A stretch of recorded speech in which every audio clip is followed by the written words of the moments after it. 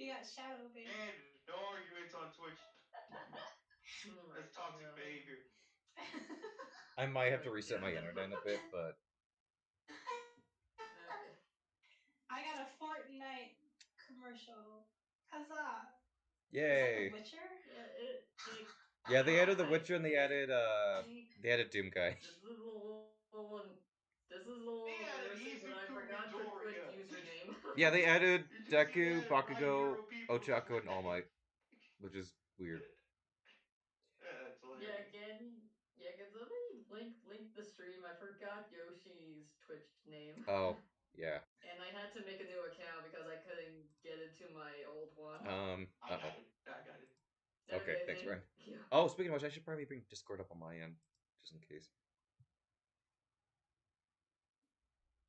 There we go.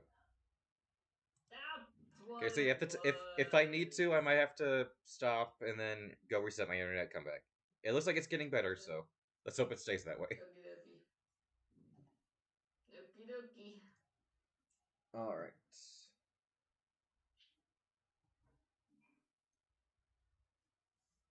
Okay, looks like we're good for now. So yeah, I guess the main rule was just no real life people. And oh, there's Lonnie. So I didn't tell you guys this. Oh my god, my favorite real life characters. So one thing I did Put do was Dr. like Malarkey on the list. no, so like one thing I was gonna do was Adam West from Family Guy was actually as an honorable mention, and I was gonna say like no real life people obviously, but fictionalized versions of real life people is fine. But that doesn't. Why would we add real life people to a favorite characters? You never know. Why? I don't understand. Jorge might have. Let's be honest. He might have included Well, like Keeping Up with the Kardashians or something. oh, you mean like reality TV? I'm talking about stuff like that. Yeah, like no like real life Your favorite characters. character is freaking Kim Kardashian? You do, Leave you me. never Big know. problems.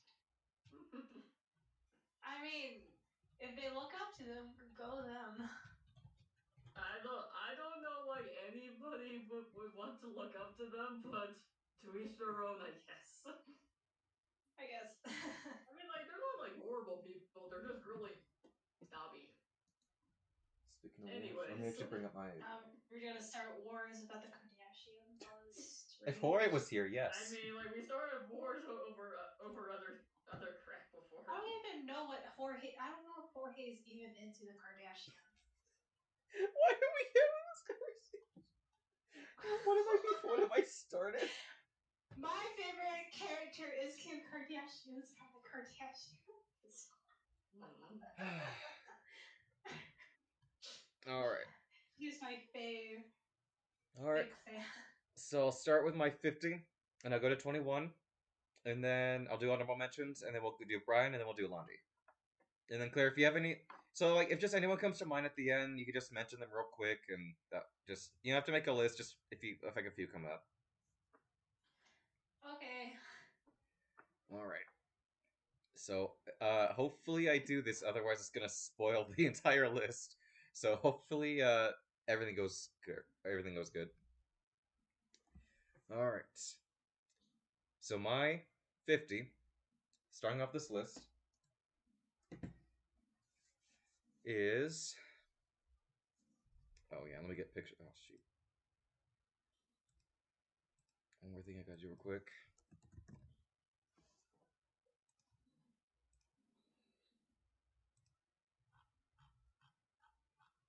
Almost there, and oh, where'd it go? Okay, we're good. All right. So starting out, my 50, and I'm gonna break the rule immediately. I know I said no real life people, but my number 50 is Fluke Guy from the Game Awards. So you're a liar. Who? Yeah, So you're a liar. yeah, Fluke Guy. Like, I don't know if well, yeah, during the Game Awards, you know, they're doing the big orchestra at the Terrible. end, and this guy was just jamming out. He was just destroying all like different instruments. Every song, he just brought in another instrument. He was It's just a real banging his person. head. It's a real. You've already destroyed the stream. What do you? I know I should put him at number 1. I don't know. So you're a liar. So you do have real life people. No, he's not. No, I had to bring him up because he was he was too memorable. I was like, I love this dude. I was watching the orchestra and he was just banging his head, and every every song is brought out of the instrument was just jamming out in the middle of like a serious On- orchestra. And immediately I was like that guy's the next I watched meme. the Kirby. Sorry, Yoshi. I watched the Kirby 30th anniversary concert, and the main guy on the trumpet, like he went all out too. So yeah, I understand how you feel. So I guess that makes my I guess that makes my next spot going to be the unorthodox Bill Clinton. That sounds right. Okay, so my actual 50. So Claire, I actually have a question for you. Nani? Do you remember when we were at the bookstore and I pointed out those Yojimbo comics I used to read as a kid? Yes. I actually owe a lot to those novels because I can't read very well. Like I don't know if it's short attention span or what, but I think that was like my very first introduction to comics in general. And the main character, a murderous samurai bunny, Miyamoto Usagi, I owe a lot to because um first off, I never seen anything so violent. It was literally about animals at war killing each other, and I was like, Jesus. But um, it got me into like the whole genre of comics and samurai, and uh, although you have like this edge lord bunny that just doing nothing but just killing all these cute little animals, and I don't know how I didn't get scared by that because that stuff like that normally terrifies me. But I love this dude, and I'm mad because the author was actually at one of the conventions I went to, and I lost the. I used to have a book of all the Jimbo comics. I lost them, and I'm sad. Oh. And I didn't know this for a long time, but he actually eventually had crossovers with the Ninja Turtles, and I was like, wait, what? And then I looked up, and yeah, he's got like comics, and he was even in a few of the shows, like the Ninja Turtle shows. I was like, how did I not know about any of this? I was like, this sounds How was awesome. that even allowed? Well, I didn't see any of the Ninja Turtle shows, so let me bring it up. Uh-oh.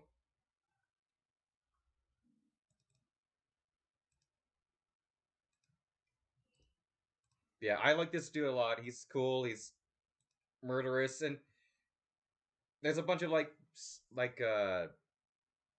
small like tender moments. Like he meets like innocent people, and it's all chill. So it's a good contrast. He's just like one of the first like edge lords I ever saw in fiction, and um, I really need. I need to read those books again because they were so awesome.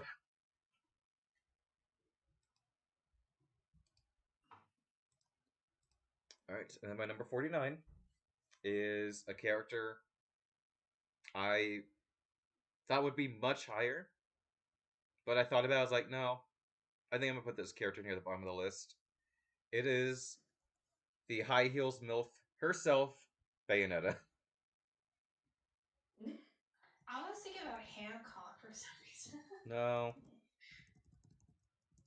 Well, okay, the other high heels MILF. I I haven't played Bayonetta 3 yet, but I had no idea what I was Even gonna get I into when I have, popped in the disc. even And I then have the Bayonetta 3. say again? Even I have freaking Bayonetta 3. I'm too I busy haven't playing played God it of War. yet. And then I played Sonic, then I Dear played God of Pokemon, and War. I'm shiny hunting and all that, so it's like so I was like I'm already too busy doing all that. But so the reason I didn't put her too high is because I don't really like her personality. She starts off kind of cold. It's more of like her humor is more of actions than anything. I mean, she has some good one-liners and all that, but and eventually she does grow to like be more outgoing to people and being way more funny, but I just enjoy the fact that she has literally no chill whatsoever. There could be like millions of bullets going to her, be like surrounded by an army of enemies, and she just has a smile and she just whoops them all with her high heels. Is it and then Hori told me about the controversy about her voice actress. I was like, oh no. Oh, what's the controversy? I love Oh, controversy. basically the old voice actress. Hmm. She claims that like they only paid her $4,000 like to voice every line in Bayonetta 3, but she never came back. But turns out she was lying the whole time. Oh, Yeah. It turns she out was they paid more than that? Uh, no, no, no. She was just a liar. Oh. so like I think they offered her like at least five no like five numbers, but and then they offered her 4,000 I think for a cameo here and there, and then she lied saying that they gave her a worse deal when they actually gave her a good they actually gave her good deals. Oh. Mm-hmm. Damn. I mean, She at got least she made it into canceled now? Smash, even though she was way too sexy for Smash. And then I mean, like, if they could add, like, freaking Snake into Smash, I think anything goes in Smash. does Snake have an outfit like that? I actually don't bring that image into my mind. Please don't. I don't know, like, if they could add, like, if they could add, like, a rated M character as early as 2008, I think anything goes. That's That's just true. me. Is her and Snake the only two M-rated characters? Oh wait, no. Joker, Oh yeah, Joker, I guess. Joker, yeah. Ripping off faces. This is fine. It's fine Ripping because off it's purple faces. blood Purple? and Persona. It's all like every time they like rip off their face, it's like Jesus Christ. Mm-hmm. Okay, who's next? My next one is everyone's perverted otaku and murderous Jedi. My boy Travis Touchdown.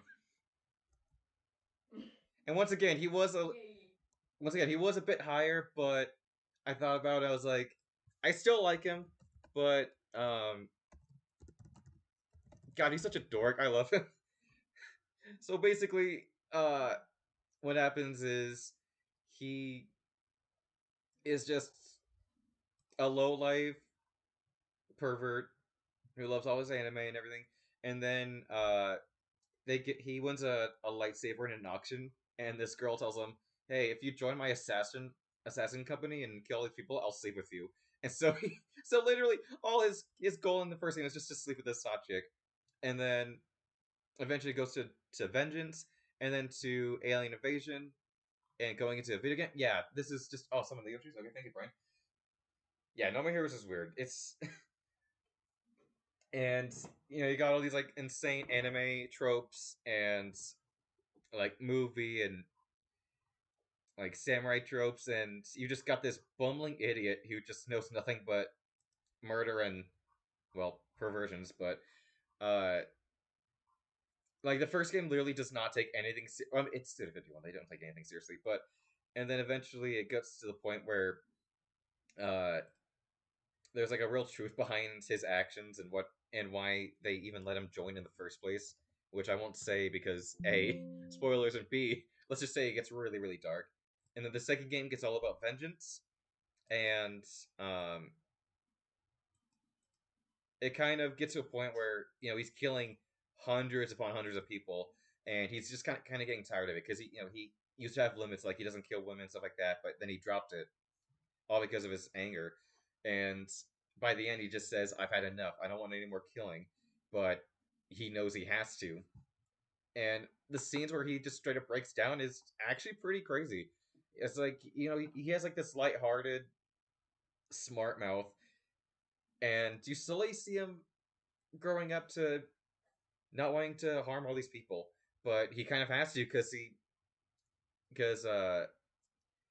to his a vengeance story because his best friend died to a stupid Bratno's kid I absolutely hate and I don't want to talk about.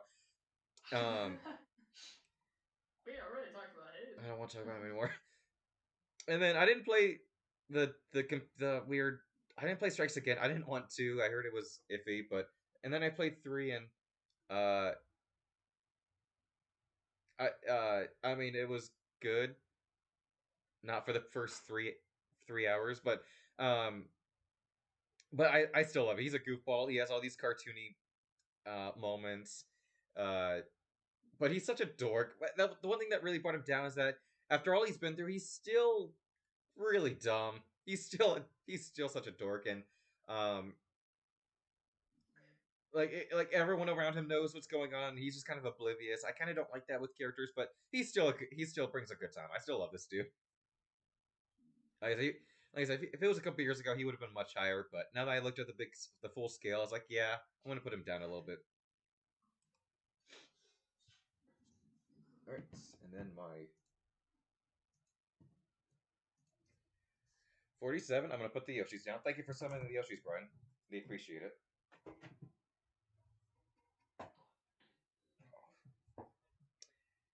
So my 47 has been many things. He's been a father.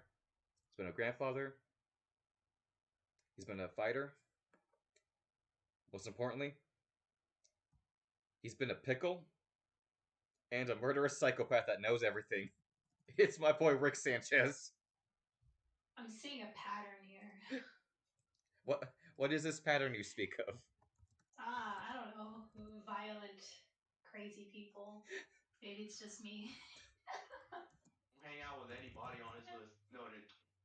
Don't hang. Yeah, exactly. Maybe Especially if they're a pickle. Usagi's cool. I could make an argument for any Rick and Morty character, but no, Rick is the funniest. I love Rick so much. He's such an a-hole, but that's what I love about him.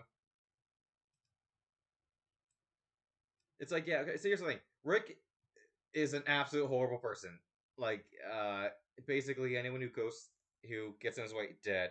Like, so many people are just dead just because of him. I can't tell you how many bodies are on his list from any multiverse. I guess it's just an infinite number of people that are just screwed over just because of this one greedy, selfish dude.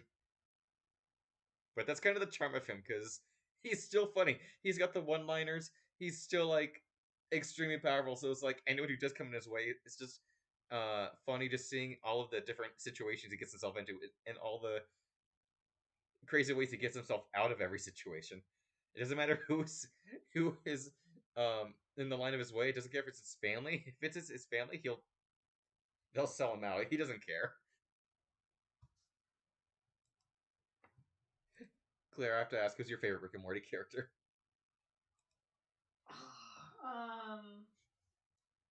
Probably the mom. The mom. My mom's is my mom's favorite is Jerry. Honestly, you can make an argument for anyone. I love Jerry. Jerry's probably my second favorite. He's like a good contrast. Jerry's like a good contrast where he's like nothing. He's just a complete like simple person compared to Rick. I kind of feel bad for Jerry I sometimes, do. and then sometimes it's like he kind of deserved it. Yeah. They all deserve it. They're all horrible people. All of them.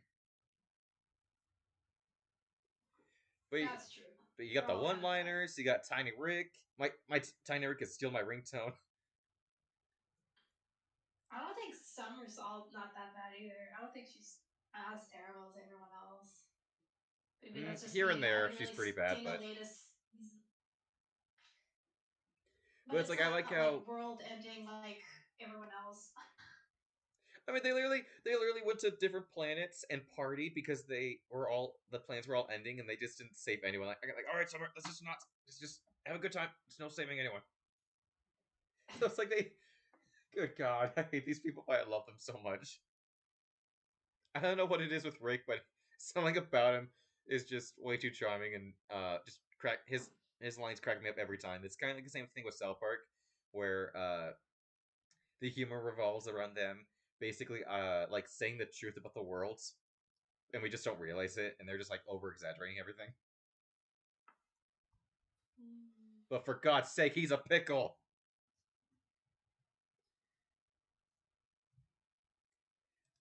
He was. Not anymore. And so lies a tale of Pickle Rick and Jaguar. Alright, my number 46. You all know him. I basically have no reason to put him as on this list, aside from the fact that I just really like this character. It is my other boy from Okami, Oki,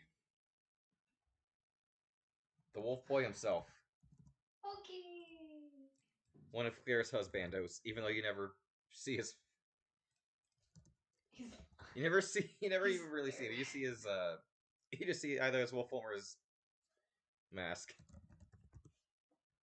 Oh, I like oh him. yeah. Great. He's pretty dang cool. I still love him.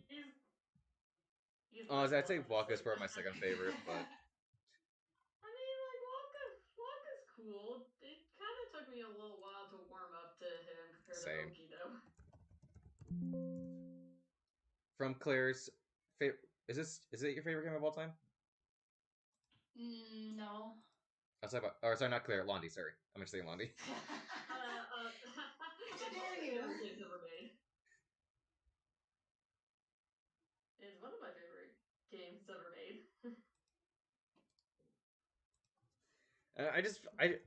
In case that wasn't obvious, there's gonna be a lot of edgelords on this list. In case that wasn't obvious, but Edgelords, psychopaths, I see bloodthirsty. Sasuke on this list. We're gonna have a problem. what? Yeah, No, But it fits the pattern. I wouldn't put you Sasuke on the would list. get along well with my friend Kevin Yoshi. What? I didn't put any Uchiha's on here. What? What? No. I don't know. Maybe we'll have to see.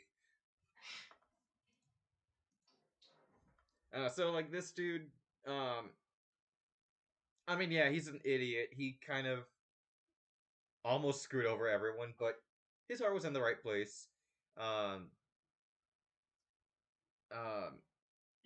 but he was kind of blindsided by heroism, where it's like, he kind of wanted to save everyone, but he just kind of went around killing monsters and not really doing what he was supposed to be doing. Just kind of blindly going around trying to be the hero, but like I said, his heart was in the right place, and when someone had to make the ultimate sacrifice for him, he eventually knew what he had to do. And hey, no, no, shoot, go away. Yeah, just like How do I get rid of this? Dogehype.com. Shoot. Uh-oh. How do I... I'm gonna make you guys mods. One of these days. Uh-oh. Oh, it's gone. Okay. Okay, there we go. Hi, I want to offer you a promotion. Alright, No. Claire, you're banned from the stream. No, I will. I don't know, I just think he's just way too dang cool, and I loved every appearance of him.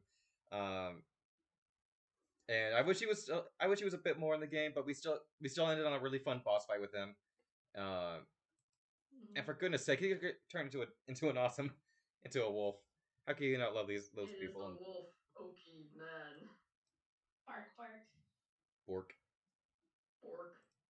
What kind of boss fight you had? Because I don't remember him doing anything in that fight. I did all the work. We had to launch him to the bird, and he had a cartoon scuffle with them. Yeah, I mean, I can basically hear the cartoon sound effects now. Didn't you hear the anvil? You have to shoot him at one of the bosses, and then he attacks them, and then he brings them down for you. So yeah, he did do some of the work. Eventually. Don't be talking about my boy like that. Okay, who's next? So the thing with my 45 is it's a character you all know, but I don't think you expect it to be on a list like this. So I mean, everyone knows him. I'm sure everyone loves him. But my number 45 is it's Goofy. Oh. mean, Goofy's Why? Goofy's always great. Why? Honestly, I thought about it. I was like, you know what? Yeah, I love Goofy. Ew. He's- Thing is, you hate Donald. I mean, Goofy is better than Donald. Let's be real, but still. Because Donald doesn't heal you. But you need to heal. But he doesn't heal. Donald He doesn't. heals Goofy his doesn't friends. either. But at least he gets the Fucking MP in KH1. But why? So I thought about it, and I was like, you know what? I honestly don't see why not. I do love Goofy. Like the thing with him is that I feel like he's kind of the heart of like all the Disney characters, and Mm-hmm. because like I saw the SNL skit where I think Kenan Thompson was Mickey, and he's like, all right, I'm ready to be funny, and he's like, wait, you're a funny character, and I thought about, it, I was like, oh, you're kind of right. Donald and Goofy are kind of like the only like That's like funny the perfect characters. gift. That's like the perfect gift. And then you get Goofy killing everyone. For God's sake, he killed a mime. I killed the mime. He killed like that mime did nothing. Goofy's a savage. What's funny is that last night my friend and I were talking about Goofy because he wants to make a Disney and Pixar D&D campaign, and he wants Goofy to be the bad guy. I mean, he kind of was. I mean, me and Lundy play Kingdom Hearts, What and in God's name is your friends? throughout the entire thing, we kept joking that I Mickey and Goofy were like murderous I psychopaths. just thought it would be funny. But like I thought about, it, I'm like the dude. If you watch the movies, the guy is a loving father. He literally goes out of his way to do anything for his son. He lost his job and immediately went to college just to support him. And then you got that heart wrenching scene where it's like, Max wants to grow up, and Goofy's like, I know you did, but I just wanted to do it with you. And it's like, oh my god, dude, like, how can I not love him? How could you not love Goofy? Like, come on. I mean, the dude's had enough. Look what he's doing to that car. But I don't know why. I just find Goofy always He has enough of charming. Max's crap. He's just like, all right, I've had enough of this. Mm-hmm. It's like I don't know. I always felt like he was really like the heart of like the actual humor. Like I used to watch a bunch of VHS Disney or Mickey Mouse cartoons, and I went back. I'm like, you know what? Yeah, I still love Goofy. I think Goofy deserves to be on this list for me because I just really appreciate how awesome he is. Why? Only because he killed him.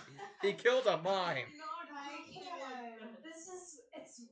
I don't. That broke the pattern right there. Or did I? I don't know. I never seen him kill the mime, but still. Goofy, In the movie, yeah, he killed a mime. Yeah, I never seen the Goofy movie. If I, seen the Goofy No, I was just never interested because I didn't Oh like my Goofy. god, we need to show her the Goofy movie, Yoshi. If he brought us the Powerline concert, how it's like, what more can you ask for? Yeah, that movie's iconic. I just know that eye to eye song just a little bit. Okay. If you watch it as a kid, you might love it. I actually have not seen the second one. I've only seen the first one. Like the one It was line. really good, actually. I didn't see the second one until like last Christmas, and it was surprisingly really good. Mickey, it says you wanted to divorce your wife Minnie because she's been extremely silly. I didn't say that. I said she was effing goofy. Yuck. So let's see, we got murderers, psychopaths, to a real effing vampire. Ooh.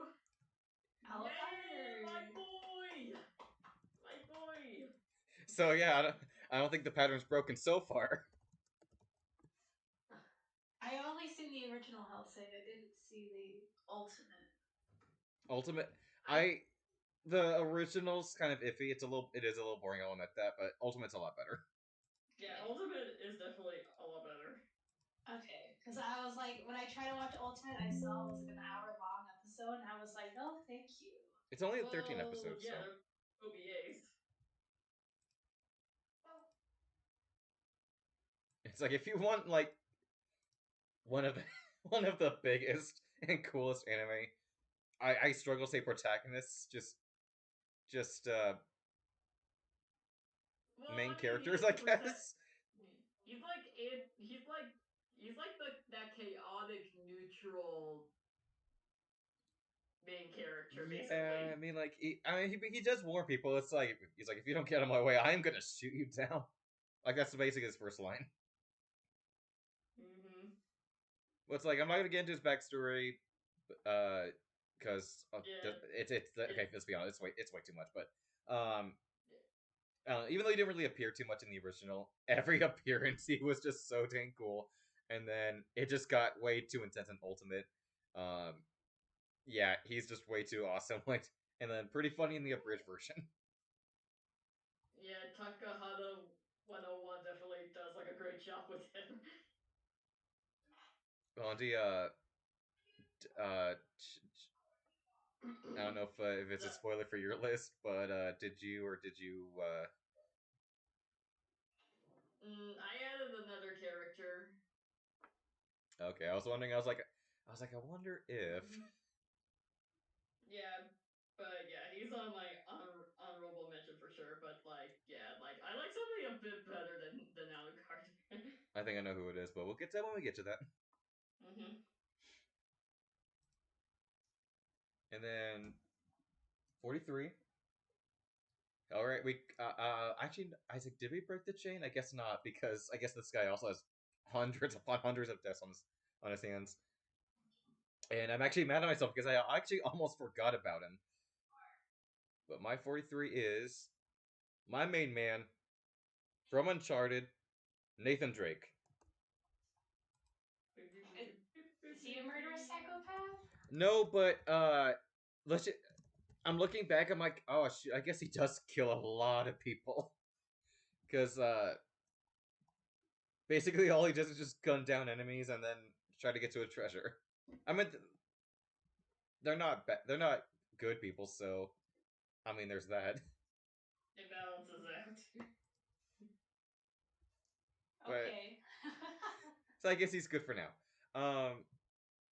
But I really like the Uncharted games, and I guess a lot of people make comparisons to Tomb Raider. It's basically just male Tomb Raider, and I don't really like Tomb Raider. If I'm not gonna lie, I don't really like Lara Croft, but Drake is adventurous. He's funny. He always has good one-liners. I love him in the relationship with all his friends. He's just I find him a lot cooler than Lara Croft, and he always just makes the adventures, even though they're very simple adventures, he always just makes them a ton of fun.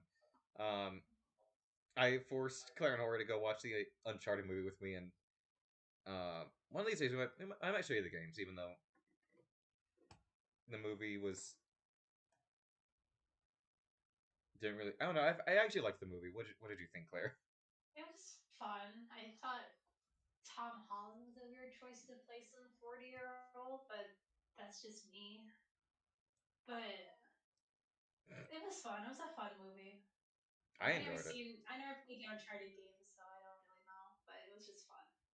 I was watching it, and I was like, what they're doing, like all these puzzle solvings and the exploration is all like simple, but I'm looking back, I'm like, you know, that was kind of what the original games were. It was just super easy puzzles, a super simple adventure. I feel like I was actually watching Uncharted, and a lot of people argued, like, oh my god, Tom Holland was a horrible choice. They have the Tom Holland effect, and Mark Wahlberg would have been a better Nathan Drake. I'm like, no, Mark Wahlberg would not have been a good Nathan Drake. But for a younger Nathan Drake, I was like, Tom Holland did pretty good, and I felt like by the end of the movie, because like at first he was like neglectful to go on this adventure, and then by the end, I felt like he was slowly becoming the character we all know and love. And I was like, yeah, I think if they make a sequel, I think he'll do much pretty good, like as like the definitive character. But no, he's way too charming, way too hilarious. He really brings the heart of Uncharted. Because if they just wrote like a normal blank guy, then honestly, Uncharted itself would just be kind of just a simple game. But he really brings out the laughs. He really brings out the adventure. I really like this dude. And Brian, thank you for summoning Attack on Toad. Thank you. And then my 42. I only just got into this character recently, but I love her nonetheless. And she's in that category where she's way too OP, but she's also really annoying. But good gosh, she's so in my eyes, she's so funny. It is Charmy from Black Clover. Mm. Still haven't seen it. I actually really like I Black will- Clover. So basically, Um, she likes to eat a lot. That's basically all she does throughout the series is she just eats, and yet, so she turns into like a little chibi and like feeds everyone. And then when people mess with her food, she gets like extremely powerful and just destroys everyone, all the villains. But good gosh, she's way too dang funny. Yeah, people. I think people do think she's annoying because yeah, she usually comes in, uh, kind of randomly at points, and then people mess with her food, and then she just into like a giant and just one shots all the villains. But she's still helpful. Like she doesn't definitely take away from the story. She definitely progresses it than anything. Um, she did have a filler episode which was random, but that's kind of the character. She's just random. She's like that one character that just has like all the cartoon like drawings and like movements and good god, every time she shows up she just gives me a laugh every single time. She has her serious moments which immediately revert back to hilarity, but she god, every scene just cracks me up. I couldn't not put her on the list. I had to. Yeah, Black Clover, despite the annoying main character, I actually really like Black Clover. It's basically My Hero and Harry Potter mixed into one. That is a that's a comparison, but all right. It's can I say something basically real quick? they go to school and learn about witchcraft and or like they're like wizards going to school and then fighting all these villains. That's pretty much the entire premise. All right, so my 41, ending the All first right. 10. Oh, I don't know. Molly was gonna say something. I'll say again, Yeah, Brian. when you said Charmy, I thought you were going to say Charmy B. No, I figured you'd bring that up. I was like, no, they better not think of the stupid little bee.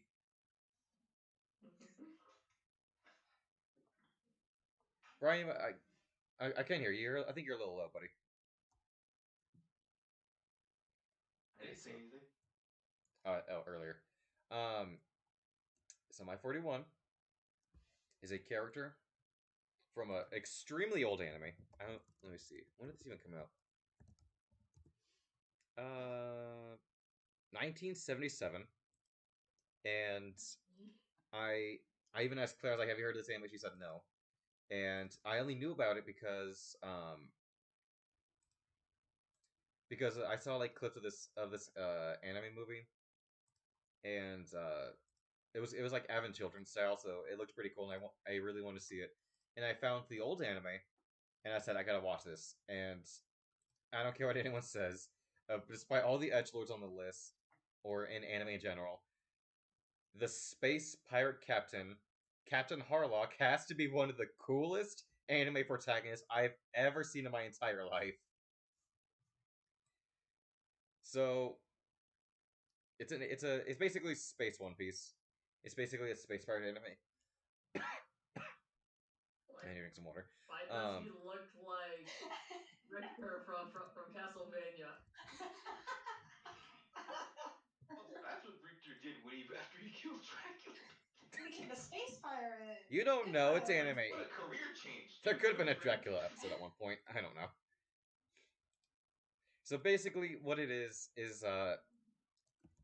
so Earth is pretty much corrupt. It's run by politicians who. It's basically a mix of Shido from Persona 5 and Armstrong from Metal Gear Rising. Just imagine a universe where they win, and they basically corrupted humanity to say, "Oh, there's no troubles in the world. Everything's all under control." But this Everything's guy, fine. I'll say again. Everything's fine. Everything's fine. That's pretty much what it is. And this guy, Captain Hart, like rebelled and basically fights for freedom of humanity. So he plunders the government in the world. He doesn't kill or steal from innocents. He's basically like kind of like Space Robin Hood, where he basically steals and kills for like the benefits of the innocents, and brings people along his ship to basically give them freedom. He's trying to convince people like, yeah, basically the world that you're living in is a lie, and that's why the government's after him, after his head. But the thing with like the first, like I watched the original anime, and yeah, it's 70s anime, so you can make fun of the animation and all that, but he's barely even in the first few episodes. It's more of like starting to build up to him and all of his slight appearances. But every appearance he does have, he's cold, he's chill. He barely even speaks a word, and it's more about the people around him. I kind of like discovering this world, and he jumps in and fights all these like aliens that are trying to wipe humanity, and the government that's trying to stop him from revealing the truth to everyone. And I eventually did see the movie, and it was okay, but yeah, what's up, Susk? It was basically okay, but it had a lot of issues, but it was still a lot of fun. He's still just good God, he's so cool. He's so freaking cool. Oh my God, he's so goddamn cool. Exactly. All right, so that is the bottom 50 to 41, and I don't see I don't think the pattern's broken. We still have murder psychopaths at the list. I mean, is he? Does Harlock murder? Just the villains. Like he doesn't kill innocents. He's just Is he a psychopath? nah. So I the mean, cycle is broken now. deep down, you never know. Give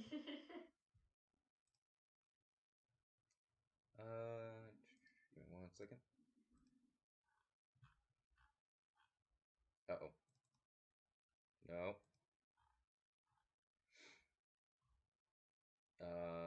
What happened? There we go.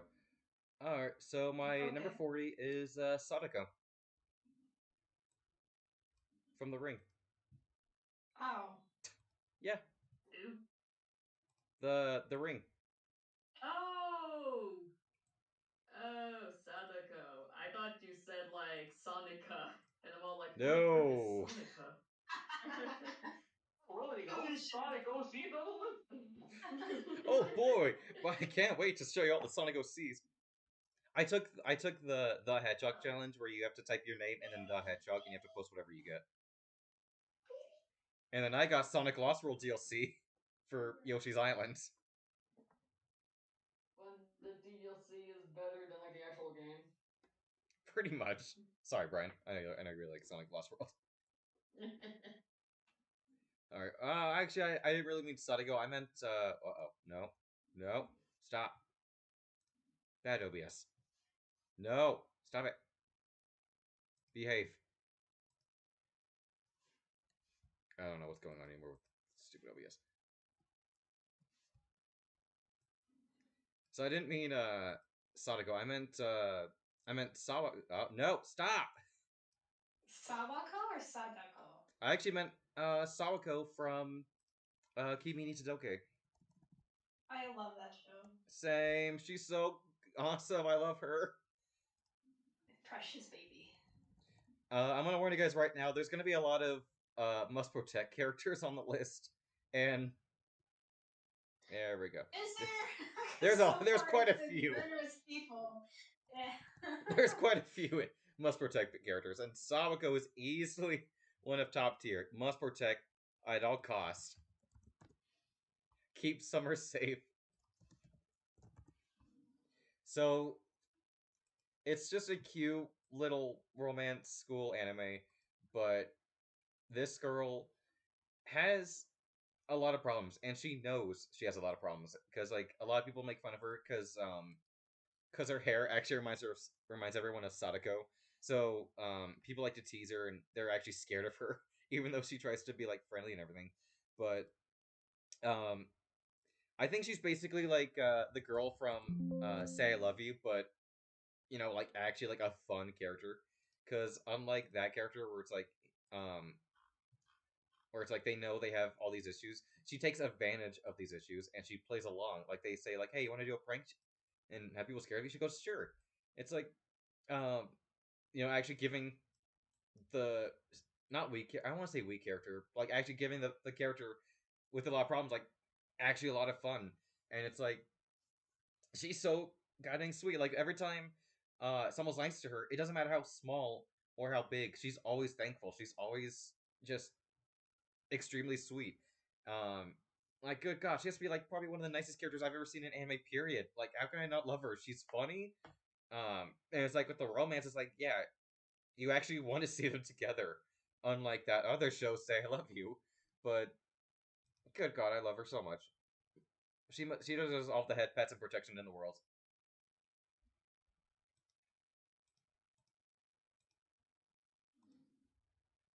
Oh, what did I do? There we go. All right, Claire, I didn't know you see it. Did you like Kimi no Todoke? I did. I liked I it even fine. read the manga up to a certain point, but I dropped it. I don't know. I feel like it just the thing about the manga is that it goes on for a while, like nearly 30 volumes, Oh Jesus. and Well, the yeah, anime was I 50 don't want to episodes, read so it. yeah, it's because it's what it is. It's pretty slow. Like it even took like a long time for even the main characters to get together, let alone yeah. the other side characters getting together too.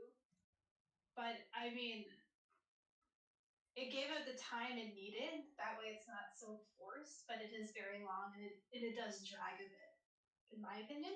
But it's a cute one. It's one of those where you're like, it's not something like crazy or way out there. It's simple. It's clean. It's nice. It's a nice read for sure, You're though. there for the journey, not the destiny. Pretty much. It's like I liked Say I Love You fine, but I just felt like it was even though the Say I Love You was only like 12, 13 episodes. This one's 50 episodes. But it's like I had a good time watching it. I had a good time seeing how she grows into the character she eventually becomes. Like, and I actually cared about the romance in this one. Um, but good God, she needs protection of all costs. Give her all the head pets. I like Say I Love You. I like the main girl because she has a backbone. Like she doesn't take shit from anybody. Exactly. She's just leave me alone. Shut up. But yeah, I didn't like the romance in that one. When I watched it Same. when I was younger, I liked it because Yamato seemed like a nice guy, and then I rewatched it and I'm like, wow, Yamato is kind of shitty. Yeah, I was just saying. I was Super watching this. I was like, intense. I watched. I was like, am I supposed to support this guy? He was kind of acting like a creep a lot of the moments. This is how I I just feel with anybody that watches Rent a Girlfriend. I'm supposed to root for this? This this is is who our supposed to be the this is who main. the protagonist is. All right, Yeah, like yeah. all right. Honestly, I think my biggest problem with the anime was the animation. Something about the drawings. Just I don't know what it was. I mean, when it's coming out, like early 2000s, I want to say.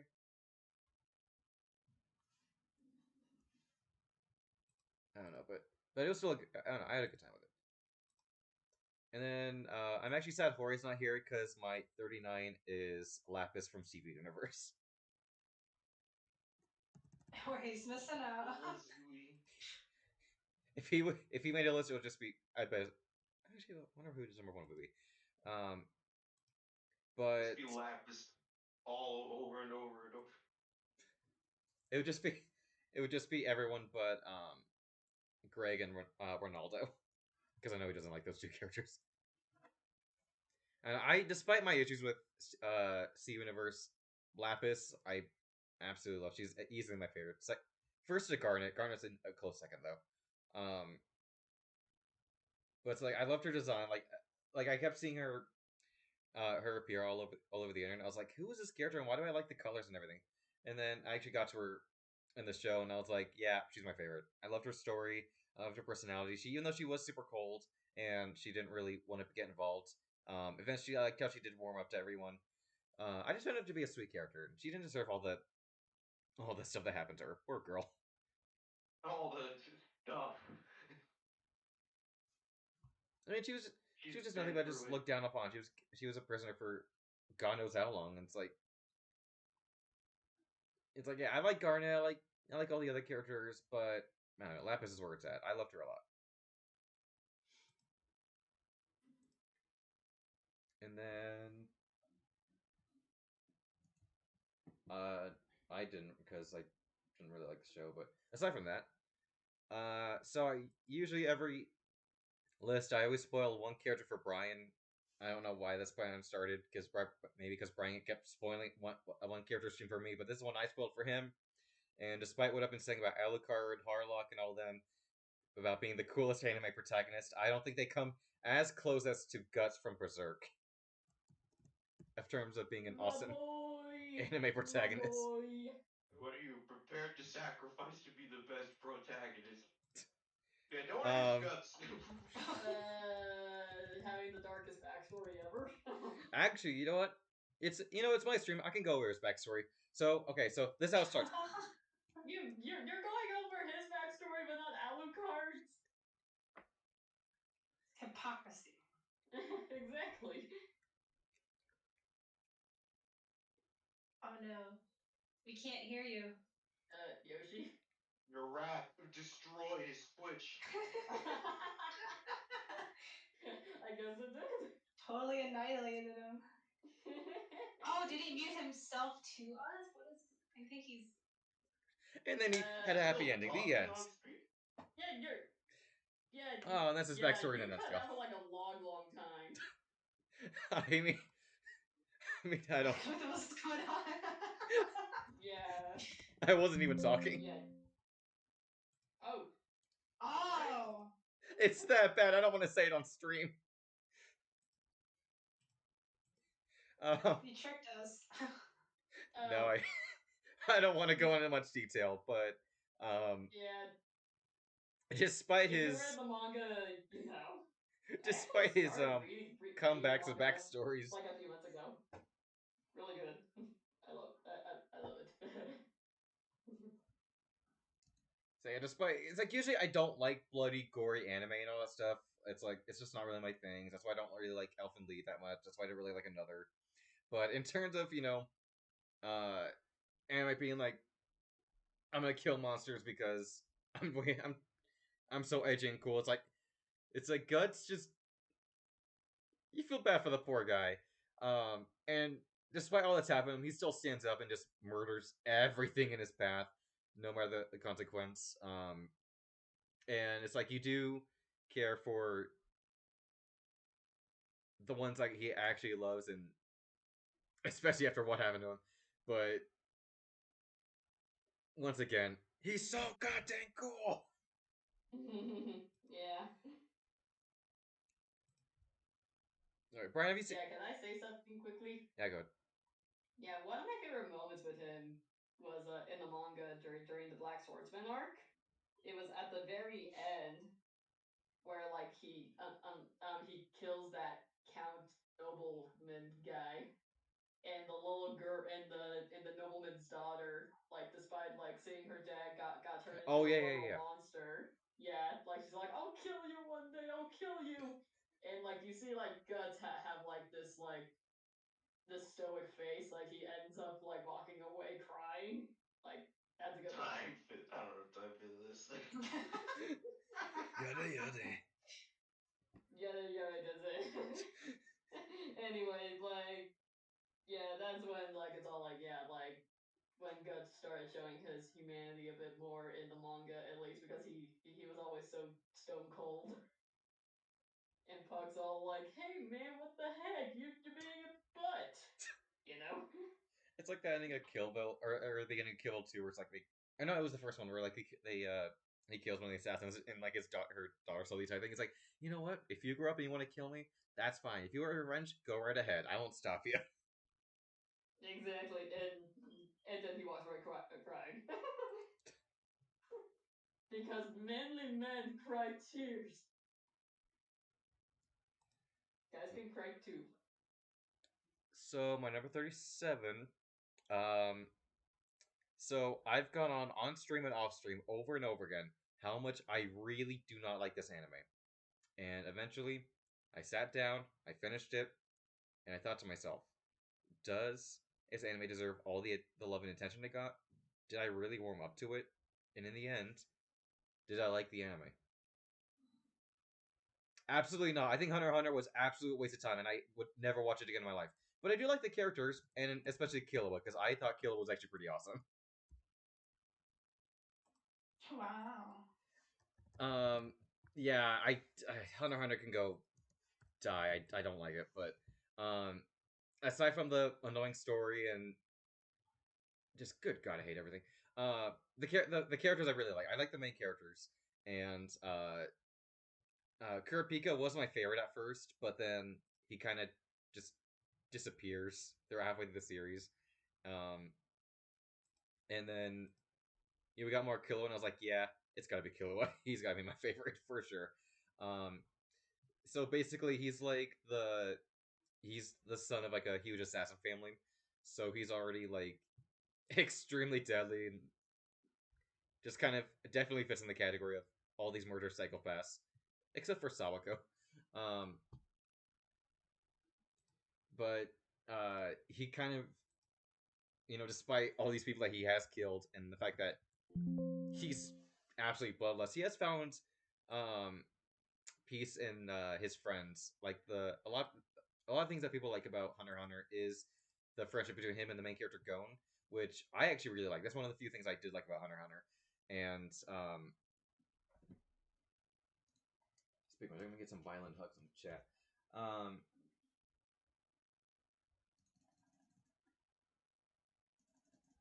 Stupid mouse doesn't work. There we go. So yeah, while he is killing all these people, he doesn't want to harm to come to his family and friends because he is a good friend. He is a good family member. Like he truly cares for his brothers, even though his family literally tortures him for fun. He literally just gets out of the torture device. He's like, okay, I'm done. Bye.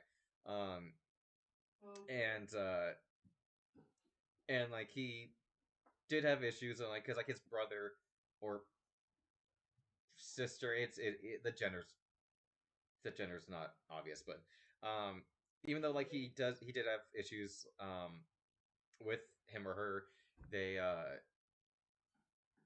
Killua doesn't want him to like kill all these people because let's just say like the brother is like basically death, where it's like if you don't do what they ask, you're just dead. It's weird. So like despite the comebacks of him like not wanting that crazy personality to come out, he does warm up to all the problems his family does have, and his fighting style is pretty cool. Like the first big scene with him in terms of a fight scene is that they're in this prison and they fight a couple of these people, and then they build up this giant murderous prisoner, and you're like, oh no, you can't beat him, he's killed like hundreds of men, women, children. He's known as like this giant killer. And then Killua just rips out his heart. He's like, okay, and just rips it out. He's like, you're dead, bye. And it's like people bump into him, they're decapitated. People make fun of his friends, they're dead. It's like, yeah, even though he is killing all these people, his heart is kind of in the right place, and he is pretty awesome. And the funny thing is, with this character is that me, Claire, and Hori met the actress of Killua at a con this year, and I was in line to get a fighting game autograph from a character she voices, and everyone in line had a Killua Funko. I'm like, dear God, I bet you she was tired of signing Killua stuff because that is probably her most popular character. I had a Genshin sword, so. And then, well, I had Sailor Mars, and then I had a BlazBlue character because a bunch of Sailor Moon voice actresses were there. Give her some sort of like break from all the Killuas. I bet she saw my poster of the fighting character and she went, "Oh, man, a good taste." I was like, "Thank you." I bet no one was in line for that character. Everyone was just in line for Killua. Actually, Hori wasn't there with us, but he would have. I bet he would have been there for for probably Miraculous. I don't know. Miraculous. Miraculous. I saw Simply the we best. saw one episode in the hotel room, and I was like, "What am I watching?" I was like, "What is this?" It's miraculous. It's a show. Simply the best. Yeah, I'm not gonna question it. When things go wrong, for sure. So Claire, I know you don't like this character, but I don't care. She made the list anyway, and I'm sure it was an obvious choice for me, but I don't care. 36 is my girl Yang from RWBY.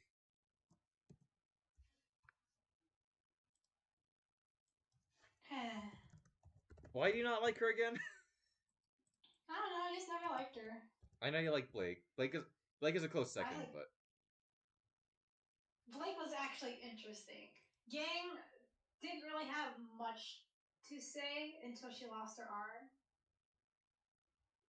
If you know what I mean, like she didn't really have it like an interesting backstory or lack of because they never really go into it as much as they should be doing. But they did a lot with Blake, and I like that. I liked Blake.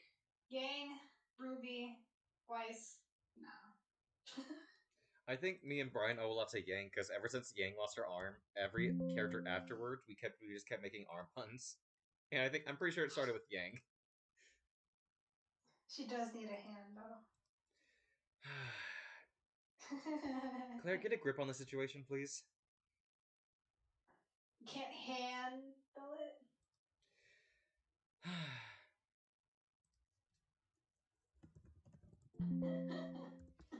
I hate my life.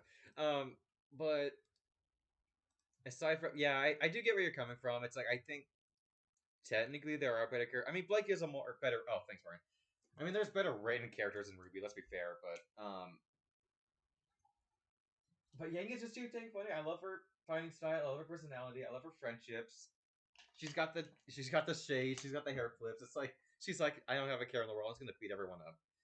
And then she lost her arm, and then yeah, they did get serious with her, but I actually have not seen RWBY in like 5 years, maybe even longer than that.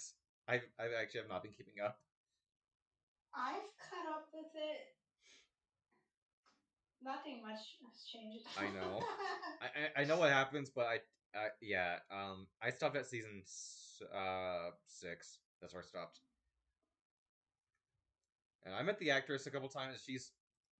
Actually no, I met all the different RWBY actresses. They're all super awesome. I love them all.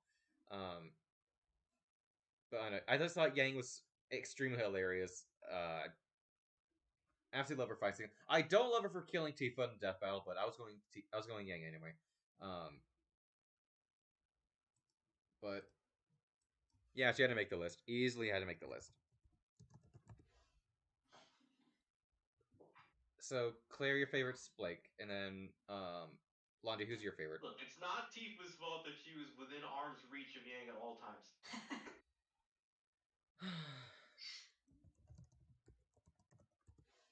I'm like a pan puns. What are you gonna do? Ban me? I have the story. Pointing fingers. Blondie, help! This is getting out of hand. Help! What? I said, help! This is getting out of hand. Yes, let's move on, please. I was gonna say, Blondie, who's your favorite RWBY character? Oh, my favorite RWBY character? Yep. Oh, Ruby. Ruby, nice. She's sweet. I like her. Yeah, Actually, Brian, who's your favorite RWBY character? She's sweet, show.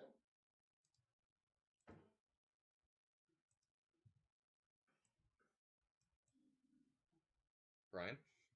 Who's the guy with the cane? Oh, Torchwick? Yeah, Torchwick's very sick. Torchwick was my Torchwick What was your favorite?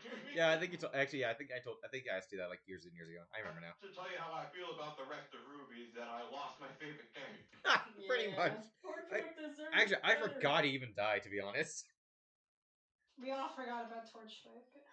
Like, Hey, well, like I remember Torchwick watching the deserves scene like better, kind of man. casually, and then I realized I was like, oh wait, did that guy die? Then I looked, I was like, oh yeah, he did. Mm-hmm. It's a moment to build up the actual terror of Grim, but other than that, I'm angry. Yeah, despite Ruby's millions of flaws. Oh my god, did you guys see that they're making like a Justice League Ruby crossover? What the hell? I saw that. Yeah, I showed you it. yeah, I texted Londi. I was like, Londi, is this real? I was like, is this what? I was like, what am I looking at? What the heck? Yes, Yeah, like no, we need. no, Yeah, like someone they're said that in making Discord like real a quick, because Teenage Justice League movie crossover with Ruby. yeah, it's real. The animated movie. Oh, animated movie and a comic series. What? Yeah, I don't understand. Out of all the crossovers, it's with Justice League. It might get canceled, just like how Attack on Titan and Marvel got canceled way Oh, before it got even released. Oh yeah, I forgot about that. I keep forgetting that they even did that. Oh, I didn't even know they did that either. They were promoting it and then it got canceled. Yeah. And nothing ever came of it. Well, So. that sucks. Yeah. Yeah, it was I just was pictures of interested like in the seeing Avengers Spider-Man fighting get- Titans. Yeah, but I wanted to see Spider-Man beat up Titans. Get eaten by People make the Titans? comparison No, of Attack on no. Titan and Spider-Man because of the zip lining and No, like he beats up the Titans. I mean, like So if, eaten. if, Eaten by if, if, Titans. if they could freaking make like a freaking like Toei like Spider-Man tokusatsu, they could make that. By the way, look that up. That's a real thing, and he even he even has like a freaking Megazord or like a mech. hey, Londi, Okay, yeah. look at that little boy Yeah. go. He's so happy. So happy. I know the stream lag, but look at him. He's killed hundreds. Yeah, going up the pattern of murder psychopaths. I mean, Yeah, he's we're still killed. putting murderous psychopaths on the list. You're not He's listening not to a us. psychopath. He's an innocent He killed a league of little innocent creatures over a slice of cake. He is fully aware of what he's doing. We don't talk about Squeak Squad. That game was rushed to all heck because the company was going bankrupt. They all had it coming anyway. No one steals cake. Nobody steals from Kirby. That's the #1 rule. Well, sorry, Londi, but Kirby didn't make the list. I just want to give him attention. It's King DD. No, it's his edgelord counterpart, the Dark Kirby. Of course, it's freaking Meta Knight. You know me. You know I like Meta Knight more. Yes. Don't get me wrong. I mean, Kirby's the Meta adorable Knight's a little great Poyo that we all character, know and love, but Meta Knight is just way too awesome. Yeah. I went to a convention a while ago, and they actually had the voice actor for Brock, and he also did the Meta Knight in the anime. Yeah, they basically had Meta Knight be like Zoro. Pretty like Antonio Banderas Zoro, but like it's Meta Knight. I don't know what they were going for with that voice, but it was pretty funny. I mean, like Ole they could made be. they made DDD into a southerner. What's it called? Yo, I gotta go get that Kirby. I think I must declare that they're Kirby. The only episode I Yeah, he's a southern a southern prospector. That's what he is. Was it the 4Kids dub? Yes. That makes more sense. There we go. That makes sense. Yo, I gotta go get that little Yeah. Kirby. Gotta go send out those monsters. Like how they made what is his name? Joey from Yu-Gi-Oh! Sound Yo, like he's from Yugi, what's up, Brooklyn, New what's up, York. my brother? And then, but they made Sanji sound like he's a mob boss or something. Don't remind me of the lollipop. Anything but the lollipop. It's all making sense. It's all coming together. It's all coming together. Oh yeah, it's all coming together. It's all connecting. But yeah, despite all the cuteness of Kirby and actually how dark Kirby gets, it's like I like how Meta Knight's like the Like probably the strong. Would you say Meta Knight's the strongest of them all? I say he is probably the second strongest to Kirby. Actually, I guess Kirby Because does beat him up a lot, but I yeah, like like how Kirby's the strongest, no doubt. But I say out of all, out like the main Meta Knight's four, number 2 for sure. Exactly. So it's like, despite the fact that Yeah. it's like he can basically solve all these issues, he wants Kirby to fight anyway because, in the anime, Kirby started out as just an infant, so he wants Kirby to get stronger. So and despite the numerous times they fought in the games, he always fights fair. He always gives Kirby a sword. He doesn't fight like a punk. He's like an honorable fighter, and he literally does all this to search for the strongest. He's kind of like a Saiyan, where he wants to prove that he is the strongest, and but to the point where he literally goes on this adventure just to wish for a strong warrior to be in front of him. Yeah. Yeah. Can I gush a bit about Forgotten Land? Yeah, go ahead. Yeah, yeah. So in the Forgotten Lands, once you save enough Waddle Dees, a Coliseum opens up, and Meta Knight is the head of the Coliseum, and he like protects the town of Waddle Dees while Kirby and Bandana D go go find like the other ones. And like that's just so sweet. I love him. And like if you eat his sword before like you get the upgrade for the sword, you basically use his sword. He flies out, comes back, and he uses his like original sword from the Kirby's Adventure game, which is a cute little Easter egg. Meta Knight is the team dad. He is team dad. The accent is valid. All right. He's the one going like, all right, children, come along.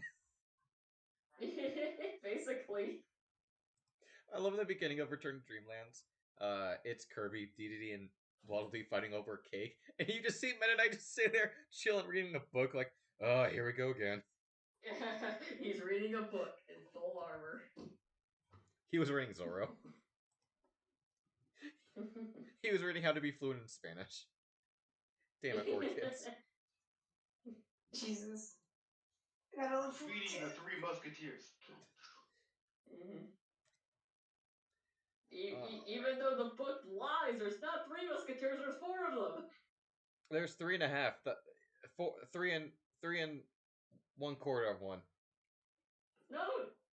I know. No, like there's 4 of them. If you read the book, like it's about like this guy, and then he joins up with these 3 other guys who want to be Musketeers, and they all like make like a team. That's why there's that's why there's the 4 swords of justice in Pokemon. It's that Keanu Reeves meme where There's you see 3. Keanu Reeves stand There's there and only you see 3 that of little them in tiny the one. Disney version. Oh yeah, I do have a Mouseketeer on my list. I'm going to fly to your house and I'm gonna fly to your house. It was I remember Mickey, Donald, and Goofy, the definitive Musketeer. I remember I was talking with Brian That is a good movie, though. about that I do movie, love that movie. and I could have sworn all of my life that movie was actually called The Three Mouseketeers. And Brian thought I was making a joke. I was like, no, I actually thought that's what the movie was called. I was like, wait, it's actually called Three Musketeers? Maybe I saw a commercial and they made that fun. I don't know, but I actually spent most of my life. Make that joke in a commercial. I don't. Maybe it was a commercial. I don't know. Joke they would make in the movie in general. Honestly, I haven't seen the movie since it came out, so I don't even remember that movie. I just saw it like last year. So funny. We're off to save the princess or die trying. Oh, yep. Die. I'll do it by killing moms. Die. Okay, who's next, Yoshi? Next is the god of sparkles, my favorite Avenger, Thor. Ooh. Honestly, Spider-Man is a second when it comes to the Marvel heroes, but my favorite's still Thor. To this day, I love this dude. Despite the issues with the movies, except for the third one, I just really like the character. I like the concept of bringing the mythology gods to the superhero worlds, and he's just always my favorite to watch. I always thought he was like the more not mature one, but like the powerful one, and then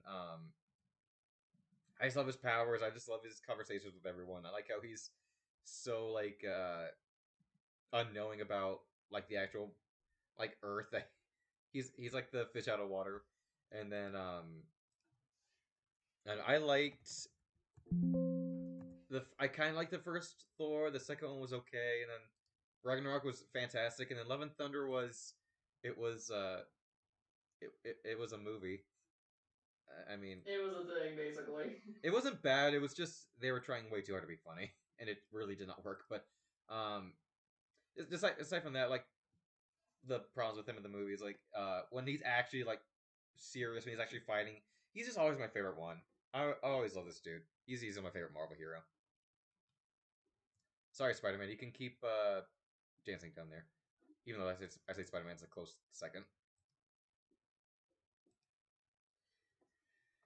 And then my number 33, I really, really, really wanted to put Wesker, but I thought about it, I was like, no, I think my favorite is Leon. Leon! I knew you were going to do it immediately, Claire. Leon! I love characters that are in such dire situations, and yet all they're doing is just being so chill and just making puns and just killing all the bad guys with like no fear whatsoever. Kind of like the reason I like Bayonetta, and like even in like Resident Evil 2, like he was kind of chill about everything, and then they remade it where he's not supposed to be like mature yet, but even then, when they made the remake, they knew what kind of character Leon had to be and what he became. So he's still already making all these puns. It's like, yeah, they knew what they were doing, and then he just got cooler with each installment. You just kind of get the idea that he's just so done with all these zombies and parasites that he's like, all right, I'm not even scared anymore. And then here we got Claire's favorite line in Resident Evil 4. Leon! No, no, your actual favorite line. No! No, thanks, You went so bro. hard. Why do you go so hard on the bro part? I It's don't like, what know. is like the thing I question? Because he didn't have to go that hard, but he did. Because he. I don't know why. He went for it and it I'm worked fine, out. bro. No thanks, bro. I think my favorite still to this day is he's like, I sense my right hand to dispose of you. Your right hand comes off? I think that's still my favorite one. It's like he's in a death trap. He's in a spiked pit. He survives, and then the villain's like listening through like a pipe. He's like, how come I don't hear him screaming? And then he just shoots the pipe and just makes him go deaf. It's like, this guy's got no chill. I love him. He just wants a raise. Give me a raise, bro. Bruh. Oh, my 32. And I can hear all the fanboys like, oh my god, this character should be top 5 or number 1. I don't care. At least he's on the list. Despite the fact that I think a lot of people don't really play these games, I think a lot of people underestimate how effed up Mega Man actually is. Mm-hmm. And with all the characters, all the heroes, Zero is still my favorite. I actually won a Zero in Smash, and I was sad to see him as an assist trophy. But yeah, Mega Man, let's just say, gets really dark in a lot of moments, and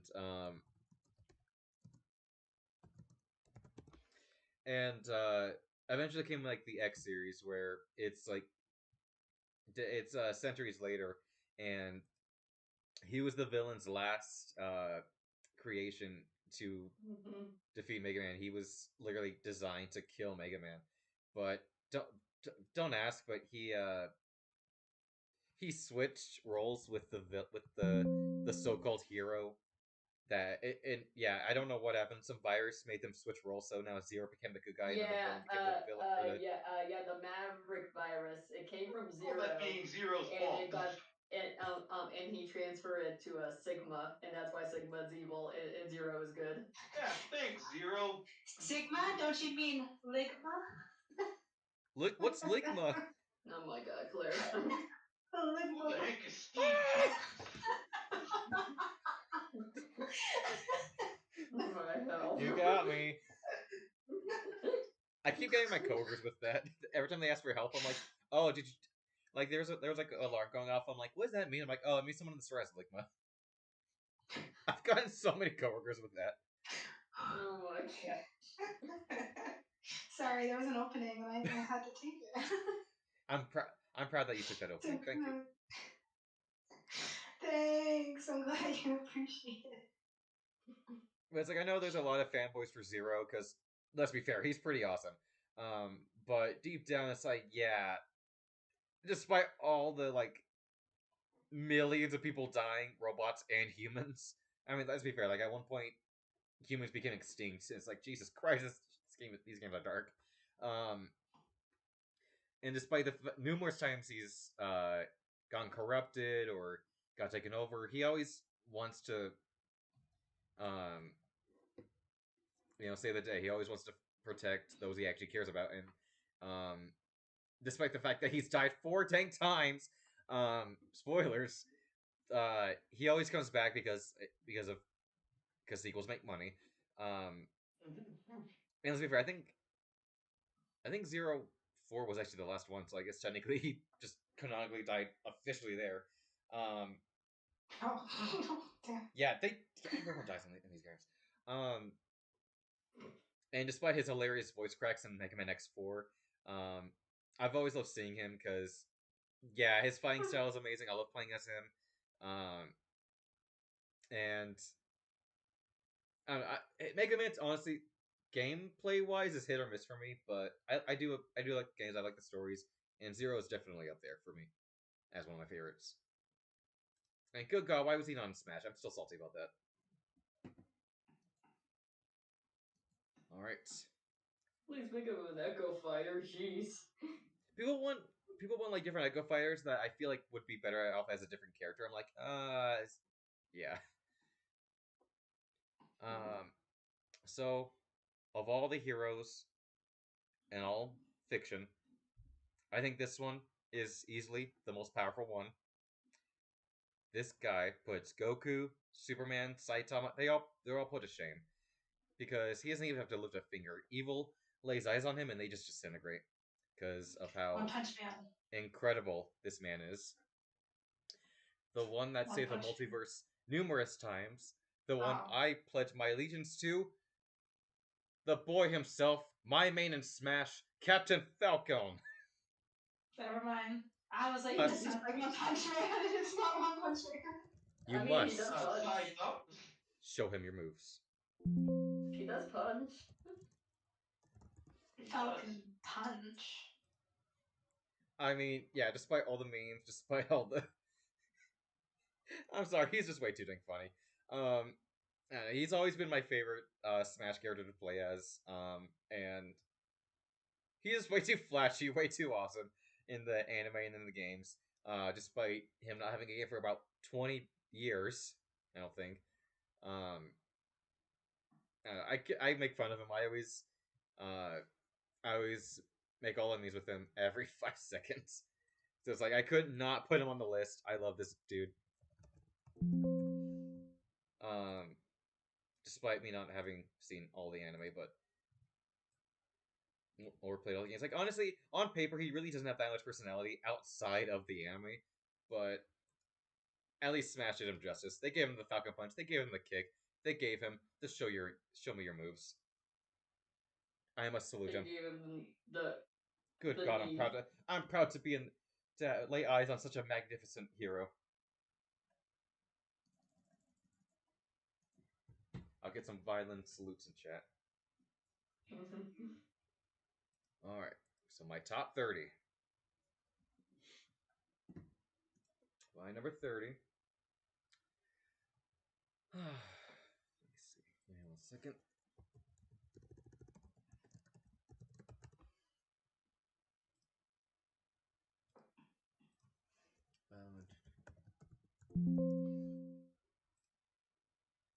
All right, so my number 30 is the greatest Pokemon trainer of all time.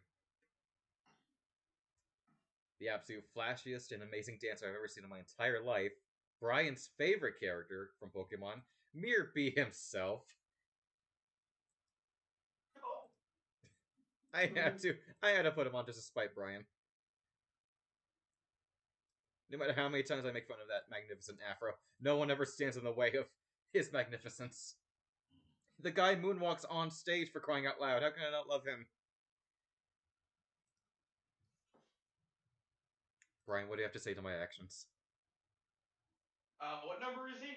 30. He's not even in the top 20. I'm sad. Disappointed. I'm disappointed too.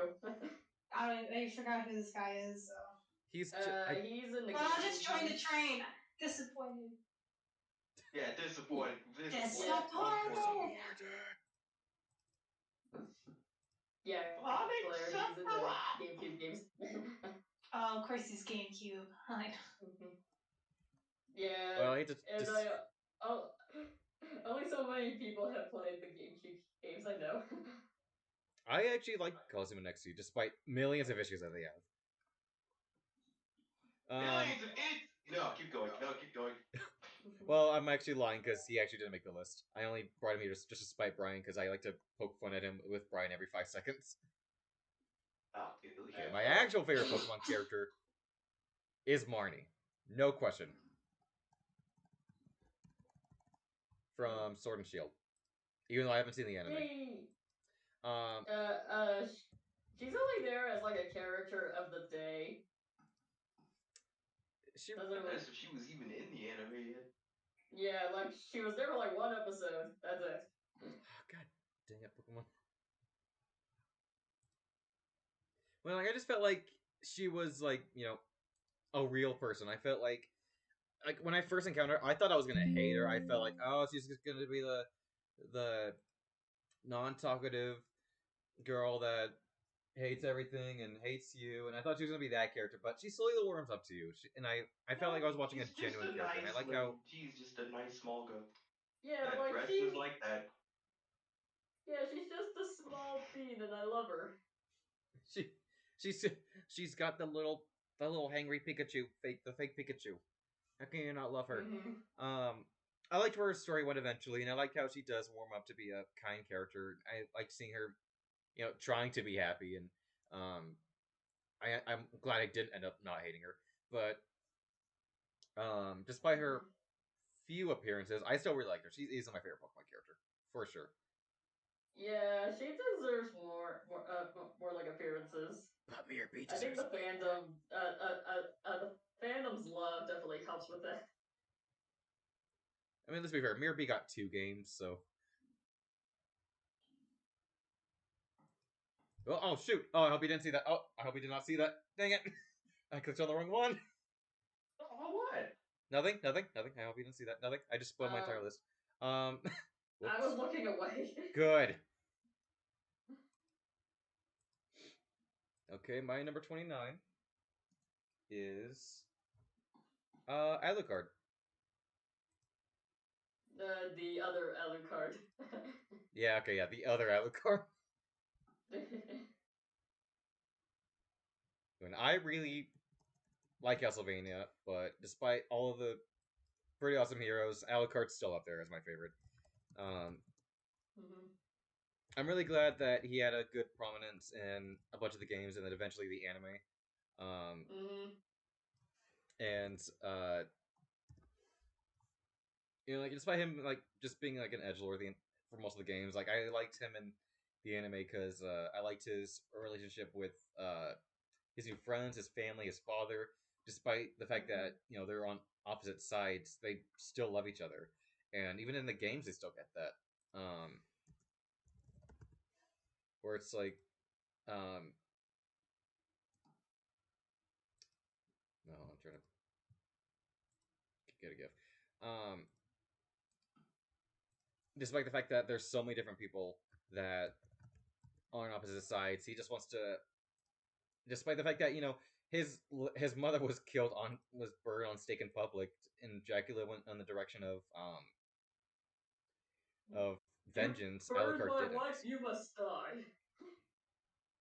And it's like he respects his mother's wishes. He doesn't want harm to come to everyone. And I think that really does show in both the games and the anime. And yeah, he's always been my favorite character to play as. I really like Symphony of the Night. That's still to this day my favorite Castlevania game. And I appreciate him for this moment right here. But yeah, even though I didn't really like season 3 and 4 of the anime, I still liked his moments. I still liked his fighting style. I still liked his rivalry with Trevor, and definitely his relationship with Dracula. I don't know. He's just always he's my favorite Castlevania character, and also he should have been in He Smash. needs a hug.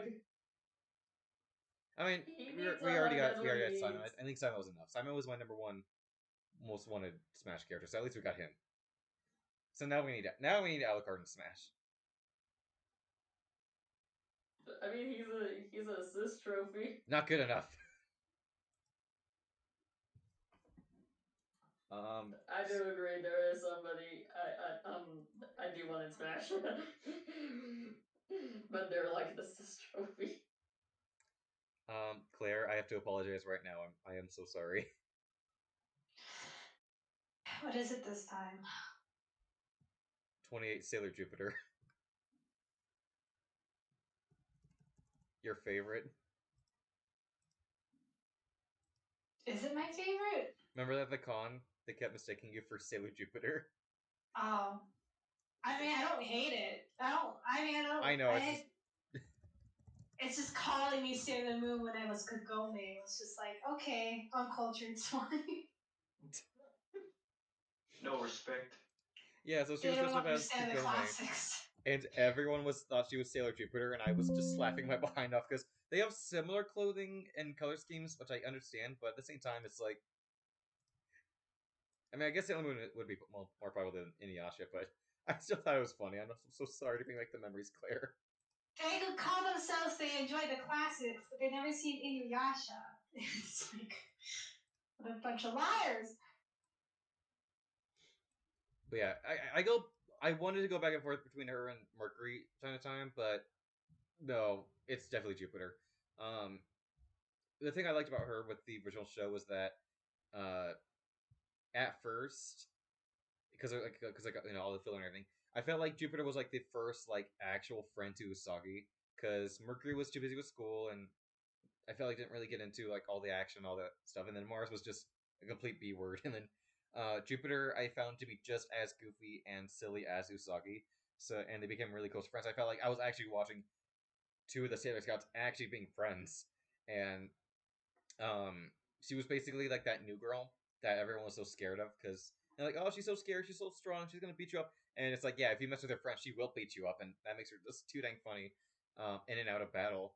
I just felt like she's like actually was like the spirit of the scouts. Like she was like the first one that actually had like an outgoing personality and was a lot of fun. And then in Crystal, obviously Mercury and Mars were predators, but I'm assuming Londi, you have some Sailor Moon on your list, or I do have a Sailor Moon character on my list. Yes. okay, and if it's not Sailor Jupiter, I'm gonna scream. I know it's not Jupiter, but yeah, she's easily my favorite. I love Jupiter so much. Jupiter's nice. I like her. Yeah, Mercury's a close second. I love Mercury, but it was mostly because of the original show. Though that that Makoto seems like the first one to actually be like a friend to Usagi. Yes. Yeah, like Ami is kind of close, but like Ami's like really focused on like school and stuff, like you said. Oh, the Earth's about to die. Okay, let me go. I'm sorry. I have to go study. Yeah, She was and that then character like in the original.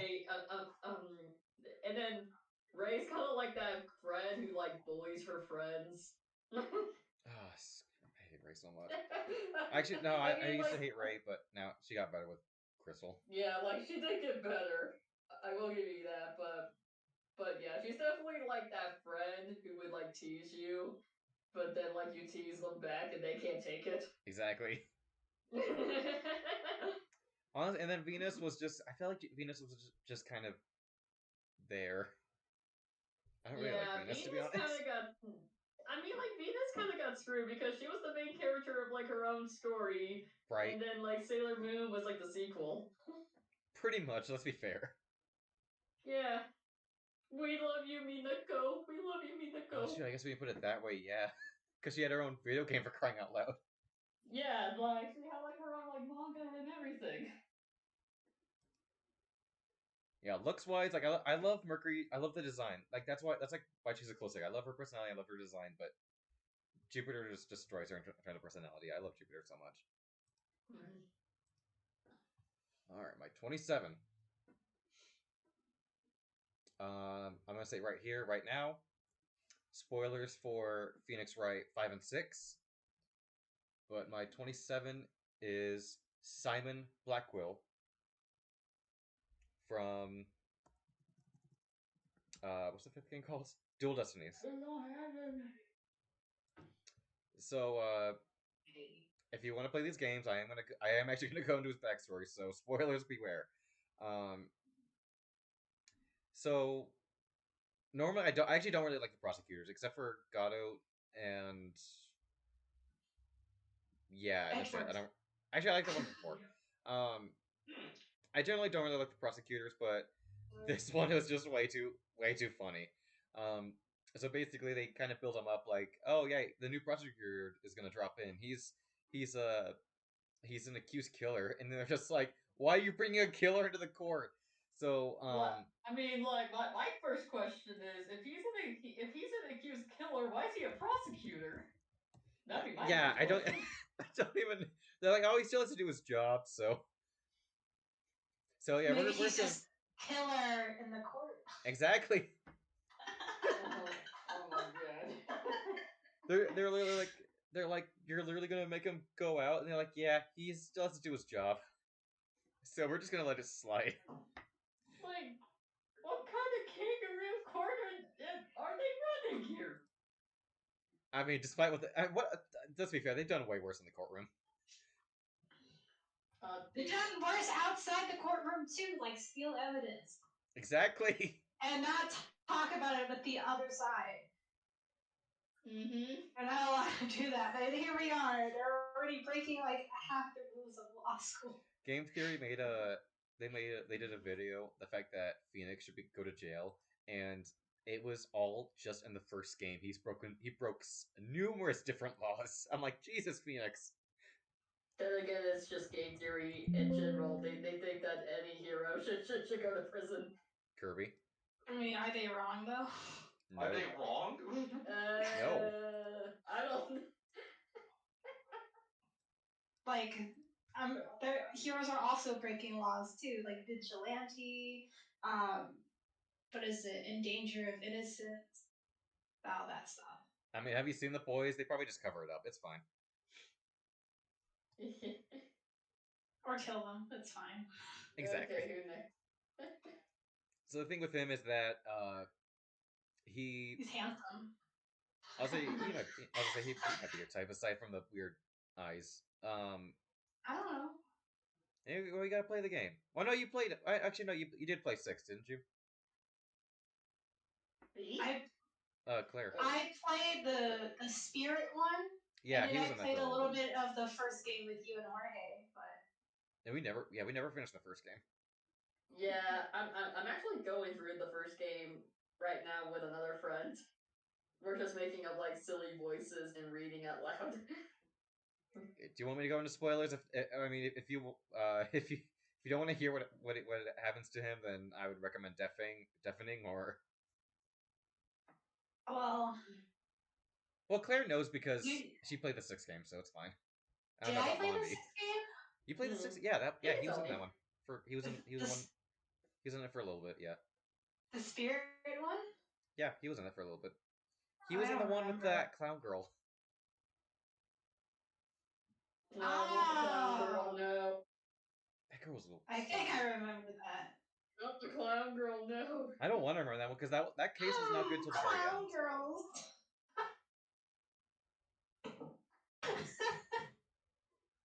Fucking hate myself. So Claire. Apparently, she's like a big meme this year. I don't know why. Yeah, don't know why. Because I know why, but I don't know why now suddenly she became a meme, and not back then. Because we all getting Kiki nowadays. Pretty much. So like in the courtroom, he's so like his handcuffs are electric. So every time like he's like, all right, I'm gonna leave. They just zap him, and he just and like there's a point where like this teacher is like getting is like acting like an actual teacher to everyone. He's like doing roll call, and he's like, all right, Simon, and he just stays quiet. He's like, Simon, if you're not gonna participate in class, then you can leave. He's like, okay. He just gets up and leaves, and then they just zap him. They're like, nope. He just has no chill. I love him. Like, unlike other prosecutors, he has like no like ill intentions. He always, um, well, I mean, I guess he couldn't really have ill intention because he's already in jail. But yeah, if you don't want spoilers, I recommend deafing or muting the video if you're watching the VOD.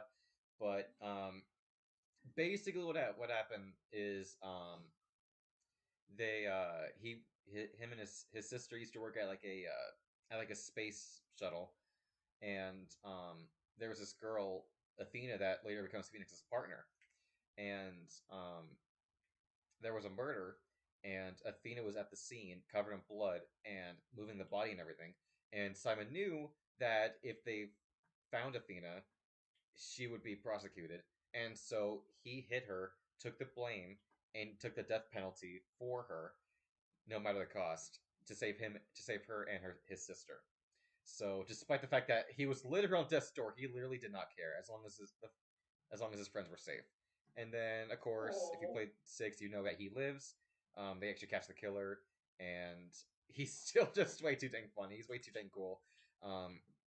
Despite him already being in jail, he already attacks everyone. He has like a pet hawk that every time like the lawyers object him, he just sends his hawk and they just maul the lawyer's face. So basically, he's like the Von Karma chick with her whip. Pretty much. But I'd say more violent because he has like a sword and everything. That is true. Shouldn't he go into bird law because he's a bird? I don't know. He's an expert on birds. Spoilers for Bird Box with Sandra Bullock. God, that movie's old. I feel old. But yeah, he's definitely my favorite prosecutor. I was thinking about it before I played the 5th game. Phoenix was my favorite character, but then I played the 5th game. I was like, no, this dude's awesome. I love him. All right. And then my 26, just mixing at the top 25. Oh, so Brian, I have a question to ask you. And if it spoils your list, you don't have to answer. But I must ask you, who's your favorite JoJo? Probably Jotaro, which is not on the list. I figured it was gonna be Jotaro. I love Actually, Jotaro. none of the JoJos are on the list. I love Jotaro. Don't get me wrong. I love him. But I have it one generation back because my favorite, still to this day, is his grandfather Joseph Joestar. Jojo. Oh no! Da, da, da. Oh my god! When I started watching JoJo, I liked part 1. Don't get me wrong, but part 2 is mainly what I was looking for. That was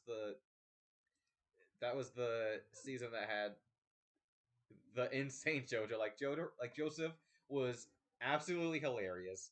He was like the most impossible character to work with, and then you get part 3 where he's just basically the comic relief. He's not really a fighter in that one, and yet he's just there to make commentary, just for the oh no's and the oh my gods. And then I'm a part 2 fan. I liked part 2 the most, and I thought the voice actress did a fantastic job. I thought he is easily the funniest JoJo character, and he did lose points. I wanted him higher, but then I watched part 4. I was like, yeah, Joseph, you're a complete scumbag. I hate you. But I mean, let's be fair. He'll never forget the Japanese, so I guess it's all fair. He did make a good meme. I mean, every JoJo character's a meme. But I don't know. I feel like he's just the heart of 2 and 3. He's just like actually like the funny one. And I like all the I like all the JoJo's. Don't get me wrong, but what I was looking for when I started watching JoJo was like the funny goofball ones, and Joseph was definitely that character. Brian, what do you think of Joseph? I'm curious. No, I love him. The third part was where I first saw him, and then when I went backwards and saw part 2, he got even better. I thought he was better. I mean, yeah, he was better in part 2, in my opinion. And then I saw part 4. I was like, oh, f all of you.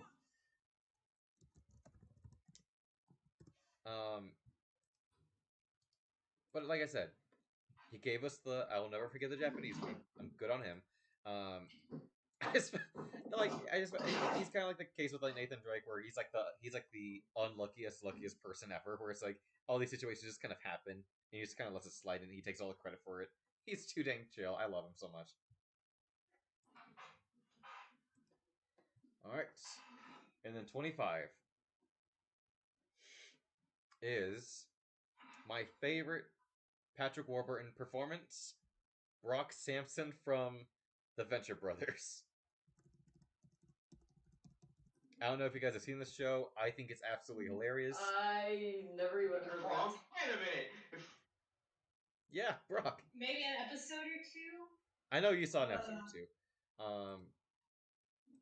It's basically like these two brothers just going around goofing off while their family fights these villains, and then Brock's like the bodyguard, and he just rips and tears all the villains. He's like the funny character.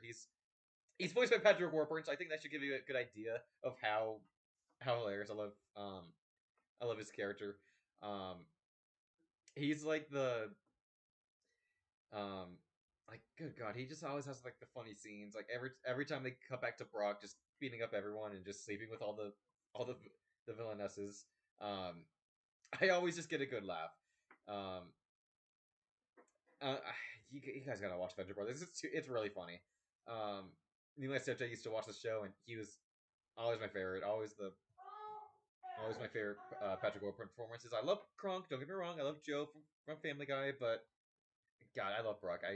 We met Patrick Warburton. Me and Claire and Hort met Patrick Warburton this year, and I got a Brock Sampson poster signed by him. I was like, no, it's got to be Brock. I love all those characters, but Brock is where it's at. I love that dude so much.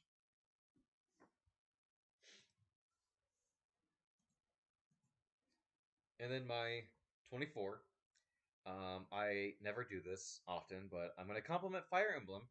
And despite the numerous characters I could have picked, my favorite no, is... we hate Fire Emblem here. Hold on. I love Fire Emblem. Just not 3 8 houses. I just like to make fun of it. I don't hate Fire Emblem. I just like to make fun of it because Claire and Hori love it. So I'm just like in the back. I'm like, I like it, fine, but Claire, how mad would you be if I move in? It's Edelgard.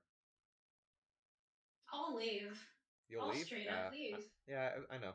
Good thing it's not because it's still Lucina. I still love her. Oh, thank God. Don't worry. Edelgard's higher on the list. No! What? What are you talking about?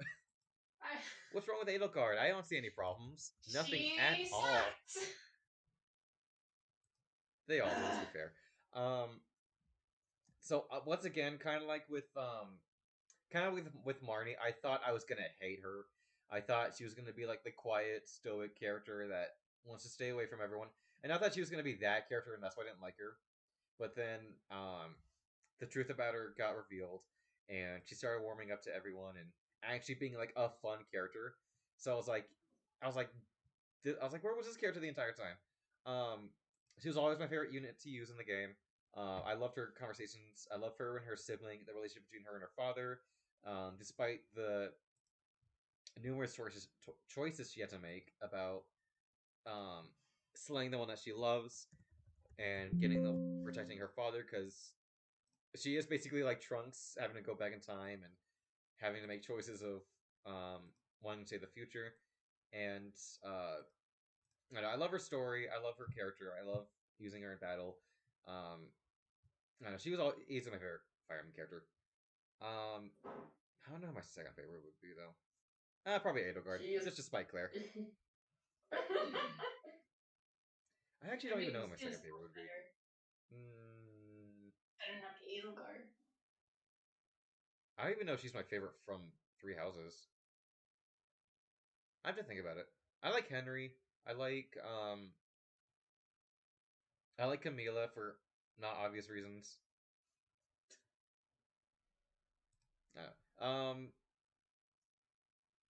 I'm not You gonna like ask. the big sister type, okay. I'm not gonna ask Londy and Brian because they. I don't know. Fire So Emblem, we know maybe, your yes or no. type. All right. We're all learning things today. Yeah. All right, my 23 is an absolutely terrifying character. Most are scared of this girl. She has so much power in the universe that, despite her looks, she will absolutely destroy anyone that comes in her way. Because no character is more insane than Ed from Cowboy Bebop.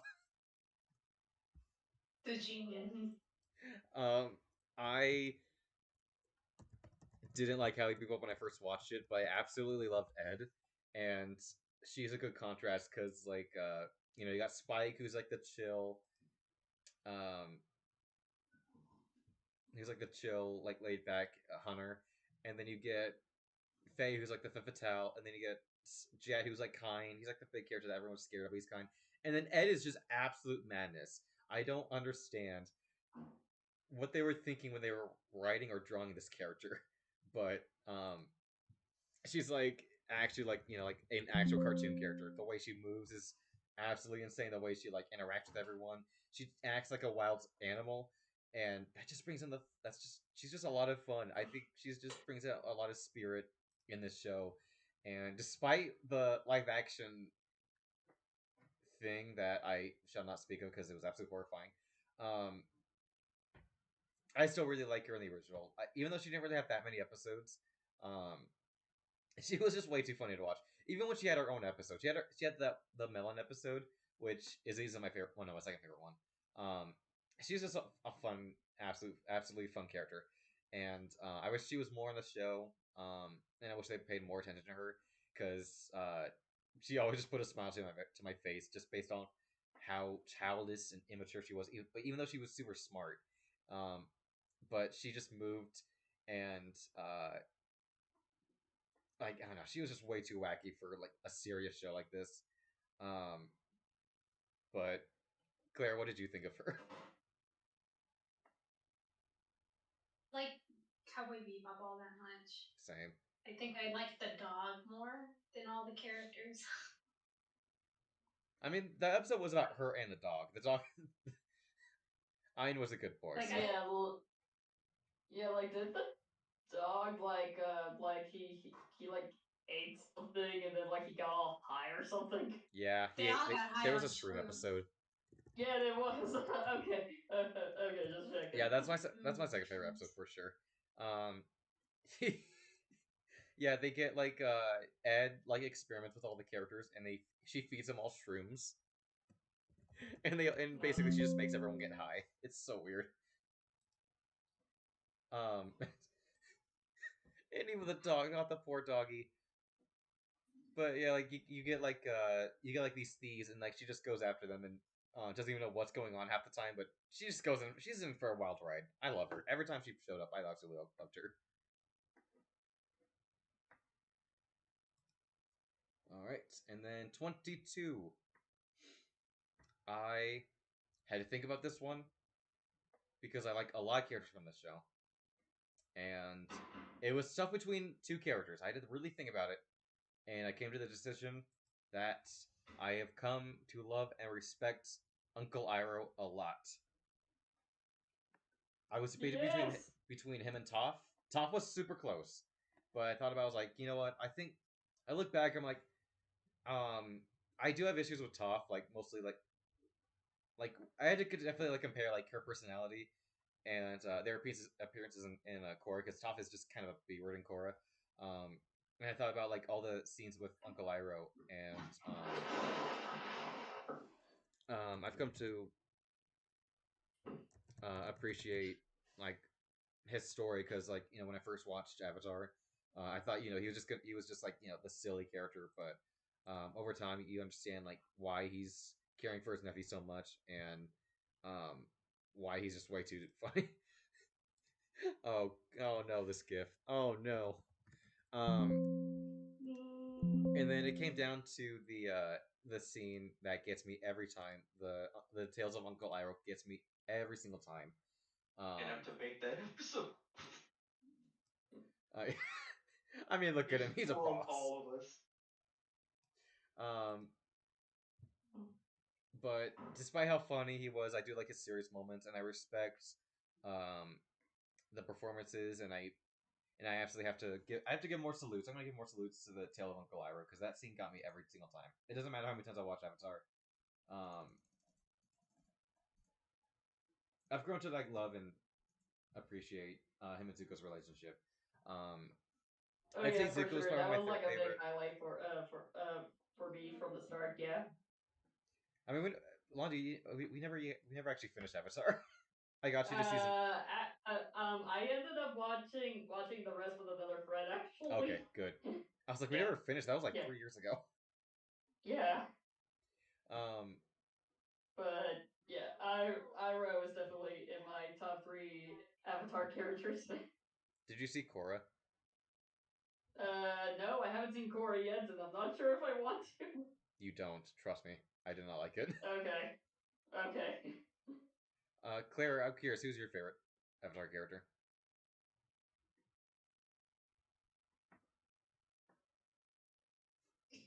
Sorry. From Avatar, my favorite character. Yep. Mhm. I would say Toph, really. Yeah, I was debating between him and Toph, but Toph was actually on the list at first, and I thought about. I was like, no, I gotta go Iroh. I just like a female character with an action character. Yeah. Mhm. I Like I don't like really want to put Toph, Katara. but didn't quite make it. Katara has dead mommy issues.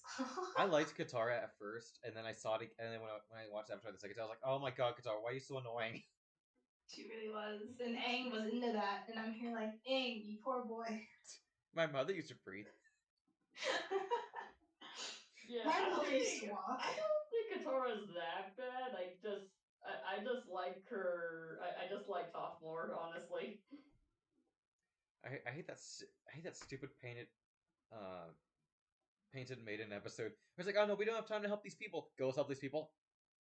Liar. I don't understand Katara, but um, so let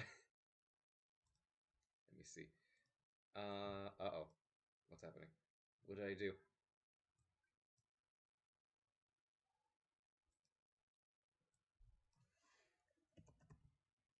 So I'm actually gonna put this on screen. Claire, you might want to Devon for a bit. Uh oh, what have I done? Hold on. So Claire, you might want to Devon for a bit because I'm gonna put that on screen, and then stop. OBS, behave. I'm gonna put that on screen, and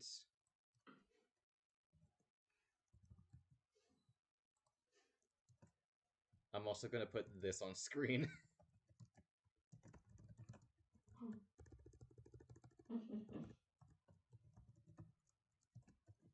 Brian, it's not going where you think it's going. I'm telling you that right now. Is it one of the villains? No, but I'm gonna warn you right now. I'm actually gonna spoil a bunch of Persona 5 Royale, so. Oh, then I'll just take off my headphones and just message me when you're done. Yeah, I'm just gonna. Yeah, you might want to. Yeah, just message me and let me know when you're done. Well, I'm not gonna. You'll see the character because my 21. Yeah, I'll see it, but I don't want to have any spoils. Well, you know the character because because it's Kasumi. My 21 is Kasumi. I had never gotten that far Yep. of Royale. I got to her, but I didn't get to hear her story. So I'm gonna go into a story, I so yeah, kind you of might know wanna. her story, wanna- but not too much. I'm gonna deafen too. Okay. Well, I mean, Brian And already then you knows, so can- I mean, I might as well just, might as well I just leave mean, it vague. So you might as well just stay. No. I Change my don't- mind. You can tell me. I don't want to hear any of it, so I'm gonna deafen. Okay. So I'll leave it vague. So basically, she made a bunch of mistakes, and she tried to run from all those. And basically, she kind of did.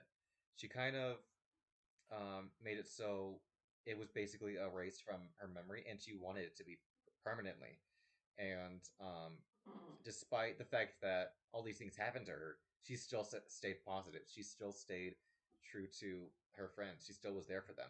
And when the time came, and when she had the chance to become a different person and forget all the things that she's done and what happened to her, she didn't take it. She wanted to just accept everything that happened to her, and which kind of goes the same with another character on my list later on. But I had to really think about my favorite Persona character, and I absolutely came to respect all of Kasumi's decisions and the type of character she was and ended up being in the end. And I really appreciate her and Joker's friendship and conversations. I feel like she brought good positivity to Royale because I personally don't like the re-releases of the Persona games, but I'm really glad they added a character like her, and I feel like the based on what Persona was or Persona 5 was, I feel like the kind of story they added with her and like the post game stuff and all that, I felt like it kind of really fit the story, and I really grew to um um like the type of character because then I mostly saw like more characters like her, the ones that wanted to run from all their mistakes, and but it comes a time when you have to accept all the things that's happened to you, and I respect her for showing that to me, and I really like, despite me not really liking Royale. Aside from that, I still really appreciate her. So she's my 21. Yay. Claire, someone text Claire, please. Before you do, I love how desperately the game tried to ship you with her only for me to pick Hifumi instead. Okay, I'm done. Who did you pick, Brian? Sorry, I couldn't hear you. I picked Hifumi, the shogi player. I respect that. Good man. I respect that. I romanced on my first playthrough, and then Royale. Anything that makes Morgana sad makes me happy.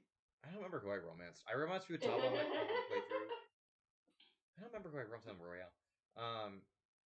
But yeah, Brian, I'm not. I won't say a word, Brian, but I'll leave it at that. So right now I'll go through honorable mentions, and then we'll do Brian's list and we'll do Lonnie's list after I use the bathroom. So I'll be right back. You can make fun of me all you like. He's gotta press L. How many times can I make him press L before he comes back? I don't know.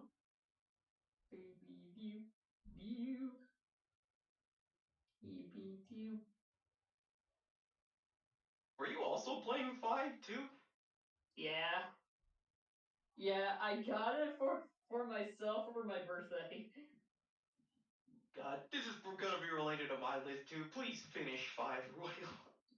I don't care what you have to look up to do it. Get to the third semester and finish the game. I'll try. It's wonderful. The third I'll semester is try. wonderful. Yeah. I still have post Persona depression, and I thought I wasn't gonna have that with 5. Is it But I did. is it over? Yes. Okay. He went to do something. Yeah. He went to go press L to P.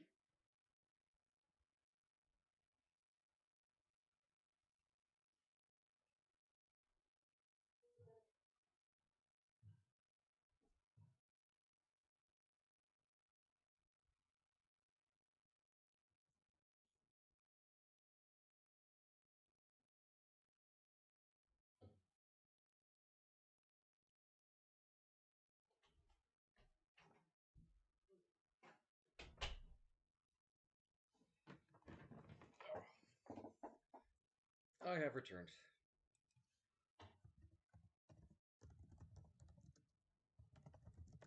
Welcome back. Hey. I guess I have been forgetting to put gifts up for some characters. Whoops. Alright, so, okay, 1 second.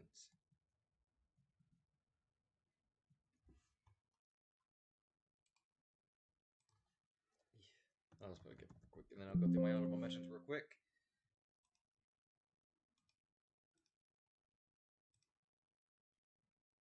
Alright, so my honorable mentions, I'll separate them through categories. So, my anime honorable mentions are Kakashi from Naruto. I like a few Naruto characters, and despite the few that I do like, even the ones I like have a million issues, so Kakashi just couldn't make the list. This character was on the list for a while, but he got bumped off. Gojo from JJK. And then my boy Kenpachi from Bleach. I don't know if you've gotten Tim Clare.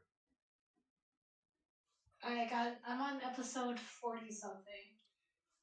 He's the guy with like the spiky hair and the eye patch. No, I don't think okay. I've gotten to him yet. Okay, well we get to him. You'll know based on his appearance, but yeah, he's my favorite. He's like one of those characters that loves to fight, and he's like the tall, like stoic character. So I thought he was gonna be like that guy that just like kills anyone that gets in his way, but he's like actually like a respectable fighter. So I really like that dude. I was going back and forth to be my favorite Bleach character, but no, Rukia was my favorite at first. But when I got to Kenpachi, I was like, no, this dude's my favorite. I love this dude.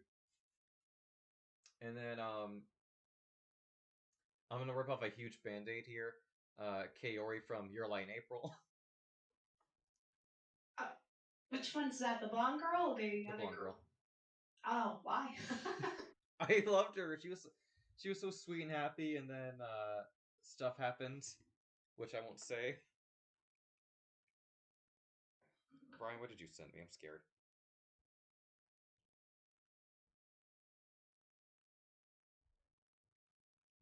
Jesus Christ. Brian, don't spoil my honorable mentions. Let's see. And then Mikasa from Attack on Titan. And then Froppy from My Hero Academia. And then video games. Oh, and then Major Makoto Kusanagi from Ghost in the Shell. And then from games, this character would have been my 51. I really wanted to put him on the list, but he didn't make it. Master Chief from Halo. Let's see. Jury from Street Fighter 4. NU13 from Blaze Blue. Magnus from Kid Icarus Uprising. And Sam Max from Sam Max. And then movie characters. Brian just sent me a meme of this character. Ash Williams from Evil Dead. Groovy. Let's see. Flynn Rider from Tangled. I get a lot of my lines of personality from him. And then Captain Jack Sparrow.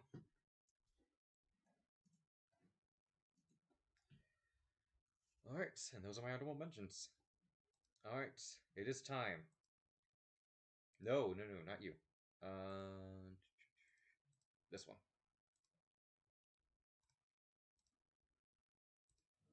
No.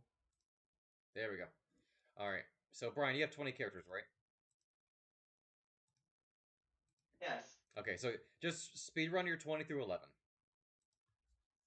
So who's your 20?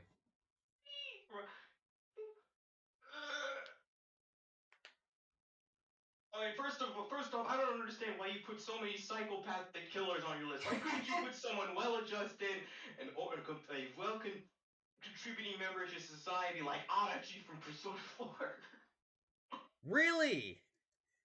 Really? Interesting. Brian, do you mind nothing wrong with him. He does not kill people just because he has fun with it and hates everybody. Wow, way to spoil it for Claire. Well, Claire figured it out, so. Claire figured it out like a beat. Well, I guess Hori made a joke about it, but. He's your I favorite. don't really Interesting. remember. Interesting. Oh, which is funny. I love the. Okay, 19 is a. Yeah, I guess I won't do pictures. So is yeah, just go ahead. Pingus Man, Dr. Robotnik. My man. Over misses Knuckles, his I'm wife. surprised. He misses his wife. After Shadow took a piss on her. Hey, Mhm. ladies and gentlemen, I have an announcement. He's got an announcement to make. Shadow the Hedgehog pissed on my wife. He said it was this big, and I said that's disgusting. Actually, Brian, how is he not number one? Dr. Robotnik's got Pingus. Oh, there's way too many people I like more than Sonic characters. Number 18. Number 18 was Sequard from Dark Souls 3. He's the only NPC that died that made me feel bad. Who? Even though everybody dies in Dark Souls games. Who did you say? I couldn't hear you. Sequard. The guy in the giant onion knight suit. Oh, yeah. I like that dude. I actually like that dude. That dude was cool. I mean, he only. 17. I actually forgot he died. Let me look him up quick on it. Brian, you could have just said. There are no Saiyans on the list because Krillin is better than all the other Saiyan people in Dragon Ball. Really? Krillin's your favorite? I love Krillin. I also love when he comes back.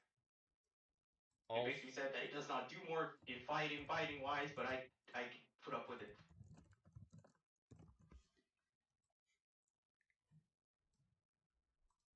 Alright, 16 is my least favorite font I've ever used, Papyrus. My boy. Excuse me. She didn't make the list, but my favorite from Undertale is Undyne. I love her too much. I know you're the kind of that would like Papyrus. Alright. 15 was Ori, the little dude you play as in Ori the Blind Forest. My man. I love that guy. And what he ends up doing in the second one. Please go play the second one. I have actually not played the second one. 14, my favorite Fire Emblem character is Arthur from Fire Emblem Fates. I figure it's either gonna be. He was the unluckiest man on God wakes up and tries to kill Arthur every single day of his life, and he wakes up with a smile on his face. Bad, Brian, bad. About it. I figure it's gonna either be taste. Henry or the guy, the I can't remember his name, the big dude from Three Houses, the guy that likes to eat. Bad character, Raphael, bad yeah. character. Edelgard is a good villain, bad character. Number 13 is Ishin Ashina, the final boss from Sekiro. I was died twice. Really? Huh. His hesitation is defeat. I respect that. Alright, and 12? Number 12 is another psychopathic killer I put on the list. 12 was Kirby. There we go. Let's see. All these killers and psychopaths, I respect them. I put Poyo. Yeah, 11. There are no JoJo's on the list because I like Koichi Hirose more than any of these JoJo's. The kid from part 4? The kid from part 4 with the axe stand. The guy, the kid voiced by Tanjiro. Yes.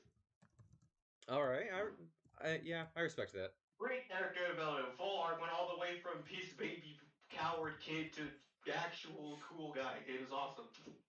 I actually stopped at part 4. I didn't really like part 4, but Okay, we all have terrible takes today. Brian, alright, that's 11.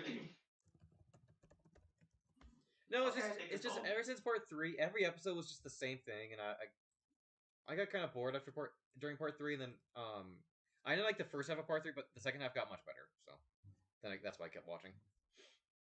But then I stopped at the episode where Koichi had that girl with the hair, where she had a crush on it. That's where I stopped. Or his imperfect star. Never mind. I'll go back to JoJo eventually. After I finish Black Clover, because that's what I've been watching. All right, Brian, your top 10. Who is your number 10? Oh, number 10 was Dr. Doofenshmirtz. My boy? He's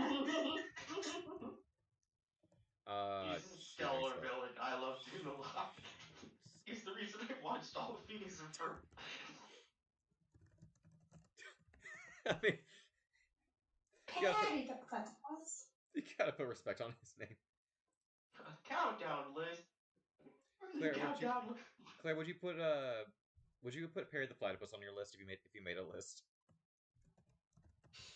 That's hard to say. I didn't really like. Oh, Phineas and Ferb was alright. I don't think I was a big fan of the show. It did introduce me to platypuses though, so I will give Perry the Platypus. I didn't watch Phineas for too much. I saw it when it came out, so I saw a couple episodes, but I didn't watch it full. But for what I did see, I liked it. I liked what I saw.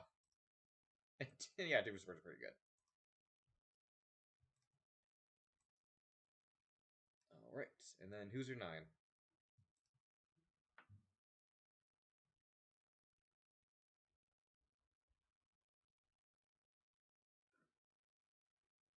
Brian? Oh, we're doing all of them? Yeah. I thought we were gonna bounce back and Oh, forth. do you guys want to bounce back, or do you just want to go full? Like, No, 9 is Jetstream Sam. really? I tell you why, but my description got interrupted by him cutting my arm off, so I can't tell you. Ah, I see. I thought you were gonna not the Senator, Brian. No, I put him over the Senator Armstrong. I mean, Sam's cool. I like him. I like. He's not my favorite, He's but I even a like him. fantastic character, especially when you play a DLC, figure out why the heck he's even fighting for Armstrong in the first place. What fighting for? I mean, he's got the toothpaste ad. I'll pull up the toothpaste ad. He did all that with barely any enhancements. He's a cool guy.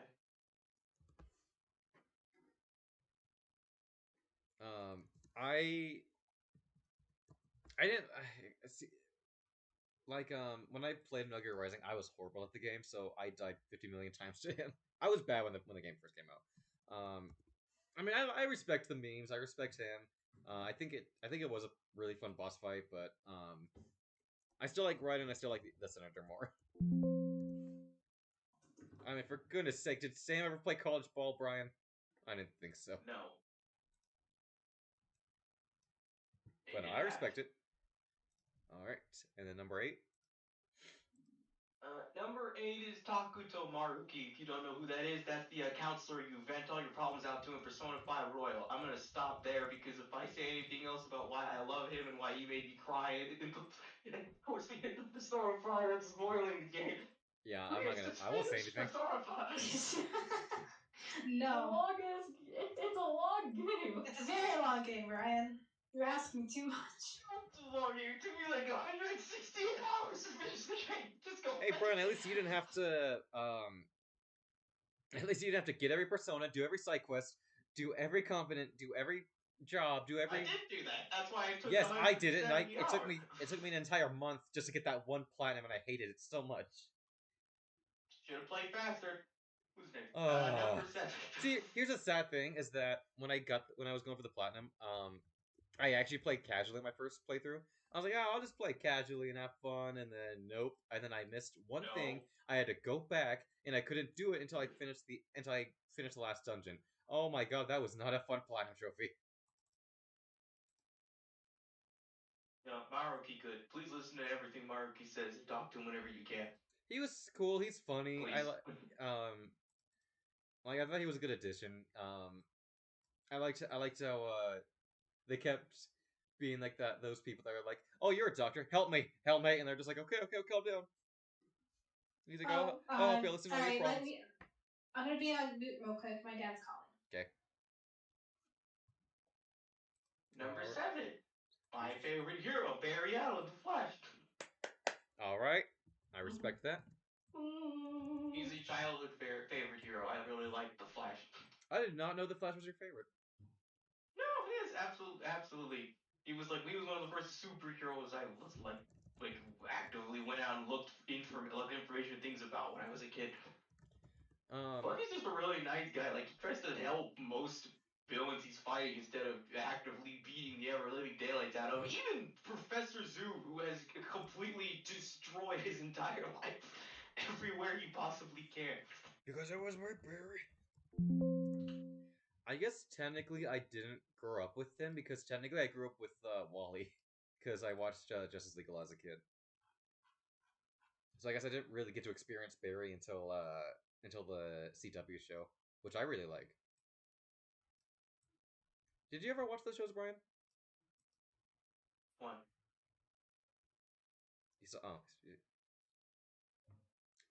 They started off really, really good, and then they just went off and just became. And they No, live action one? No, I don't. I didn't watch that. All of my Flash love came exclusively from cartoons. Nice. Yeah, I like both. I like the Flash. He's definitely top 10 superheroes for me. I love him. He's good boy and very fast. Number 6. Yeah, I was gonna let it tell you the rest of my list is just good boys. Number 6 is Luigi. I thought you were gonna put Mario. What?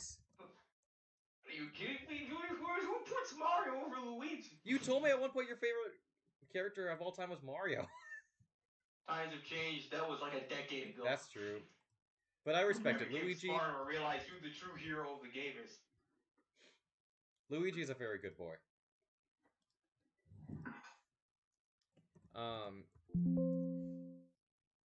I mean, yeah, there was like the thing I like about Luigi the most is in Dream Team when you go into Luigi's dreams and you see how much he knows he's overshadowed by Mario and that he wants to be the hero, but he's still.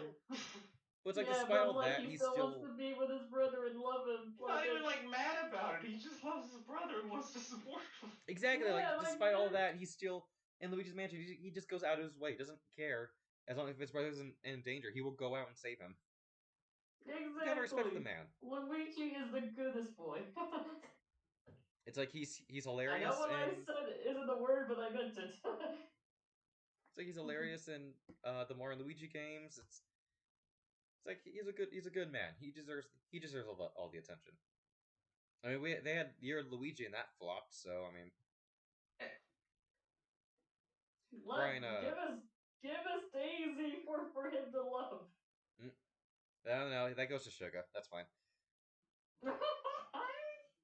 Brian, pop quiz. What's Luigi's #1 dream of all time? My number 5 is James from Pokemon. James. Oh, so you're making it double, I see. Yes, making it double. I think he was also at the con. I think isn't he also the same actor as Brock? Yeah. Yeah, so it is. I didn't meet him, but I would have loved to meet him because I love James a lot.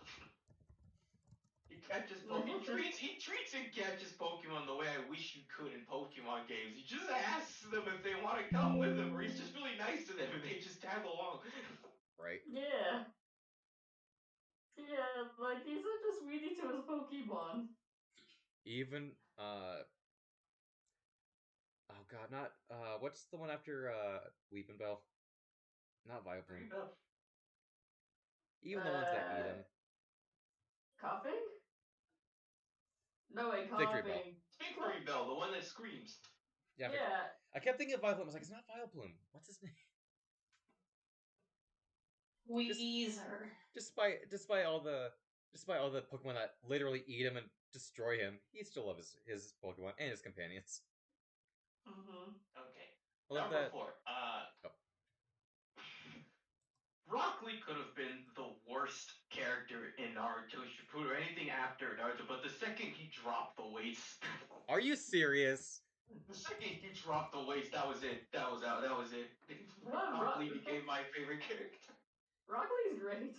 He had the weight scene, and then he had the drunk scene, and that was all he ever had. Crazy Dragon Ball explosion moves. He doesn't need to do anything that is the complete antithesis to what a ninja does in Shippuden. He just beats people up with karate, and it's great. I love it.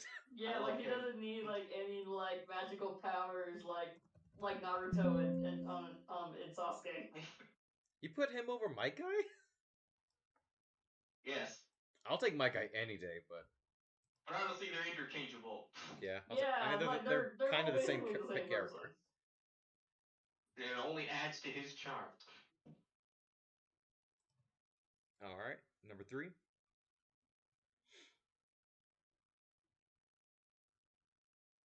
Number 3 is where my list is probably gonna start becoming a pattern. Number 3 was Lupin from Lupin the Third. Oh my god, Like the show or the original movie or they're all the same. The show and the movies, I've seen all of it, all of those, even the super old like cartoon. I loved Lupin the Third. Wow. I was gonna start watching it, then I saw the new one. I was like, I didn't really like it, but Oh, the new Lupin movie's on Hulu now. nice. Yeah, I picked it up. I just saw it on YouTube and it was great. There, it great to the point that I was considering renting it again just to watch it a second time. But that would be buying something from YouTube. Ugh. Like I saw the Miyazaki one from the 70s, but that was pretty much it. I mean, he's a good character. It's not him. I don't like. I just don't like the stories and the setups. I just felt like every episode started off. I love it. There's a reason why Joker's personas are San Lupin. I know. Basically, yeah. I like him. I just didn't like the show itself, but it was still a lot of fun. And I think he's a fun character. All right, so I'm curious. Your number 2. And number 2, I am keeping up with the psychopath trend we all keep setting. Number 2 is Speed Racer. Oh my god. I should have known. Look, Joker saying he is not really a psychopath, but honestly, one of my favorite things growing up watching Speed Racer was how he wasn't afraid to just kill villains that were giving him problems. Like, if someone is actively trying to kill you in a death card, kill them back! What do you mean? Don't try to save them! Don't go over that cliff. He's going over that cliff. Going over that cliff. Insert the goofy gif again. What do you think I'm doing? He is awesome. I love Speed Racer. He's going over that cliff. Ah! Alright. Okay. It's too good. I love it. Alright. Laughing about it the whole time. Classic Speed. I'm curious. Who is your number 1? Do you have any guesses before I... I'm trying to think of what... I got weird tastes in half these things I've never played, so you know it's a bit nothing. Contrary to that completely true take, number 1 is someone everybody knows. Jesse from Donkey Pokemon. Kong. Well, that's a little bit no.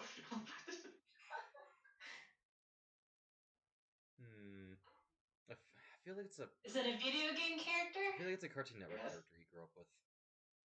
It's a Cartoon Network character, and a video game character, and a movie character, and a comic character. Teen Titans. Samurai Jack? Something. Yeah. Yeah, Teen Titans, yeah. Cyborg. Okay, I confused Samurai Jack would have been like somewhere in the 21 to 25 range if I'd done that. That's Beast respectable. Boy. Beast Boy. Raven. Raven. These are great guesses. These are good. He already has a DC character, so Batman. Yeah, and I got 2 Persona characters. Just think of Oh, following okay, you have a good rules. point. Oh, yeah, you're right. Superman. Well, Calendar no Man. more superhero. I don't know. I Cyborg? He got me. Calendar Man. Number 1 is Obi-Wan. I forgot! Oh, come on! I forgot! Yeah, you Why told me. am I not surprised? You told me that a long time The ago. Clone Wars. I'm not surprised. Even before the Clone Wars cartoon made him the sassiest, funniest Jedi I've ever seen, Obi-Wan was like a staple favorite character. Master, I'm having trouble lifting up this. I'm having When I trouble was growing lifting up up the with door. Star Wars. Does it involve me? Yes. Then suffer in silence. Brian, claps to you. I appreciate that. What would you say is the height of stupidity? Anakin, how tall are you? You see that field there? is Baron. What was the other one? Where it's like, well, we've completed the mission with 100% success. Sir, we lost Anakin. 100% success.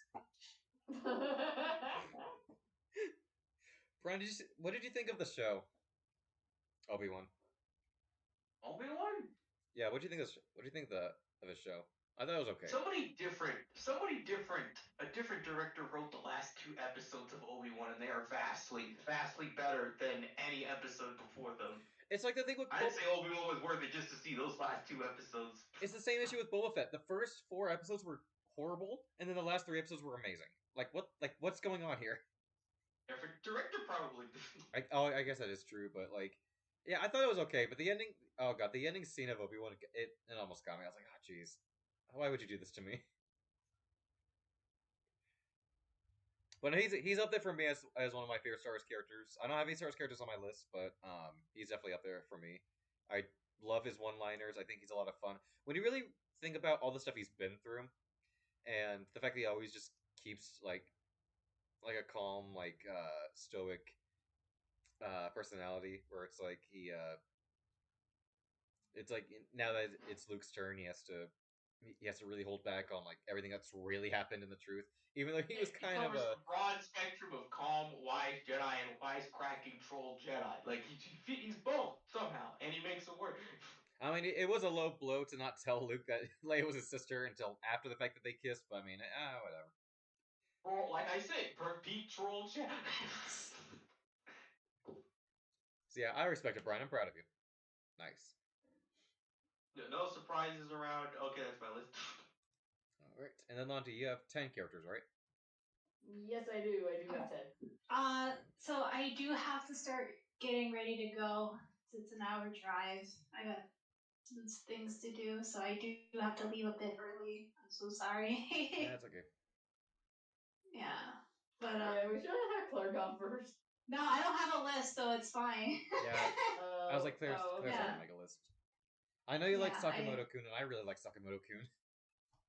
He's great. He's great. He didn't make my list, but I still like him. But thanks for stopping by, Claire. Thank you for having me. This has been a blast. Okay, we'll send you the list later. And they're all going to be Cool. You Edelgard. guys have fun. I hate everyone now. I know. Alright. Bye, guys. You're welcome. Goodbye. Londi, I expect the next 10 to be Edelgard just to spite Claire.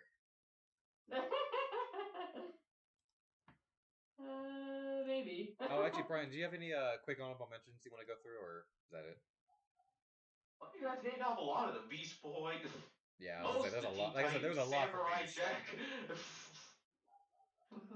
Hold on, give me one sec. Be right back. Okay. Let me.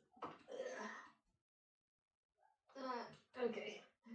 Okay, I'm setting up now. Okay. Okay, I'll just go through this like pretty quick. Okay. So my number 10 is it's Hilda from Pokemon Black and White. I know they're like supposed to be like the silent protagonist, but I feel like that. No, like they do have like their own personalities and stuff. Once you look into like read their manga and stuff. Yeah, yeah, and then there's Masters too. I saw that coming from a mile away, so I'm not surprised. Yeah. I'll mention Ryuji. Ryuji's the greatest boy in all of Persona 5, and I would waste all of my days spending time with him if I could. Okay, keep going. Okay, so yeah. I feel like out of all of the Pokemon protagonists, I feel like the Black and White protagonists, they have done like the most. Yeah. Honestly. Yeah, like it wasn't really about like becoming champion or anything like that. It was just about stopping N. Which I like. I actually thought you were gonna pick N, so. I mean, like. So slight surprise, but. Yeah, I mean, N is great too, but like, I don't know, like.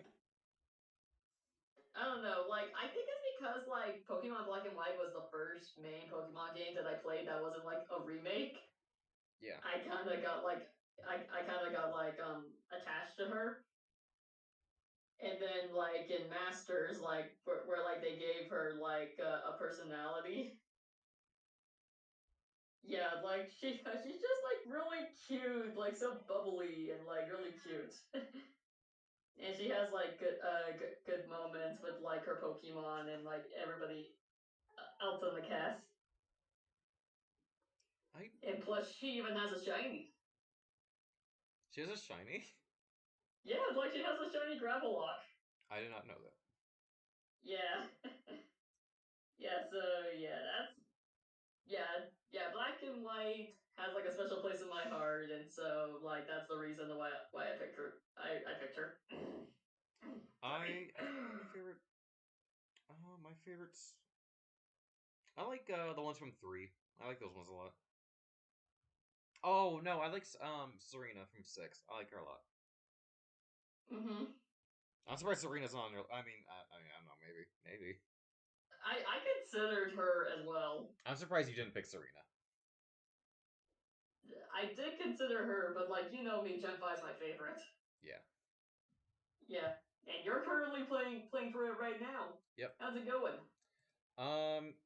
I don't like the fact that I got through 4 badges with only 2 party members. The fact that a lot of Pokemon are late game, the ones that like really good ones are late game.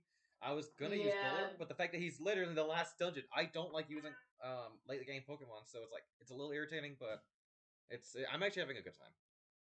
that's good. I'm at 3 If days you to killed Okay, the bus and anyways. stuff in the beginning, you'd have no incentive to catch anything else. Actually, I'll show you where I'm at. Oh no, it's night. Okay. The song plays. Okay, number 9. Okay, my number 9 is my boy, the Prince of the Fire Nation, Zuko. Really? Yeah, I I respect love that too. Zuko. Oh, Yeah, Londi, yeah, Zuko. that's rough, buddy. Yeah, Zuko's my favorite. I don't blame you. Zuko's a From good character. yeah, like yeah, I like how I really liked how his character like evolved. Like he was banished because he wasn't like as tough as his sister. And to be fair, his sister is a total psycho. But But Londi, you could have kept the psychopath pattern we had going on. I could have, but like every time I saw like Azula, I wanted to hit her in the face. Good point. Yeah, like she's awful, but like she's an interesting character, but like she's awful. Zuko is like one of the only few good things about the movie. Yeah. Like I thought that guy did a good job, but Mhm. I actually I didn't like Avatar when I saw it as a kid because I didn't like serious shows because oh no I want cartoons or like actual cartoons, but when I actually sat down and watched it, I loved it. And I liked Zuko's adventure. I liked his journey. Yeah, I like what like he Zook. eventually became. Yeah, like and then he like eventually becomes Aang's best friend, the one who teaches him firebending. Like I felt like it was like a really good arc to like end, and I thought it was cool that like he was the one to teach him.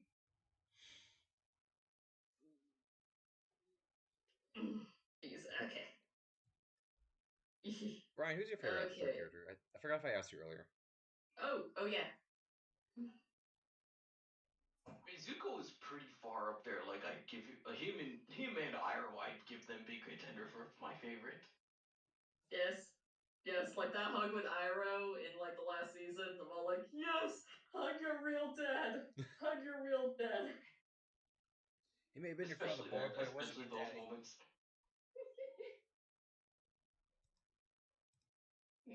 All right, and who's your number 8? My number 8 is Integra Failbrooks Wingate's Helsing. Wait, really?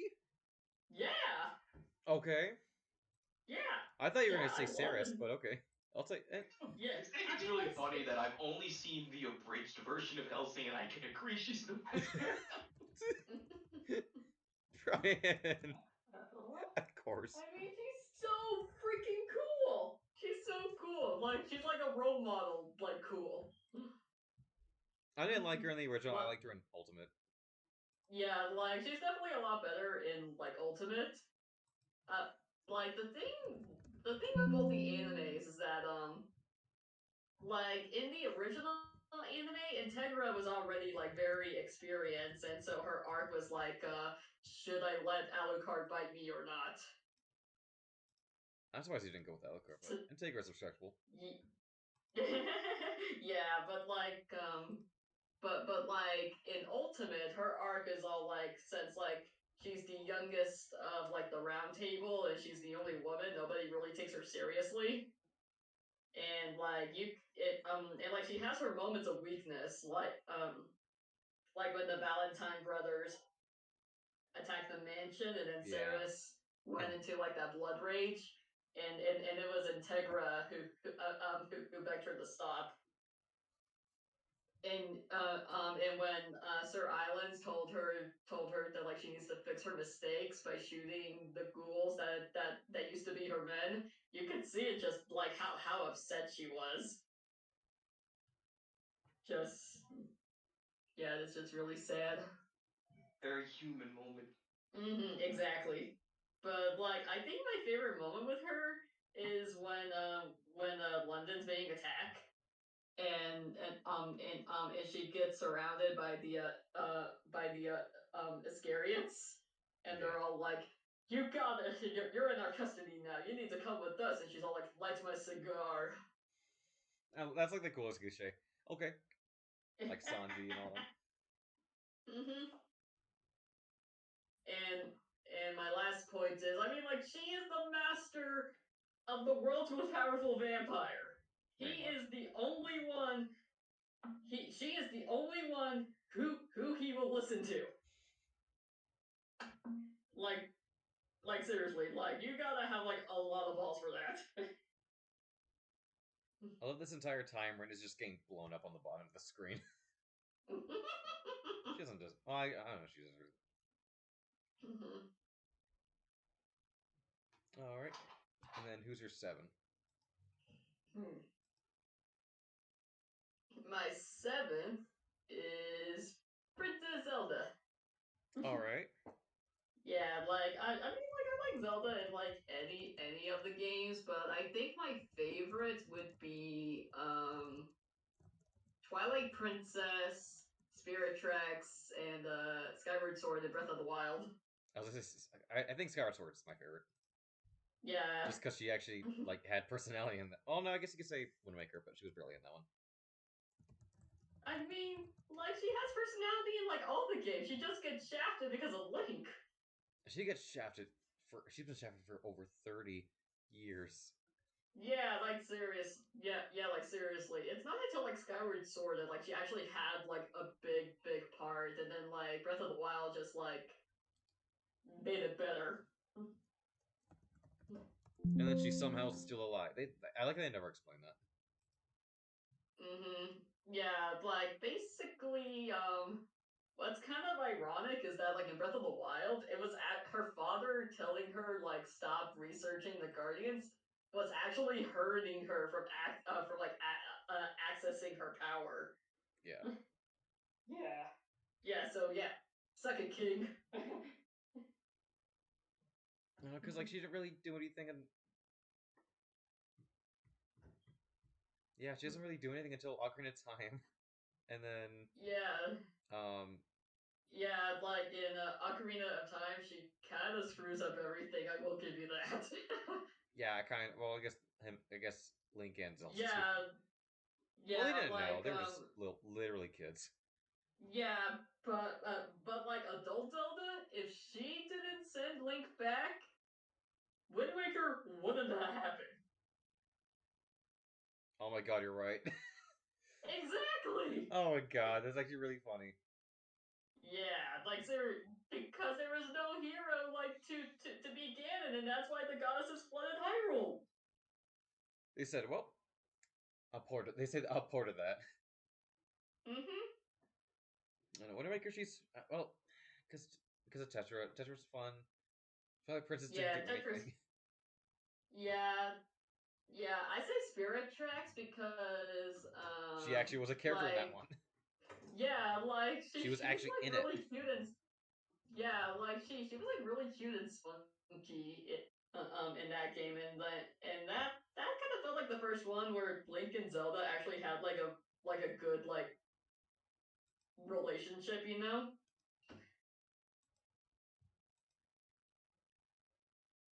Even though like Link has to drive the choo choo train, Well, but wait, like yeah, like but Lundy, where is but, Groose? I demand justice for Groose. I mean, I mean, he's not on my list either, so that's fine. yeah, Not on I their mean, list either. yeah, Okay, but yeah, we're all I being can't sent to the wait shadow for realm. All right, I'll see you guys in there. okay, okay, moving on, I guess. All right, who's your Okay, 6? okay, number six was kind of hard because this is a Fire Emblem character, and like I love a lot of Fire Emblem characters, but the one that always comes to mind to me is Robin. Okay. Yeah, because Awakening was my first Fire Emblem, so I'm very attached to Robin because they're basically us. But like they have like their own like little personalities and stuff.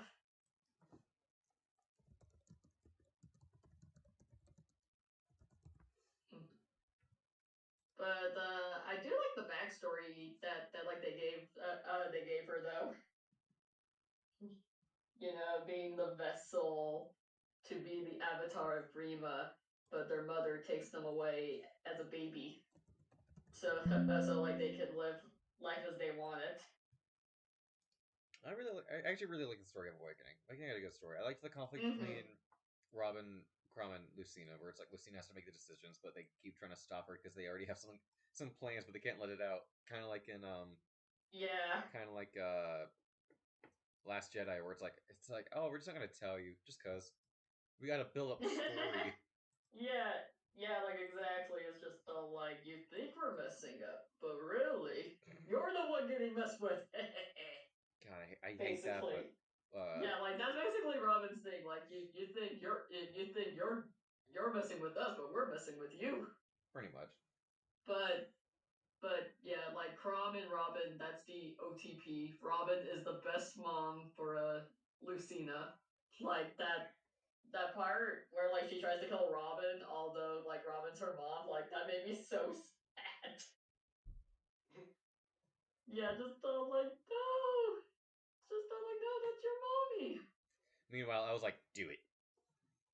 No, Screw I it. mean like she Uncle has Flynn a needs you to die. just like that's your mom, Lucina. I'm your mom. But yeah, Lucina is baby. I mean, she's on my list, so But I highly respect Lucina. yeah, Rob. Yeah, but yeah, like in my version of the story, I feel like Lucina wouldn't be like as like amazing as she is if she didn't have like an amazing mom like Robin. Yeah. That's just me, honestly. Robin does so much. She even sacrifices herself, and she somehow comes back. I don't know how, but like she does, and I love her for it. I even have like a keychain of her. But yeah, that's why I like Robin the most. But yeah, I was very close to picking Byleth though. Byleth's like a very Violet's close good. second, although like they're not as like personality driven as Robin. Byleth's a close second. Anyways, my number five. My number five is Princess Peach. Hey, no. I'll take it. No, that's fine. I actually don't hate Peach as much as a lot of people do. Peach is not as bad as like people say. Like I I'm do thinking you're more agree of an that like actual character, like throughout the Mario games throughout the years. So excuse I me, can she understand is her a being on a list. character. She is a character. She just keeps getting shafted because of Bowser and Mario. Yes, like I can recognize it. Just like at first, she was just kind of she was the prize, and Yeah, that's not fun. basically. Like I Well, it's mean, cool. It's like then she got her own game, and then she started getting like bigger roles in other games. Mhm. I like Yeah, Peach. like Oh god. yeah, like yeah. Fun fact: Super Princess Peach was actually the first Nintendo game I ever beaten. Nice. I never played it actually. Yeah. Nobody, nobody's played that game I know. except for me. That was at a point where it's like I didn't get that many, or I didn't like. I just kind of got what I got. I didn't choose games I got. Makes sense. But yeah, I saw the commercial. I'm all like, yes, this is my game. They made this game for me. Um, Yeah, and I got it when I was 10, and it was the first Nintendo game I'd beaten. It was kind of tricky at sometimes because I was a dumb kid. oh, I've been there with so many Nintendo games when I was a kid. Yeah, yeah. So yeah, but like yeah, she's always my main in Mario Kart and Mario Party. So like that's another like attachment I have. Yeah, but like whenever like my friends want to be Peach, I let them, and then I'm Daisy, but then I always lose. Because I don't have my lucky character. My lucky character is always Peach. But I really like her in like the Paper Mario series. Like I think that's where like she shines the most. Like the first three Paper Mario games. I mean, she was put in a dating sim, so you gotta you gotta cut her some slack. Yeah, like she like understands like the situation. Like she's always trying to find ways to help Mario. Like she finds information for him, tells him where like the next crystal star or star spirit is, stuff like that. And then like she becomes like an actual hero in Super Paper Mario, and like I think she's the one who takes the whole like hero thing like very serious because she gets Bowser like to join them. I mean, they canonically got married, so Let's just hope. I just hope that after that, Peach got an annulment. I was gonna say right after Goofy and or sorry, the scene with Goofy where it's Mickey and Minnie getting divorced. Right after that was Peach and Bowser. Yeah, yeah, but yeah, like she's sweet, she's caring, she's definitely a lot tougher than like she looks, I loved her as and playing. like, mhm. I loved her that scene where she was about to abandon Mario and Bowser on the moon. Be like, okay, bye, I'm done. It's all like, you guys are hitting on me. I almost got married. I'm done with y'all. I almost got married again. Mhm. Yeah, like I already divorced you once, Bowser. I don't want to do it again. We were on a break. I could see Bowser Bowser saying would that, totally be honestly. Ross. That's the best part. Yeah, Bowser's Ross. Mario's Chandler, and then Luigi's Joey. That actually works perfect. I like Luigi. Mhm. All right, and then But yeah, lots of childhood attachment to Peach. which makes sense. Mhm. All right, who's your number 4? My number 4 is Usagi Tsukino from Sailor Moon. I figured it was Usagi. Of course, of course you did. Either that or it was Pluto. Well, I know you like Usagi out of the main 5. Yeah, like out of the main 5, Usagi's my favorite. But like, if I had to choose out of the outer girls, oh god, like I love Pluto, but like I love Saturn too. I'll say Pluto's up there for me too. Mhm. Oh no. I mean, like, how could you not love Usagi? Like, I didn't at first. I thought she was too annoying. That she got better. I don't know, like I felt like I kind of like related to her the most because like I wasn't really good at school. I was the crybaby. I was the shortest one. I Stuff could like use this. that, but then I could use this gift for one of my bottom gifts one of these days. Oh, that's too good. I like it. Ah, that's a good one. I should have used that one day. okay.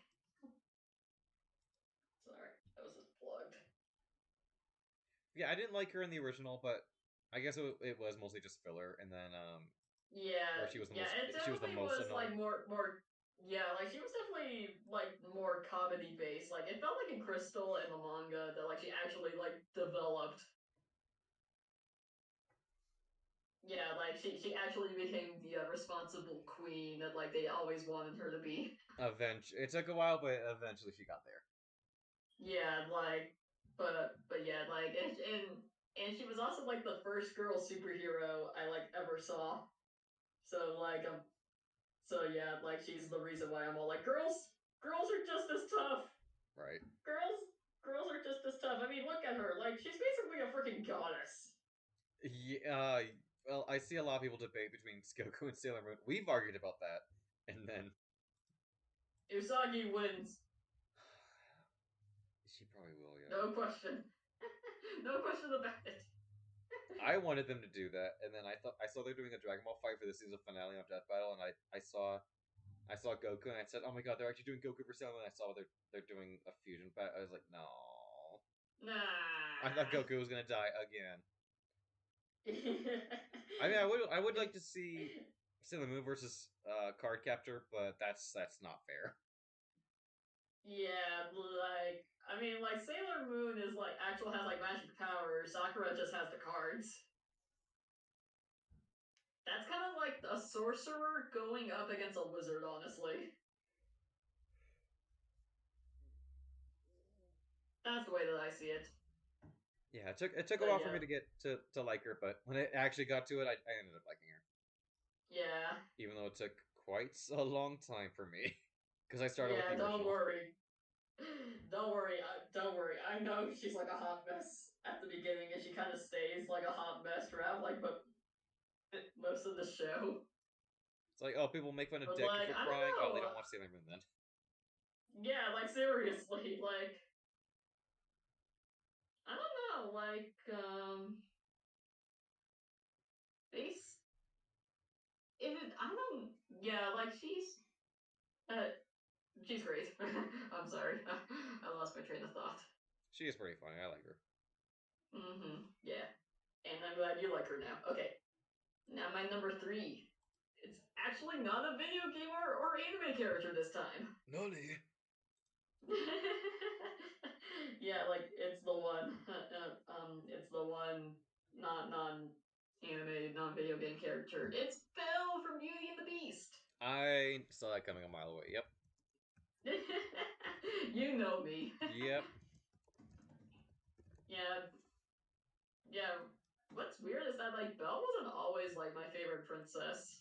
When I was like really little, it used to be Cinderella, but I think it was around like I don't know, like second or third grade. That's when I really got like into Belle.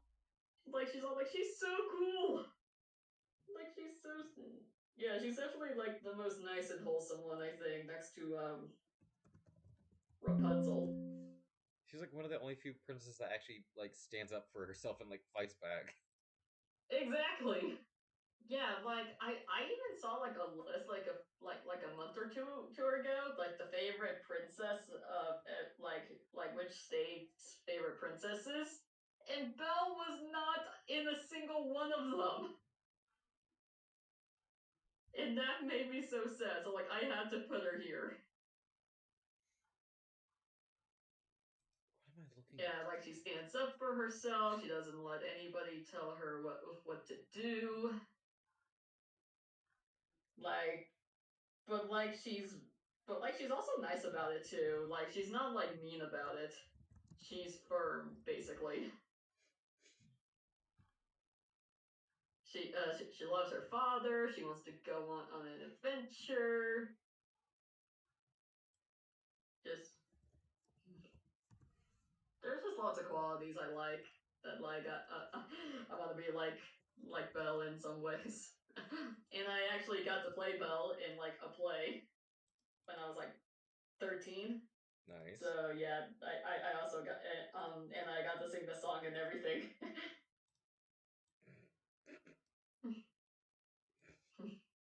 I totally So forgot this existed. yeah, I'm very much attached. Okay, So, okay, number two. My number two. You know you saw this coming. It's my Poyo boy. It's Kirby. Yeah, I'm not number one. Interesting. I was like, Londi, do you just want me to put my number one right now? Yeah, no. Like Kirby is my comfort character. He's too cute. So yeah, if anybody found Kirby saying that he's a psycho who kills everybody because he's hungry, I Us. will protect him with my soul. I would kill everyone in this room and then myself. So would he. I know that picture. I'm freaking Bell's You Magical just saw World. Bell. I hate. Oh god, like I had that on freaking I rented that on DVD one time as a kid, and I remember not liking it very much. I actually didn't mind the direct to DVD movies as a kid, but now I'm growing up. I'm like, screw these movies. Exactly. Only like a few of them were like really good. Aladdin 3, Cinderella 3, Mhm. and then there's another one that was actually good. Goofy movie too. I don't really count that, but well, like, was that your? Does it count? I say it counts. Oh, okay. Yeah, I guess I got three good ones. I thought there was another one. Can't remember what it was though. Mm-hmm. I don't want to remember those movies, so. That's okay. Yeah, despite the fact I like Meta Knight more, Kirby's adorable. You have to give him all the head pats in the world. You have to. Mm-hmm. I like all the I like most of the games. He's a good He's a good Mm-hmm. video game icon. I like Kirby. Yes. I'm not Yes, that into but Kirby. like, I'm not that into the games that much, but I still like them. yeah, but like, I feel like another good part that kind of gets overlooked is the lore. Like we actually kind of got some lore to how Kirby became himself, how Kirby came to be. But it's kind of a spoiler for Star Allies though. Which was But like, which was a game that. yeah, it was definitely a game, but I think the lore makes up for it in Yeah. the Dream Friends. In the Dream Friends. Yeah, so yeah, Kirby is actually a god. I mean, we all knew He's that from the start. literally, yeah, basically, yeah, but like, God. he's basically like the positive version of like this god named Void. And like that's why like he's so happy and stuff, and like and why like he's so powerful and stuff like that. But like but mm, there's like this really good video of Kirby that like describes it like he was like a destructive god who forsakes his violent behavior for friendship and peace. And like I just love that. That is I mean, so he still is. wholesome. So. He's like yeah, like he's like nice to everybody too. Like even like at the end of like Kirby's Dreamland, he goes to make sure King DDD is okay. He Like said, that's so sweet. I gotta get Meta Knight back his book. I love it. I love the gif of Kazuya dropping Kirby. That's my favorite.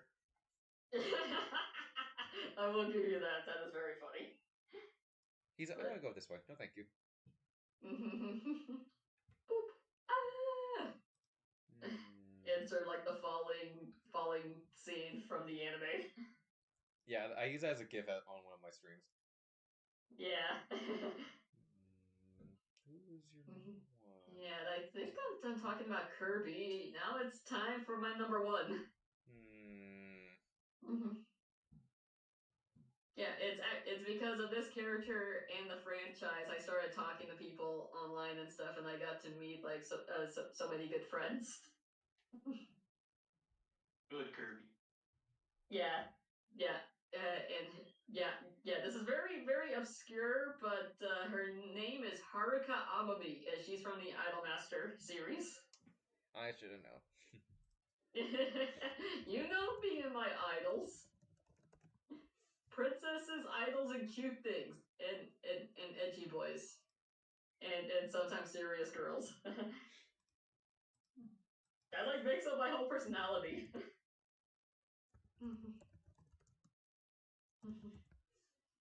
But Is it the girl with the red bow ties? yes. Okay. I've never seen this, but I know how much you like it, so. Yes. Yeah, it's on Crunchyroll.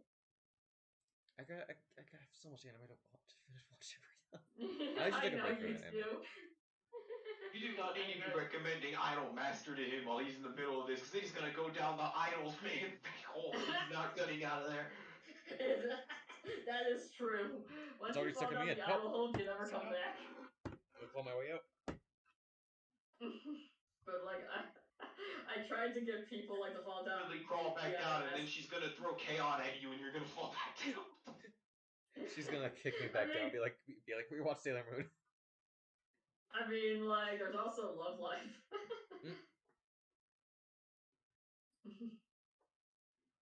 But yeah, why Haruka is so important to me. So basically Haruka is the main hero girl out of like the main 13.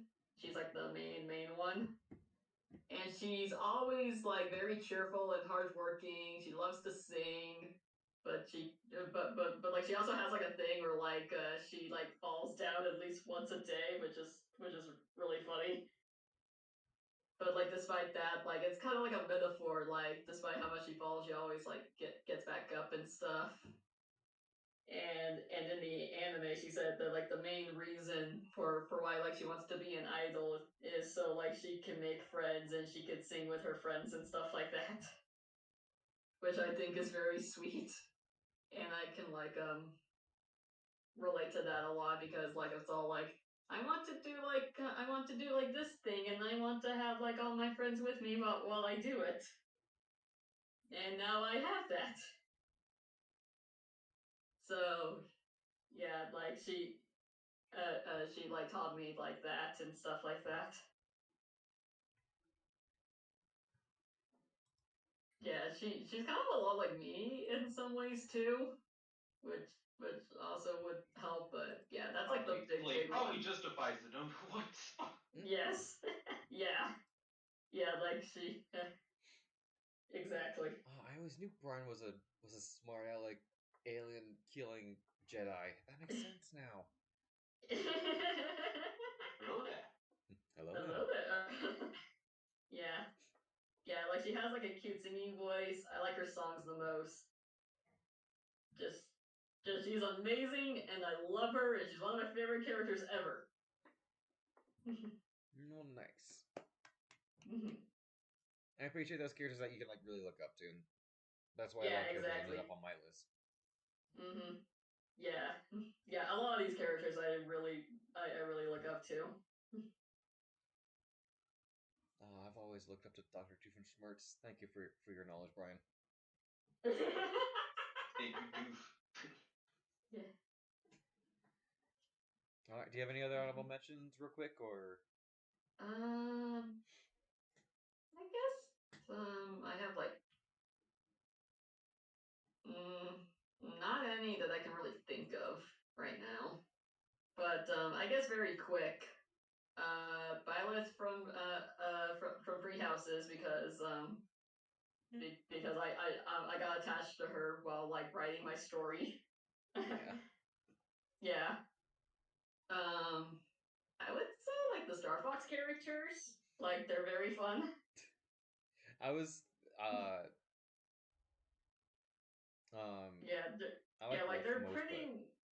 but I don't like Slippy because he's an idiot, and Falco I love to hate, so. Slippy's not that bad, and When I was a kid, I hated Slippy. I still do. he's not that bad. Like he's When I was a was kid so fun. and I got to the 4th level of Star Fox 64, and then he got slapped into the planet, which I couldn't do as a kid when I was like 3 years old. So I hated him and or I hated that level and Slippy so much as a kid. Okay. Playing 3 only. Okay, that one I can understand, but like, yeah, Falco's just a smartass in general, honestly. Yeah, like the only ones that are like kind of chill are like Fox, Peppy, and Crystal. Yeah, Your father helped yeah, me like that too. Stop talking about my dad. Except for the daddy issues that Fox has. He's Let me pretty see your chill. dad's suit. Fuck. Stop it, guys. It's not funny Stop. anymore. Peppy, it's all like, oh, Peppy, how do you feel about Fox's father? I like John's joke where he goes, "You're becoming more like your father, dead." Yes, yeah, like Fox, it's all like, Fox McCloud, my father's dead. what's actually funny, what's funny about that meme is that was actually the voice actor who did him in the Star Fox Zero special. Oh, that's And fun awesome. fact, yeah, like, and what's funny is that a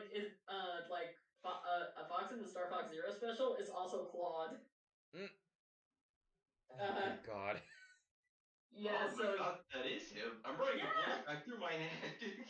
yeah, like it took me a while to like realize it, Anyone's but a better.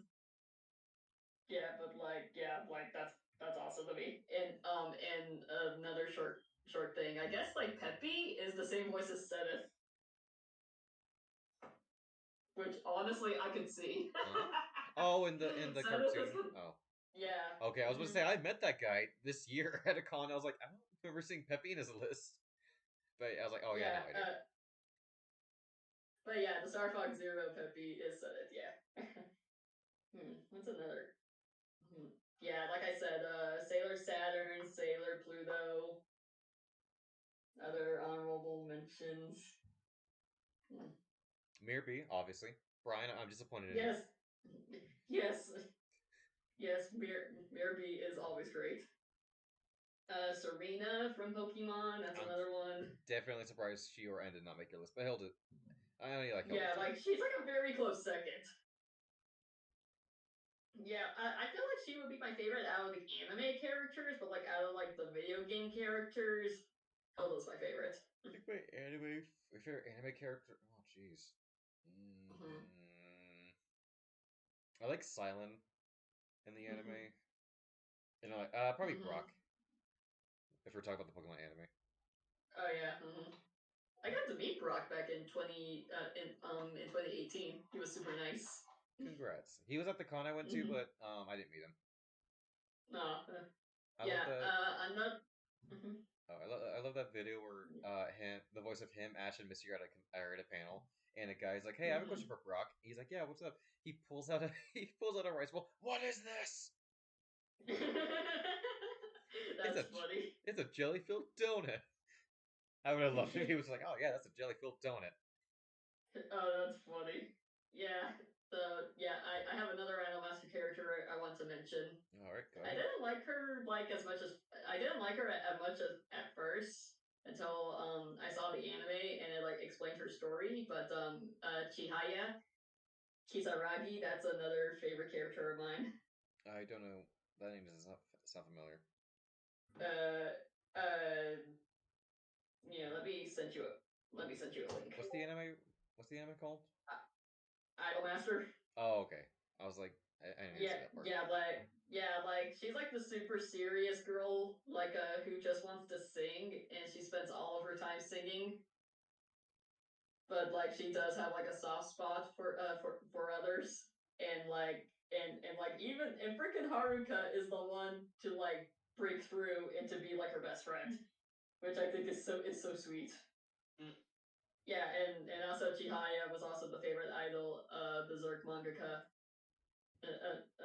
Kentaro Miura. Nice. Yeah, like he was like a long fan of the series, and like he says that like that's why like the manga was coming out so slowly because he was playing so much Idolmaster.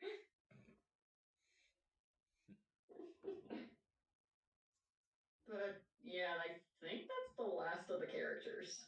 All right. Brian and Londi, I respect you guys' lists.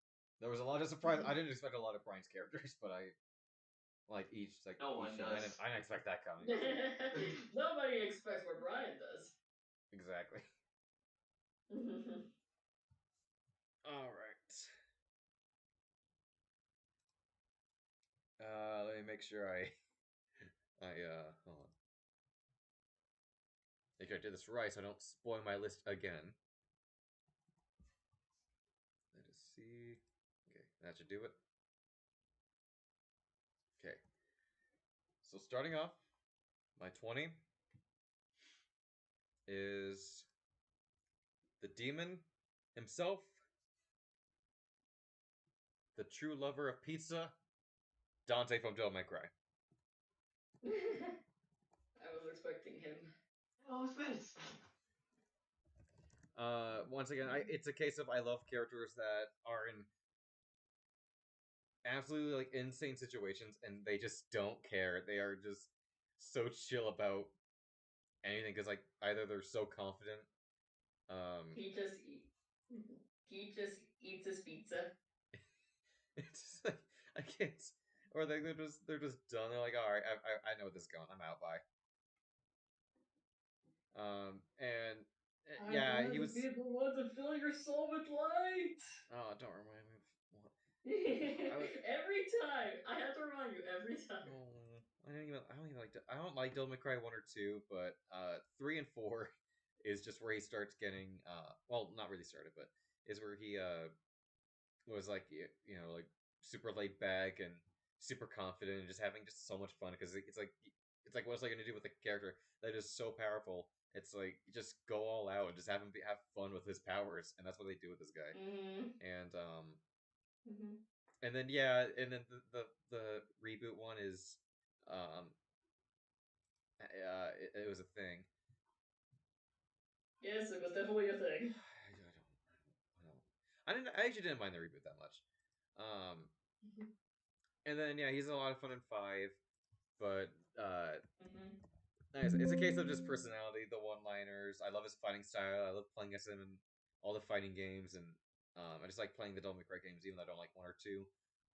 I just think he's a lot of fun. And then okay, let's hope I don't spoil my list again. Okay, we're good. All right, so my 19 is I've already had a case of a few characters that are in the must protect category, and I love that category of characters that I must defend at all costs. So I hope you guys don't mind me putting Komi from Komi Can't Communicate so high on my list. I don't blame you. I don't blame you at all, good son. I remember my my old car got broke down because a rat got in and chewed on my wires, and I was sitting there waiting, and I was like, I'm gonna watch Komi Can't Communicate while I wait. And I really, really loved it, and I really love her. Brian, have you seen this? Have you seen the premise of this show? Oh my god, you gotta watch that show. Nice. She's too precious. She's too innocent. She's too pure. I must defend her. It's like I've never been so excited to hear a main character finally say something. Never in my life have I ever been so excited. It's been 3,000 years. It's been 3,000 years. And it's like even though she doesn't say a word, it's like her like the stuff like her cat ears and the fact that she gets excited for just joining in all these situations just brings a smile and makes me laugh. Whenever she gets into like a little bit of trouble herself. But I don't know. Despite a lot of characters in the show I didn't like the Yandere, I didn't like her. And some characters are hit and miss. I still really like her, and I kept watching just because I really appreciated her, and I know a lot of people like her. That, and I was like that at first. I didn't like talking, and I really was shy during some points when I was in school. But I think she's a lot of fun. I think she's cute. She needs all the head pats and protection. And if anyone harms her, I will destroy you with every inch of my power. I would kill everyone in this room and then myself. Exactly. And then number 18. I'm sure you guys saw this coming. I talk about this series and character a lot. My number 18 is the boy himself, Professor Layton. Mm-hmm. And I really love these games as a kid, and I still do to this day. Um, and it's I like the case of where it's like you get all these crazy mysteries, and he he basically looks at the mystery and is like, I got it, like immediately. Like he already Yeah, knows, but it's a case of he already knows, but he just has to get it to a point where it has to be resolved. And even though like he had gone through a lot when he was younger, and even had to face his past in later games, um, he still kept. He was still sophisticated. He was still a gentleman. He was still the person that we once knew. He basically taught that even when everything goes downhill, you just have to kind of accept everything because things happen, life happens, and mm-hmm. he's brought me through a bunch of fun adventures through the games, the movies, um, and I absolutely love him. It just looking back at all the memories I have of playing the games always puts a smile on my face. Um, why can't I get a good GIF going on? What is going on? Forget it. Um, I'll just leave it. But yeah, I've already talked to him about him a lot, but I still really appreciate the series, and it's still one of my favorite franchises of all time. And I really look up to this character. Yay! So my 17, um, I have to raise the question of what makes a character a man. Like, what makes him a strong person? What makes is it the way he's written? Is it the way he's drawn? Because like some people would say like Kratos from God of War because he's super strong and he can kill so many people, but then you get characters like Superman where it's like they have so much power and yet they use it for good. They don't use it for selfish reasons. But despite what people say is a man, I think this character shuns them all um, on the definition Now that we're done. because my 17 is the only, the one that puts Goku, Superman, all the manly characters to shame. My 17 is Ron Swanson from Parks and Recreation. Woo! I mean, this guy has no chill. Anyone who bothers He him, knows he just more ups than and you. leaves. His computer has a virus, he throws it away. He once went into a diner and ate all the bacon and eggs in the entire place. You cannot get any manlier and American than that. This man is a true American icon. I have a shrine dedicated to this one man and his glorious mustache. Good God, Do you I really can't. have a I shrine? No, I don't have a shrine, but if I could, I would. No, I'm just kidding.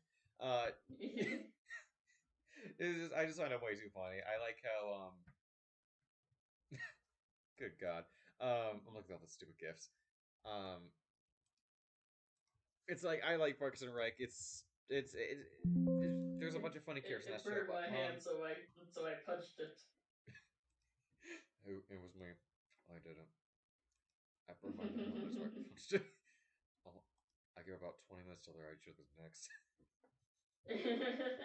This is Exactly. me He on a pulls out bun. some tooth. Add He's like, ketchup if you want. I don't care. you know what? The tooth is hurting me. I'm just gonna pull it out. I had the tooth removed a week ago. I'm just showing that I can handle the pain. Hey, Ron, you bought a pig? Oh my God, he's gonna have. You brought him to the picnic? What are you gonna cook? Oh God, Ron, why? There's way too many good moments in Parks and Rec with him. I love him so much. Yeah, I quote this guy every day, but when I think of like literally like a manly character, I'm like, here you go, Ron Swanson. You need no less than that. All right, then my 16 is from a franchise where I could have picked so many characters. Out of all the Final Fantasy characters I could have picked, I like okay. I mean I could have picked Noctis, yeah, like Vincent from Seven. Like even like Tifa is my number one waifu, but she's not even my favorite character from Seven.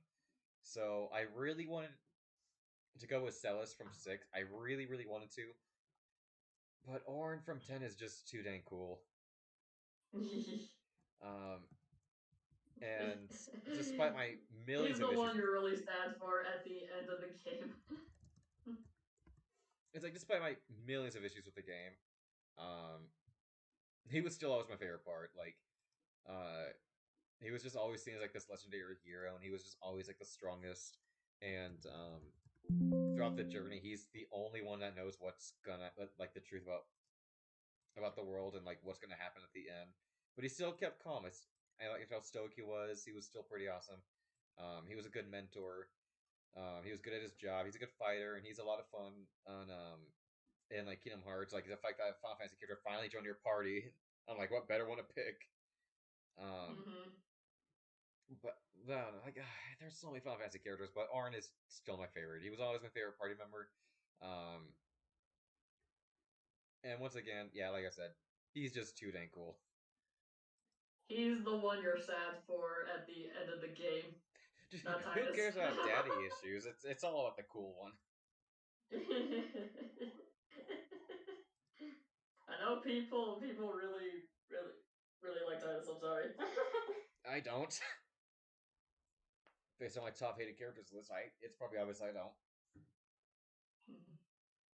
And then my 15, I was actually debating to be my top 5. And I thought about it for a long time. And I thought about the problems he has, and he does have problems. So he got bumped down to 15, but I still really respect him. Um, despite how much I respect Metal Gear, and I really like Raiden, but he didn't make it. But I realized I still really respect Big Boss from 3. Metal Gear 3 remains Interesting. one of my favorite, still to this day, one of my favorite games ever. And it's mostly just from the fact that I actually did not like 3 when I first played it. Because I played 2. I played 2, and I jumped into 3 immediately, and I said I don't even know what this is. And then I realized the context. I was like, oh, I got it. I realized it's not Solid Snake you're playing as. It's his father from way back in the day. And I didn't know that either. yeah, there's 5 different snakes, so I don't blame you, Lonnie. Yeah. And then so he goes on this mission where his mentor basically betrays her country, and there he's tasked with stopping a war and eliminating the former hero of America. And the thing I immediately liked about him was that he's actually a person, and I mean that because Solid Snake is a clone. He's not technically a human. And when you're playing the first 2 games, Snake doesn't really have that much of a personality because he's not supposed to. Big Boss does, and because he's actually a human, he's actually a person. So in the beginning of the game, like it really shines. There's a scene where he's looking through binoculars and at some enemies. He looks up and he sees a beehive, and he takes the binoculars down, and he has this grin that shows that he's gonna shoot the beehive down, and he's gonna have fun doing it. So it's like he's already having fun, kind of doing what he's doing. And then like he's talking with this guy he's trying to rescue, and then like they talk about the story and everything, and then he and the snake like pats him on the shoulder. It's like, come on, you coming? Like I'm like I felt like I was actually watching like an actual person. Not to say I don't like Solid Snake. It's just I just felt enjoyable watching Big Boss instead, compared to when I played the first 2 games. And then the story of 3 concludes where he realized that his mentor had to betray her country in order to save it. It's one of those situations, and he has to kill her. He has to take all the credit, and has to take the title of boss. And so basically, she did all the work. She did all the. She was basically a spy, and she basically has to make the ultimate sacrifice, and no one but him is going to know. And and then you get the whole And he's stuff with gotta deal with it for the rest of his life. yep. And then all the stuff with like Metal Gear 5 happens and all the side games which I don't like. So it's mostly like Phantom Pain and all the side games, which is why I got bumped down to 15. And then it all goes to Metal Gear Solid 4, where it's the end of Solid Snake's journey, and they go through all these missions, trying to recover Big Boss's body and all that because he has like nano machines that could basically take over the world. Um, so when the story's all said and done, Big Boss is revealed to be alive, and it's shown that he basically gives Snake all of his regrets, all of the stuff that he's done. He forgives. He wants Snake to forgive him, and I think he tries to be like an actual father to what is essentially his son. And it's a absolutely great, well written scene that made me think more about video games rather than just getting to the end of games and all that. It really made me think about storytelling, which I really appreciate, which led to his final moments, which I have absolute high respect for, even though the ending of the game is an hour. Um, I absolutely love the final moments of Metal Gear Solid 4, and I absolutely love Big Boss as a character. But despite it's mostly the side games that put him down in Metal Gear Solid 5. But the things I like about him, I really like about him. So that's why I put him over Raiden, even though Raiden used to be my number one. I mean, at least Raiden has like the epic boss music in his game. He has the sombrero. How can I not love him? And then we get from a character with much personality to a character with essentially no personality. One of my favorite Nintendo protagonists. We have Samus at 14. And when you really get down to it, no, Samus really does not have that much character. And that's kind of why I like her, is because she basically goes through all of these journeys, all these adventures, and she essentially has to deal with it because she is alone. She has no one to talk to, and she's experiencing all of this to herself. Um, Despite a lot of the costs, despite a lot of planets being blown up, um, she is, in my eyes, one of like the definitive strong heroines. And there's spoilers. There's a scene where she actually does speak in Dread. She literally only says one sentence, and when she said that one sentence, my mind blew, and like my heart kept pounding. I was like, she literally says one thing, and it's just completely awesome. I don't understand how she does it. Mind blown number one. And then I don't know. I love always loved retro games, and I always loved Samus for being a character I've grown up with. Um, and they tried giving her personality in Other M, and we all know how that went. Yeah, like the only reason of why like it didn't go over so well is because we didn't get the manga. I didn't mind Other M. It wasn't great, but I don't think it's like the worst game ever. Yeah, like I don't think it's bad. Just like we just us in the West didn't get like the full context of everything because we didn't get the dang manga. I just realized I've not been playing music the entire time, but that's fine. We'll go for a silent stream. All right, and then we go from back from Komi and Sawako. I think this is like the definitive must protect character. It is. I think I saw this coming. It is Nezuko from Demon Slayer. Is my 13. Yay! I did not want to watch Demon Slayer because I said before I don't like bloody, gory anime, but it was all worth it just because Nezuko is the one that deserves all the head pats. She literally doesn't say anything much. She kind of like Samus. She doesn't do much, but it's just it. I just like watching her do stuff in the background. Like I'm not gonna get into spoilers of the manga for later on, but she does play a big role in the story. But I think she's a lot of fun. I think she's really funny. She literally doesn't say a word. She's already hilarious just based on her actions. And the serious moments where she gets in the fights are absolutely incredible. Some of my favorite moments in Demon Slayer. Yeah. And then my number 12. So I already have quite a few waifus on my list. but yeah, this is one of my favorite waifus. But despite like I put others higher for looks, this is the one waifu I respect out of all of them. My 12 is Rosalina from Mario, and I've really grown to love Rosalina's backstory and her actions, and the fact that despite her tragic past, she stood up and literally raised an entire galaxy. Um, and Mhm. I've always loved her design wise. I always loved what she experienced and how she grew as from literally having nothing to literally having the entire universe. Yeah, basically. Yeah, out of all the characters on this list, I think I give the high respect to Rosalina out of all of them, especially when it comes to my favorite waifus. And then my number 11, just missing out the top 10. I had to think about my favorite Zelda character, and I originally would have easily said Minna, but then I sat down, I thought about it, and I realized that my favorite has been in front of me the entire time. A character I've grown up with, and I'd say probably one of the greatest heroes of all time.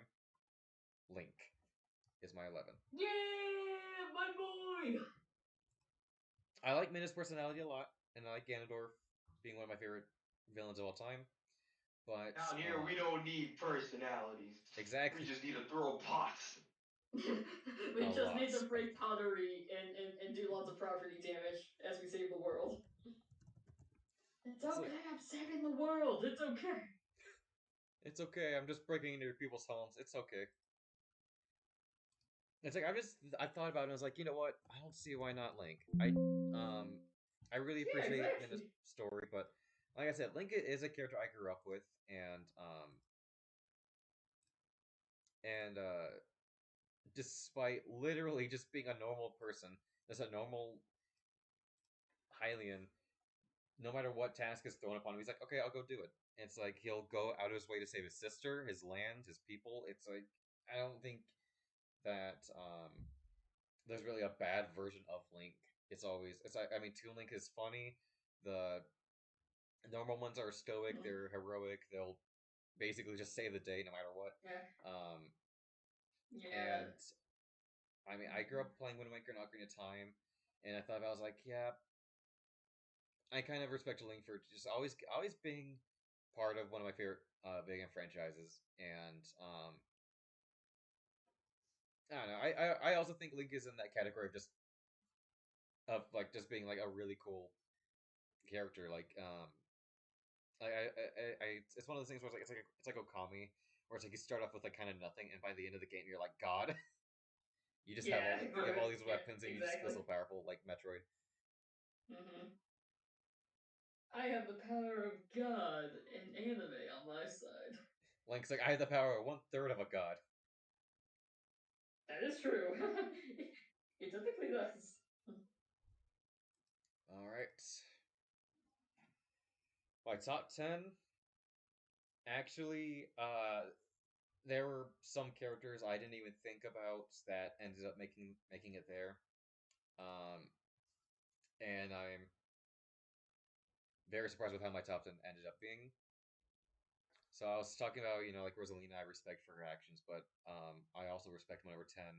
Not really being a hero, kind of just, because I think my number 10, I think has the highest growth of any character I've ever seen. My number 10 is the assassin himself, Ezio Auditore, It's you. who I also wanted in Smash and didn't make it, and I got sad. At least we got Sora. I'll take that. I'll take that too. Um, and I I mean, obviously, you're kind of supposed to not like Ezio because he starts off as like a snot-nosed person who just gets into a bunch of trouble and all that. But by the end of two, he realizes his bloodline and realizes uh, what he's supposed to do because everyone he knows and loves is part of this giant assassin association. Um, so eventually, he literally had to just man up after all these years, he had to get stronger. He had to become the person he now is. Mm-hmm. Even after everything was literally taking right in front of his eyes. Um, I like the Assassin's Creed games a lot, and he's definitely my favorite of them all. He's definitely the one I look up to because it's like, yeah, even though everything went against him, he still manned up, he still got in his 2 feet, and he fought what was right. Even when he had the chance to take his vengeance, he didn't take it. He said, "I can't keep killing for nothing. I only have to do it when it's Yeah, actually going to make like a difference to the yeah, world, like not just to myself." yeah, So he went like from someone he who's just selfish, perverted, just someone I feel like is not a hero, but just someone I could that some people might be able to look up to. Mm-hmm. I thought I'd get tired of him after 3 games, but Nope. I still feel like I still fall back fondly on the three Ezio Assassin's Creed. Like they were Yeah, pretty good, and I we liked them. miss you, Ezio. Londi, is he your favorite Assassination Creed character? I say so. Yeah. I don't see why not. Like I knew he was gonna be like in top 10, but um, I was like, yeah, he's gotta make top 10 for me for sure. All right, and then my number 9 is from a universe where all these different people from the multiverse have to battle for the survival of their home in a tournament of Mortal Kombat. No And way. in these tournaments, you have gods, you have martial artists, monsters, but out of them all, the most fabulous and the most heroic one is my main man, Johnny Cage. He's literally just a washed up actor who's like, he didn't even know what he's getting himself into, and then and then he just happened to just he's like, oh, this is all real. Well, shoot, all right, and he and he just fights anyway. He doesn't Okay. care. And he just starts fighting people. Mm-hmm. And then Because that's what you do in Mortal Kombat. I always loved him. I always thought he was like the heart of the series. He's always like the actual like funny one. I mean, if I was in this situation and I could just put on sunglasses and give one-liners during basically what could essentially be my death, I don't care. I love those kind of characters, which is why I like Leon Mm-hmm. and like Bayonetta and all that. And then you have to give him credit because like he goes through all these situations. Which he shouldn't have survived, but funny enough, he's like I think out of the heroes, he's the only one that hasn't died. That's Um, kind of ironic. but then he's like the only one between the heroes that like actually cares for his family, like because he married Sonya, had a kid, and basically raising them. Mm-hmm. And he's a good father. He's a good fighter. He's a funny person. Whenever things get serious, he goes in. He literally faced a god and was like, "All right, I could beat him up," and wins. He literally saved the universe. It's like, how can I not love this dude? He did it. Um, it's like if you break his $300 sunglasses, then yeah, he's gonna absolutely destroy you. He's Mm-hmm. one of my favorite characters to play as. I love the Mortal Kombat games and movies. And then I mean the first and the third one, and then you gotta give respect for his ultimate move, the one that not even gods can withstand, the Nutcracker. Yep. Mm-hmm. All right, my number 8. Um, I was thinking about it, and I'm like, you know what? On paper I shouldn't like this character, and I actually don't know why I like this character, but I do, and it is the Prince of Saiyans himself, Vegeta. Vegeta. Huh? I'm haunting you. No. Londi, have you seen Dragon Ball Z Abridged? No, I seen a few clips. Londi, we gotta watch that. You're gonna love it. Yeah, like I want to watch One of it. these days I we just gotta don't watch. have people to watch it with me. We gotta make you experience the story of Dragon Ball Z through the abridged version. Okay. I'm gonna turn on the light Okay. real quick. Give me a second. I'd be fine with that.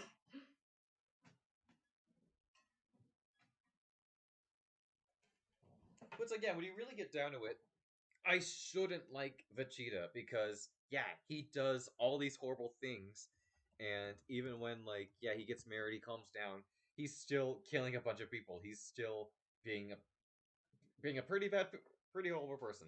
So it's like a case of why do I like him? And I think it's just a case of just I like seeing where his character's going to go because you don't know where he's going to go. You don't know what he's going to do. But when times get tough and his family is in danger, he will go far and beyond to save the ones he actually likes. Leading to the end of Z, where it's shown that he has put everything aside, and then that he actually respects Goku as a person and will fight alongside him. And he's the one that makes all these decisions um, to save the world, in which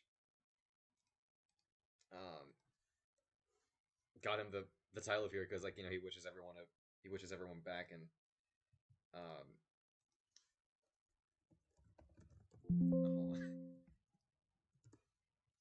he wishes everyone back that isn't evil, and he was thrown in there because of all that he sacrificed. So even after all the planets he's destroyed and after all the people he's killed, he's still has that small bit of heart in him. And even in Super, where literally he's battling gods, he will stay with his family no matter the cost. So even though he does do horrible things, I still like him as a character. He's always my favorite growing up, and um, I don't know, he's just always my favorite to watch. And he's even got the mustache. So The mustache. ever since they did that, me and Brian have just been beaming mustaches ever since. A mustache. A mustache. Oh my god, Lonnie, we gotta watch just for the Rolly. mustache scene. Yeah. He can. Well, I'll say canonically he got a mustache, but no, he didn't because GT's not canon.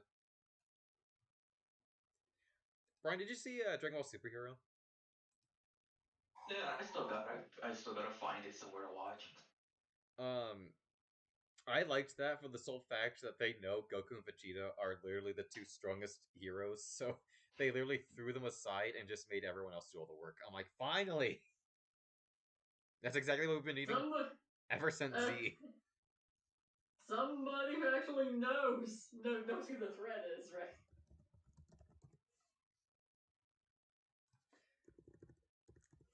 But Brian, I know Brian told me like a long time ago his favorite was 16, but I don't hate Krillin, but Krillin's sometimes you do have to respect Krillin. Yeah, like at least he's not like that one. Who was the guy Bulma was dating before she married Yamcha. Vegeta? Oh no. Yeah, Don't like be a Yamcha. I guess like there's like a freaking isekai manga where like this Dragon Ball Z fan dies after getting run over and he gets reborn as Yamcha. Oh no. And then immediately meets the Cyberman.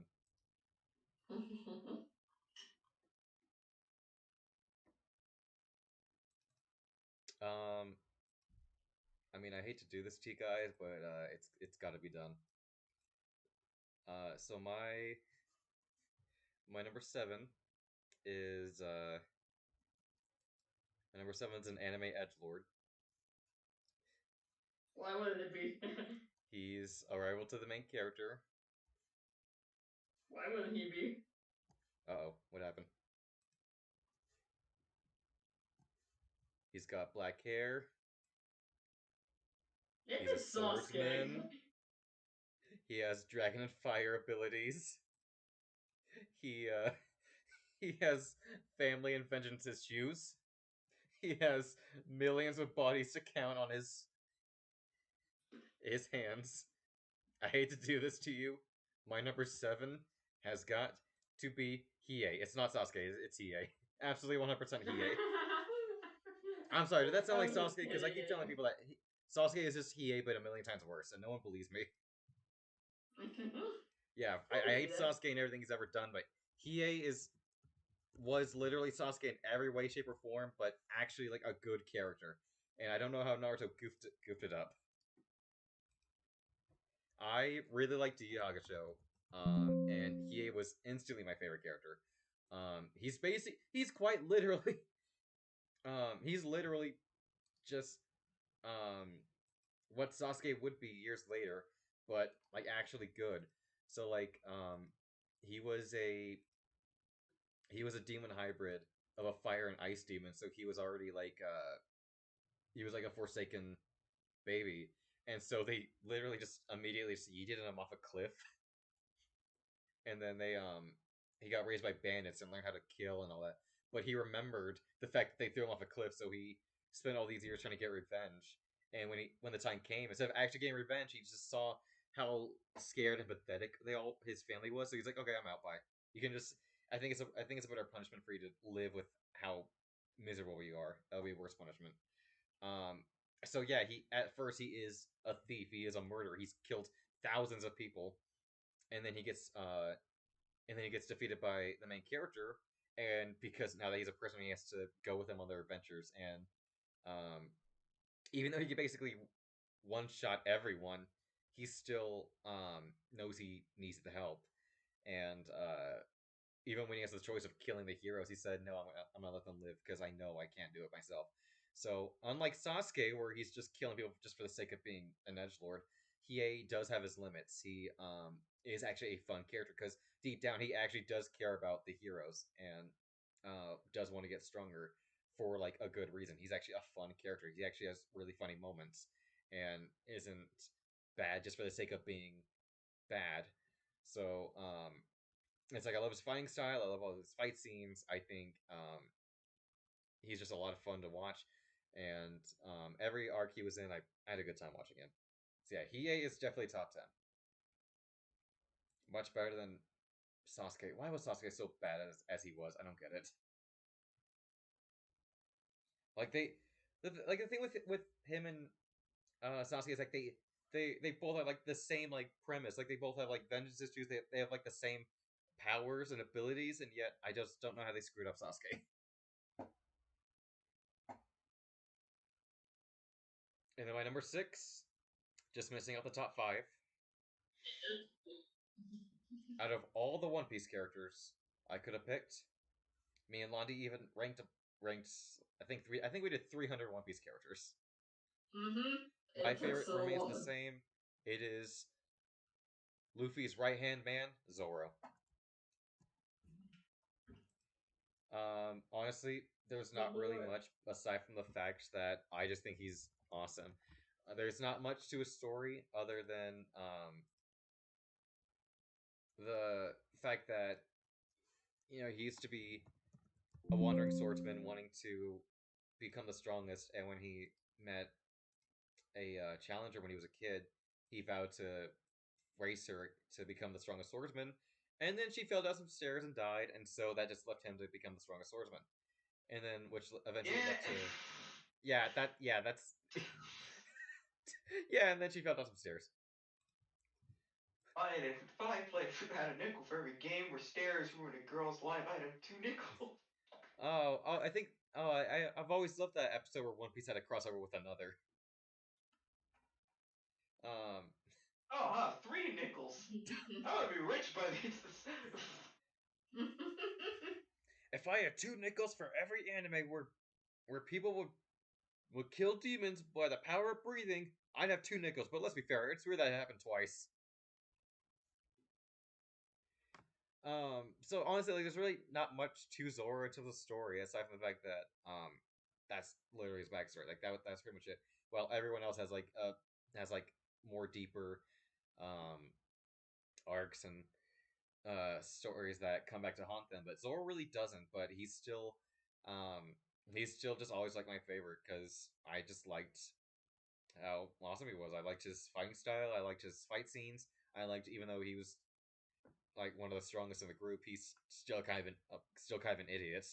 But I Mm-hmm. still like how he and Son like all of them, even though they know Luffy's a complete idiot, they still respect Luffy, even though they kind of have to walk Luffy through a bunch of stuff.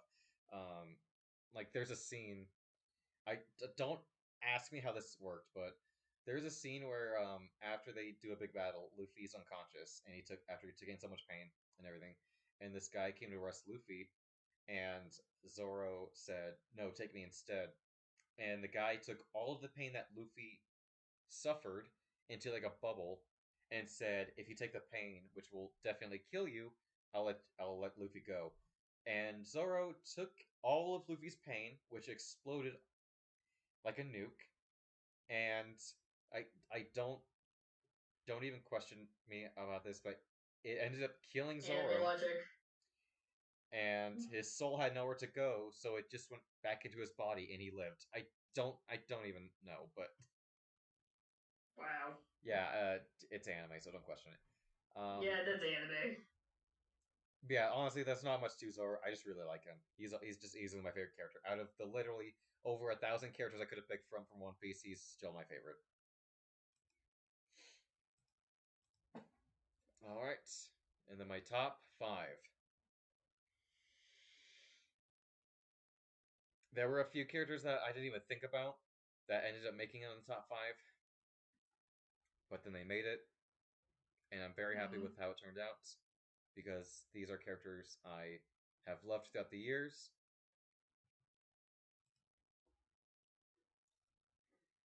And with my number five, with all these characters I respect, I look up to because of how much of a man or a hero they are. My number five is the complete opposite of any of that. My number five is Jinx from League of Legends. Yeah. I I mean, like, I mean, I'm more familiar with the arcane version. oh I can't believe Arcane was incredible. My Mm-hmm. my stepdad was like my stepdad said like I don't know why Arcane was as good as it was, so I had to sit Yeah. down and watch it. And I'm not exaggerating when I think Arcane is probably my new favorite show of all time. It was that good. Mm-hmm. And Yeah, my friend showed me Arcane, and we watched it together. and I'm a League of Legends fanboy, so I easily loved it. Even if I wasn't a fan, I would still love the show. Um, Yeah, I still think it was a good time. Brian, did you watch Arcane? yeah, I went all of Arcade. Nice. League is a very hard game to get into that I play very sparingly, but like the show's fantastic. I hope they keep going. Oh I yeah, like there is a second season I can't not coming wait. I out. need it now. So it's like I play the game. I play League of Legends a lot, and Jinx is one of my top. I think she's my second uh main that I play as, and you have this girl who's absolutely insane, blows up everything, shoots down everything, and it's basically just Harley Quinn if she's basically Yeah, Harley Quinn if Harley Quinn didn't get her sanity if she back. didn't get help. Yeah, exactly. So Yeah, Jinx is just an unhinged psychopath, and you read the comics, you play the games, you see all this destruction happening, and then you get to Arcane and you realize, oh yeah, she's actually causing all this mayhem. She's actually killing all these people, and actually is a problem. So it's like um, you want to see her like her issues get resolved and be with her family, but at the same time, I want to see her be the character I love. And yeah, like honestly, I just feel bad for Jinx. she also needs head pats. Oh my god, the show did her Yeah, like justice. yeah, like honestly, like those boys that was never with her and Vi in the show. They had to come. I hate them. I hate them. I like how someone commented on YouTube. Someone made a comment on YouTube about her. It was her music video, and it Mm-hmm. said, "Well, I can't believe I got spoiled for Arcane's finale 8 years ago." That's funny. What was the other thing I was gonna say? I love that scene where she's in her cabin, or she's like in her room just banging to her own theme song. Yeah, That just goes to yeah. show how Then much they went Silco is far like, and beyond for that show. yeah, Um, yeah. And then like Silco is like try to like get her attention. He slams down on the record player, and she's all like, "That's me." God, she's so She's she's so so insane, snarky. but I love it. she still needs protection. Actually, no, because she probably Yeah. blow you up first. Yeah, like I'll get blown up and then I'll protect her. Exactly. My ghost will do it. It's like I love her in the game. I love her in the not the manga, the comics. I love her. I thought they did her absolute justice in the show. I was nervous to watch the show because I didn't know what I thought. Either they're going to screw it up, or they just weren't gonna do the story justice. And I was absolutely wrong. They absolutely did. I think Arcane was absolutely fantastic. And Jinx is still not. While she's not my main in League of Legends, she's still absolutely my favorite. I don't even have to think about it. Who's your main? Ash. Ash is too. Ash is so OP. But my number 4. So, is this character perfect? No.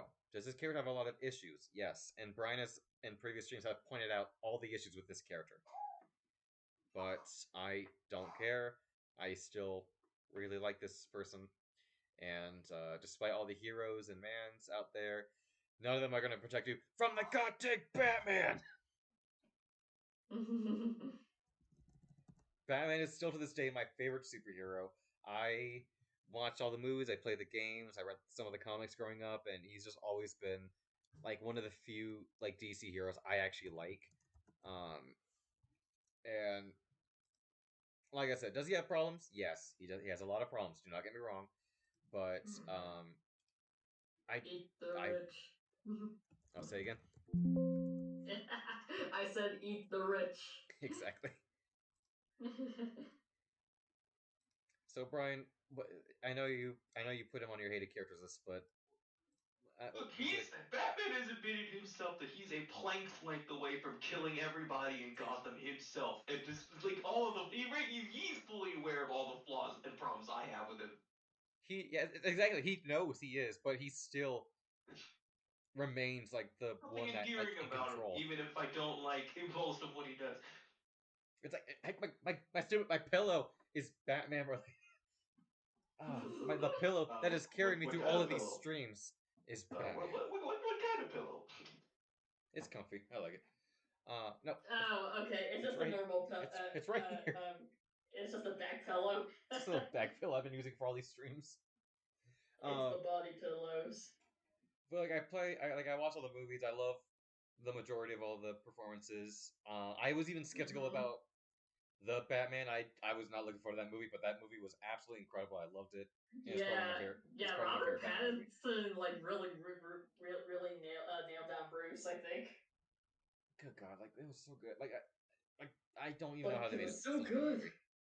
Brian, did you see the new Batman? I need to. It. I never caught it in theaters, so I don't know which platform it's on now to watch it. It was on HBO It's on Max, HBO, but 'cause like DC. we don't like, but HBO Max is garbage. I'll warn you right now, Brian. That Find movie's another way to watch it 3 eventually. hours. It's I endgame know it's long. 3 hours. Yeah, like it's so long. Like I watched it with my parents after for a second. Like the second time I watched it, I was with my parents, and like we got to like an action. It's like, oh yeah, we're almost close to the end, and I realized like, oh, we're not even halfway through. I was like, oh Jesus, this movie's long, but it's still good. Like I don't know how it. To be fair, to be fair, like our streams are like just as long. According to this, we're like 4 hours in. Yeah, that's true. I'm about to go watch Avatar, and that movie's 3 hours. Oh yeah, water. Yeah, I'm gonna go watch it after this. Better. I don't want to because I'm hydrophobic, so I'm scared. I got scared during Black Panther 2, so I don't know how I'm gonna handle this movie. I mean, like, it's fine. Just don't watch it in 3D. I mean, like, I'm afraid of water, and I don't get scared of water in movies. I do. I do. That's okay. I have 45 hours in Subnautica. Okay, I'm not playing Subnautica. I refuse to play the game. No, I can't do it. I always love when I tell people that Subnautica's the game I play to like relax when I need something soothing to play. I can't do it. I refuse to play that game. That I could see why you'd be scared. Relax. I'm just gonna go swim in the ocean. Why do you think I'm happy that Atlantica's optional in Kingdom Hearts any percent? Atlantica's optional. Yeah, Yeah, when Yoshi was showing me Kingdom Hearts, he I didn't said even I can't do play.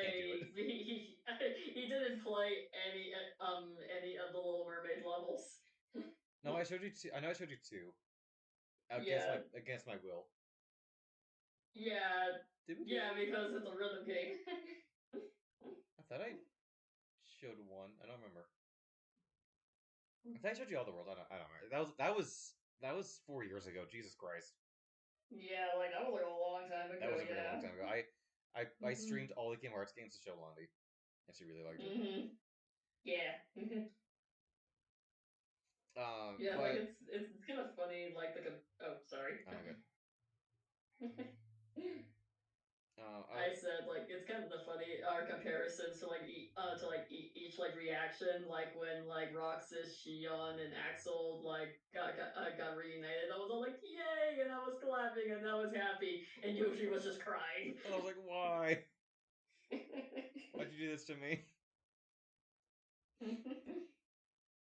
Because it's funny. But I do have to say real quick that I was pretty upset to hear about the passing of Kevin Conroy, the definitive voice of Batman. Yes. Like I said, I loved Yes. the anime series growing up. I loved the Arkham games, and I think um, that of all the people to voice Batman, he was just the one that absolutely defined the character, and I give high respects to Kevin Conroy, and I hope he rests in We peace. And it doesn't mistake. matter where he is, even in the afterlife, he's still gonna be kicking bad guys' asses and being as awesome as he is, even without the suit. I love Kevin Conroy and I love Batman. Batman's easily my favorite superhero of all time. And like I said, I know he has issues, but he's always the one that's usually like the Would he one. really be Batman if he didn't have those? Oh, Good say again? point. Yeah. Would he really When be Batman if he didn't have those issues? Yeah, good point. exactly. It's like the other stories of like Injustice, where it's like he's the one character that could easily snap, but he doesn't. So it's like he's the only one that's actually like in control of anything, even his own body. Where it's like he's like 5 seconds away from killing someone. All right. And if you thought we were done with Edge Lords, no, because ladies and gentlemen, I have an announcement. Shadow the Hedgehog is a B-word mother effer. He peed on my wife. And you said it was this big. And I said, that's disgusting. I grew up with Shadow my entire life. I think Adventure 2 was one of the very first games I ever played. And back then, like I wasn't used to, characters that weren't bad guys dying. So when I ultimately saw Shadow sacrifice himself, despite all he has done, that was like a big game changer when I was a kid. And he was always my favorite to play. I actually do like the games, or his own game, even though I know a lot of people don't.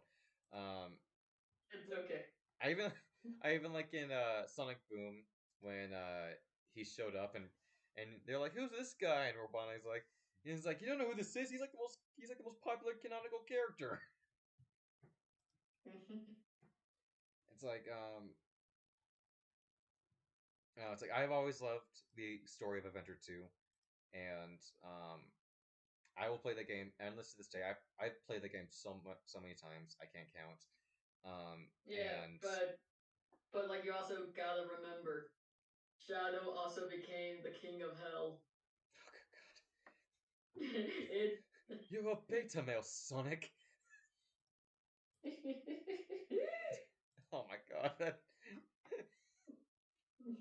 How much more edge can we fit into this Uh, character? you literally can't. Honestly, like the Snapcube Sonic dubs, like really like is all like yes, is all like yes, I love Sonic again.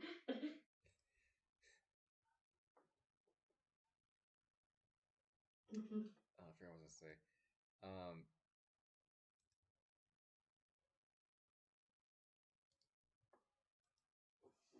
oh shoot, there we go. I mean, yeah, like as we see with like Brian, there's like multiple different Sonic characters to like, and I like all of them for different reasons. But It's like Knuckles is. They're all fun, including like Knuckles, and Tails, and Sonic, and all them. Mm-hmm. But it's like, I mean, as a kid, if you're growing up with such an edge lord, it's like you're gonna love him all your life, and that's definitely me. He's basically the edge lord who got you to like edge lords. Pretty much, and it's like I said, despite the fact that he was literally 5 seconds away from killing everybody, and he basically had to make the choice of getting revenge for the only one he actually loved, or fulfilling the only promise that he made to said person, even after she got gunned down right in front of his eyes. Um, But to be it's fair, like ready for everyone, kids. he misremembered that though. I know. Yeah, like, yeah. To be fair. And then obviously he's not too much in future installments, but he's still always the character I always go to play as. Um, but yeah, there's a reason he's called Shadow the Hedgehog. Yes. Let's take a hedgehog and give him a gun. The good ingredients to making good ramen: a small handful of green onions, a hint of ginger, and a gun. When I saw the scene with context, it gets even crazier. Don't even ask. All right, I top two characters. I had to really think about what these characters meant to me, what I've experienced with these characters, and I ultimately decided yes, these are my top two favorite characters. And each character may have like taught me something, or they were just like in a movie or a game I really liked, but these characters really opened my eyes to a lot in life, and I owe so much to these top two characters.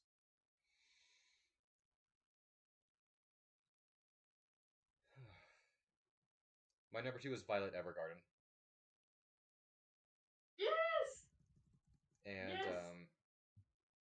I'm I'm so glad you talked about her. I She didn't was know what I gonna was gonna get be into. on my list too, I but was I haven't finished the show yet. I actually thought I actually thought you were gonna put her on your list. Yeah, yeah. Like I haven't finished the show yet, so that's why I haven't. It's on Netflix, isn't it? It's Netflix It's exclusive. Netflix, Oh, It's yeah. Netflix made. Mhm. Yeah, like what's funny is that like I actually saw the movie first because my friend wanted to watch it, and so like I watched it with him, and I'm all like, I love this girl. I love this girl. I want her. I want to hug her and hold her. Yeah, and now like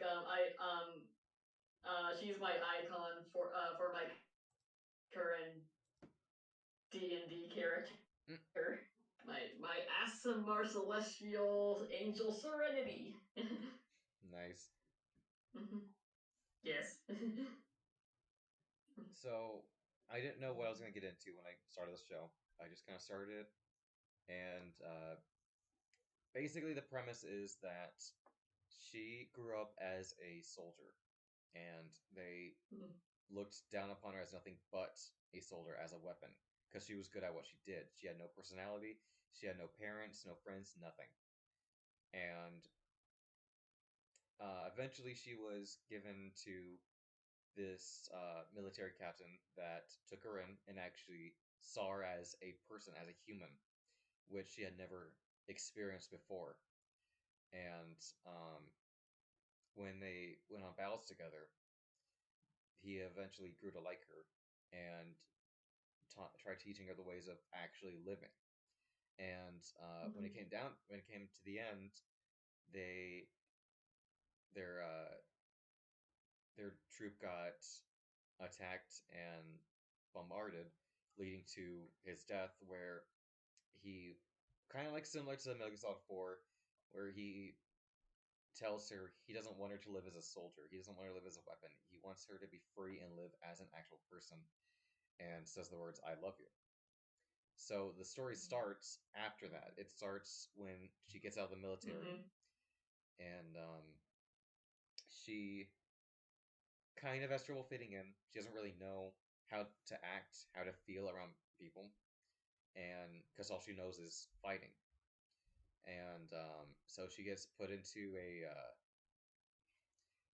a mailing service where people knew the former captain, and it's Mhm. a anime about it's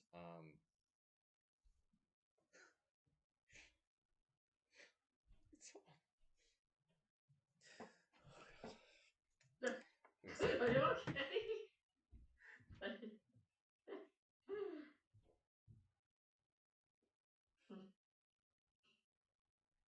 Geez, a good thing I did send him like one of my favorite Violet Evergarden AMVs.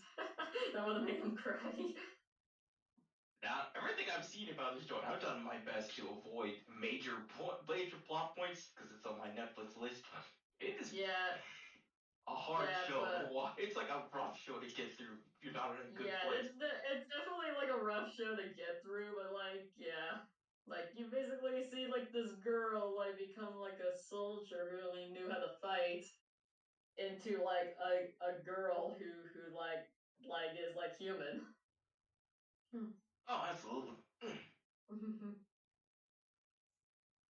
Yeah, like she learns about like emotions and stuff because of like the job she does throughout the show. Yeah, she's the Auto Memories doll, which is basically like a ghostwriter. And like through helping people write their letters, she learns about like emotions and she wants to learn what I love you means. Like it's so sweet. I want to hold her. I just want to hold her, my sweet summer child.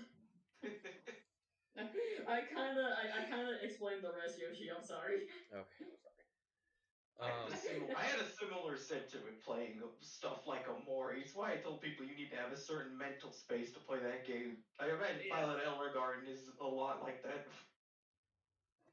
yeah, it's definitely like the ugly cry show. Let's go with Yeah. that. So basically, what it is that she gets sent off to different people to write letters for because Yeah, she's the Auto Memories doll. and these people are absolutely broken. They have had everything go against them. They've lost those that they love, but she goes there and she teaches them that no matter how deep the darkness goes, there's always going to be that light. She's showing all these Mm-hmm. people that are absolutely destroyed. They don't think there's anything to live for. They don't have anything, and she goes to these different places and shows them that yes, there is, and you can still fight for it. And she does. She goes around changing these people's lives, and she doesn't even know it half the time. Yeah. There's one person who became handicapped, and he thinks that his life is over. But she goes and she shows that he can still be there for his family, in which he gets up and does. This author, I think, lost his lover, and Yeah, like she goes and helps him he lost recover his from his wife drinking and problem. his yeah, like he lost his wife and his daughter, and so like he's very crushed by that. And then I'm not gonna spoil it, Mhm. but by the end, she learns what she wanted. She learns the term "I love you." She does Mhm. have a happy ending in the movie. Her story is concluded, and I look up to this character because despite everything that she's been through, despite the fact Mhm. that she literally had nothing, and that small itty bitty thing that she did have got taken away from her right in front of her eyes, she still stood up on her own 2 feet, and she continued living. She continued being a Mhm. person that she never was at all. Yeah.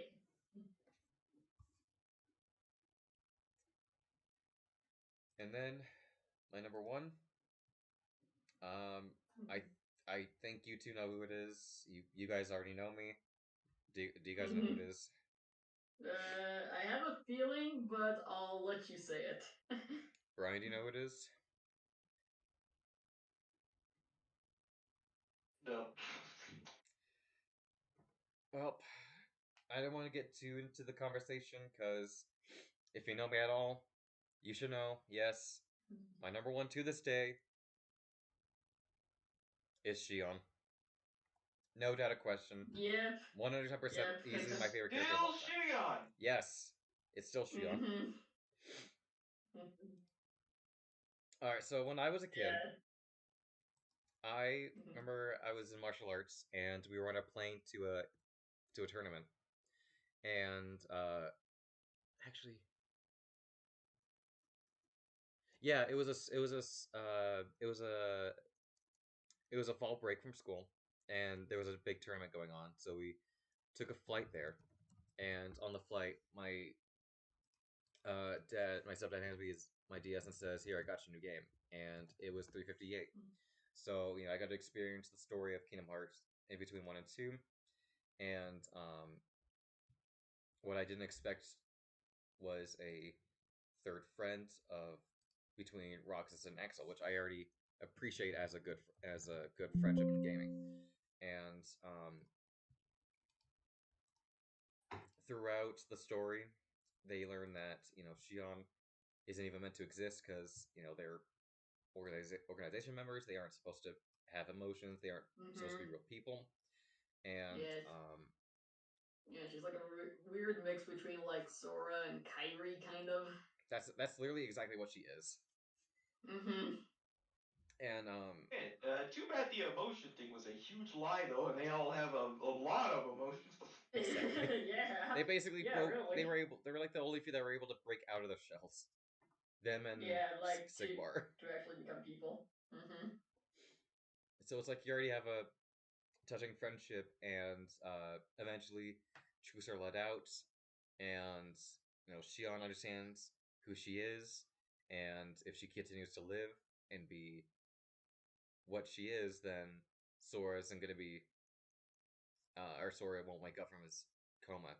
So she and Roxas stand down, leading to an absolutely fantastic boss fight, leading to a moment where basically leading up to all of Kingdom Hearts 2, where um, Roxas forgets all of the time that he had with one that he would consider a friend and had to leave everything behind for vengeance. And then you get to Kingdom Hearts 3 where you get Shion back because of, as the local put it, time travel. And Yeah, then it's time. It's like weird time travel shenanigans. I don't know. what? Time I can wizard. see this as an upgrade. So you get Shion on the villain side, and then Sora steps in right before she kills Axel, and that deep memory of Roxas lets out, leading to everyone remembering who she is, leading to a reunion that actually absolutely broke my heart. So the Yeah, reason like she I was like cheering the whole time. I'm like, yes, and I was crying, even though I'd yes, already seen they're like back 5 times already. together again. And and then like Yoshi's just crying manly tears. So the reason she's my number one is because of what she taught me. Kind of like with Violet, she basically had nothing. She had all the odds against her, but she still smiled and prevailed. She still had friendship, no matter like no matter how down everything is. There's always those that's going to be by your side. And what 358 taught me was to cherish the little moments, cherish the moments you're with those that you love because they're not going to last forever. They're gonna, and in their case, they got completely forgotten and erased. They can't go back to anymore until 3, obviously. But back then, that was the message that I took in to like wholeheartedly was you need to stay with those that you really love, and you have to cherish the ones you have. They're not going to last forever, and they definitely didn't for her. They She wasn't allowed to be happy. She wasn't allowed to have these good moments, but she did anyway, and she made them last, and showed me that even um, even though you're not supposed to, you have to, and you can. And it's because of characters like her and a lot of other characters that I kept stepping forward. No matter how dark things got, I just looked up to these characters and kept smiling, so I definitely respect Shion. Hmm. I respected Violet, and I respect all my friends. Yay! You fight for your friends. Good number one. Yeah, it's a very That's why good she number still one. remains to be my favorite.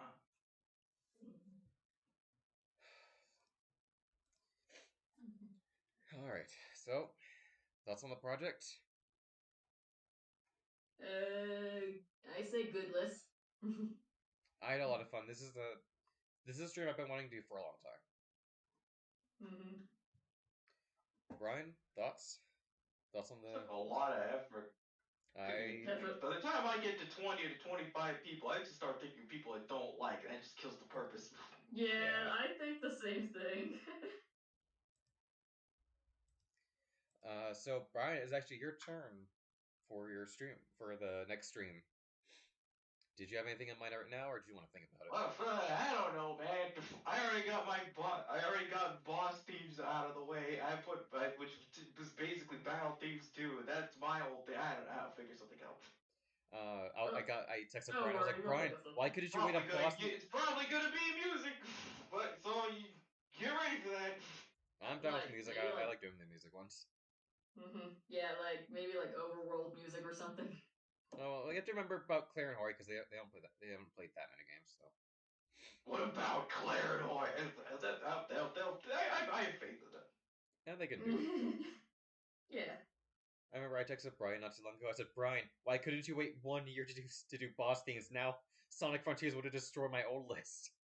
Persona Honestly, 5 yeah. Royale under my belt. How do you think I feel about music right now? I know. I'm just. Frontiers were so good. Why was? I'm glad they finally made a good Sonic game for once. Yeah, I know. I'm After so all happy. these years, They actually did it. they did it. Oh. It's not. Now that It's we not shifted the subject Grump. to Sonic. Where is it? Where is it? You'll like this.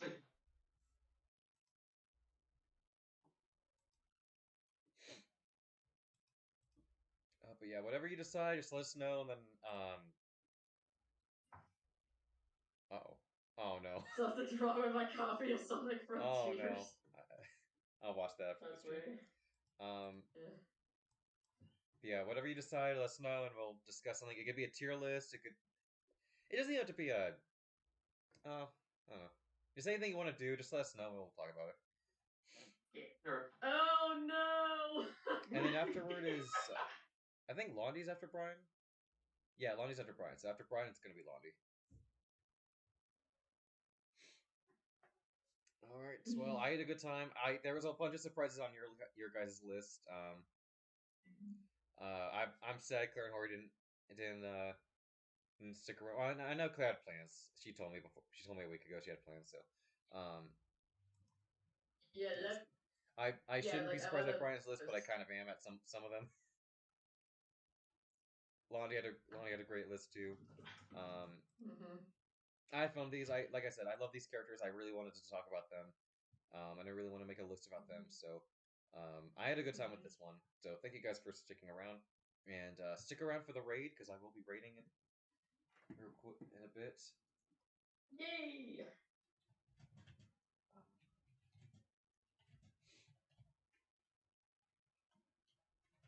So yeah, Brian, if anything comes to Yes. mind, let us know. Mm-hmm. But yeah, this was a fun one. Mm-hmm. Oh, I forgot so my keyboard on my computer is weird, to where sometimes letters on my keyboard just don't work. Yeah, you should get a new keyboard. Yeah, my computer's pretty bad. Well, no, it's random where it's just sometimes this letter's gonna work, but sometimes this letter does work and it doesn't, and then I keep banging on the keyboard and then it works. Mm-hmm. Yeah, But yeah, I definitely Yes. need a new keyboard. you. Oh, I need a new battery. Mm-hmm. Alright. I need to draw a new battery for this.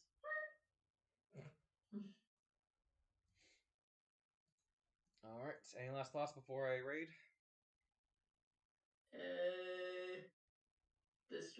sponsored by Raid Shadow Legends? No, no. I actually, It's not. It's not. It's not.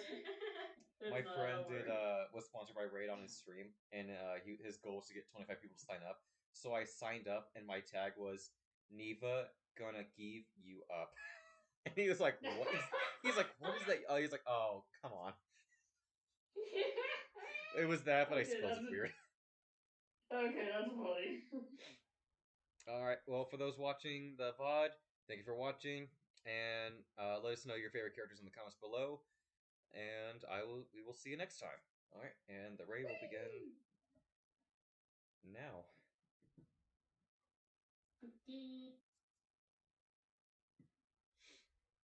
In a couple seconds. And there.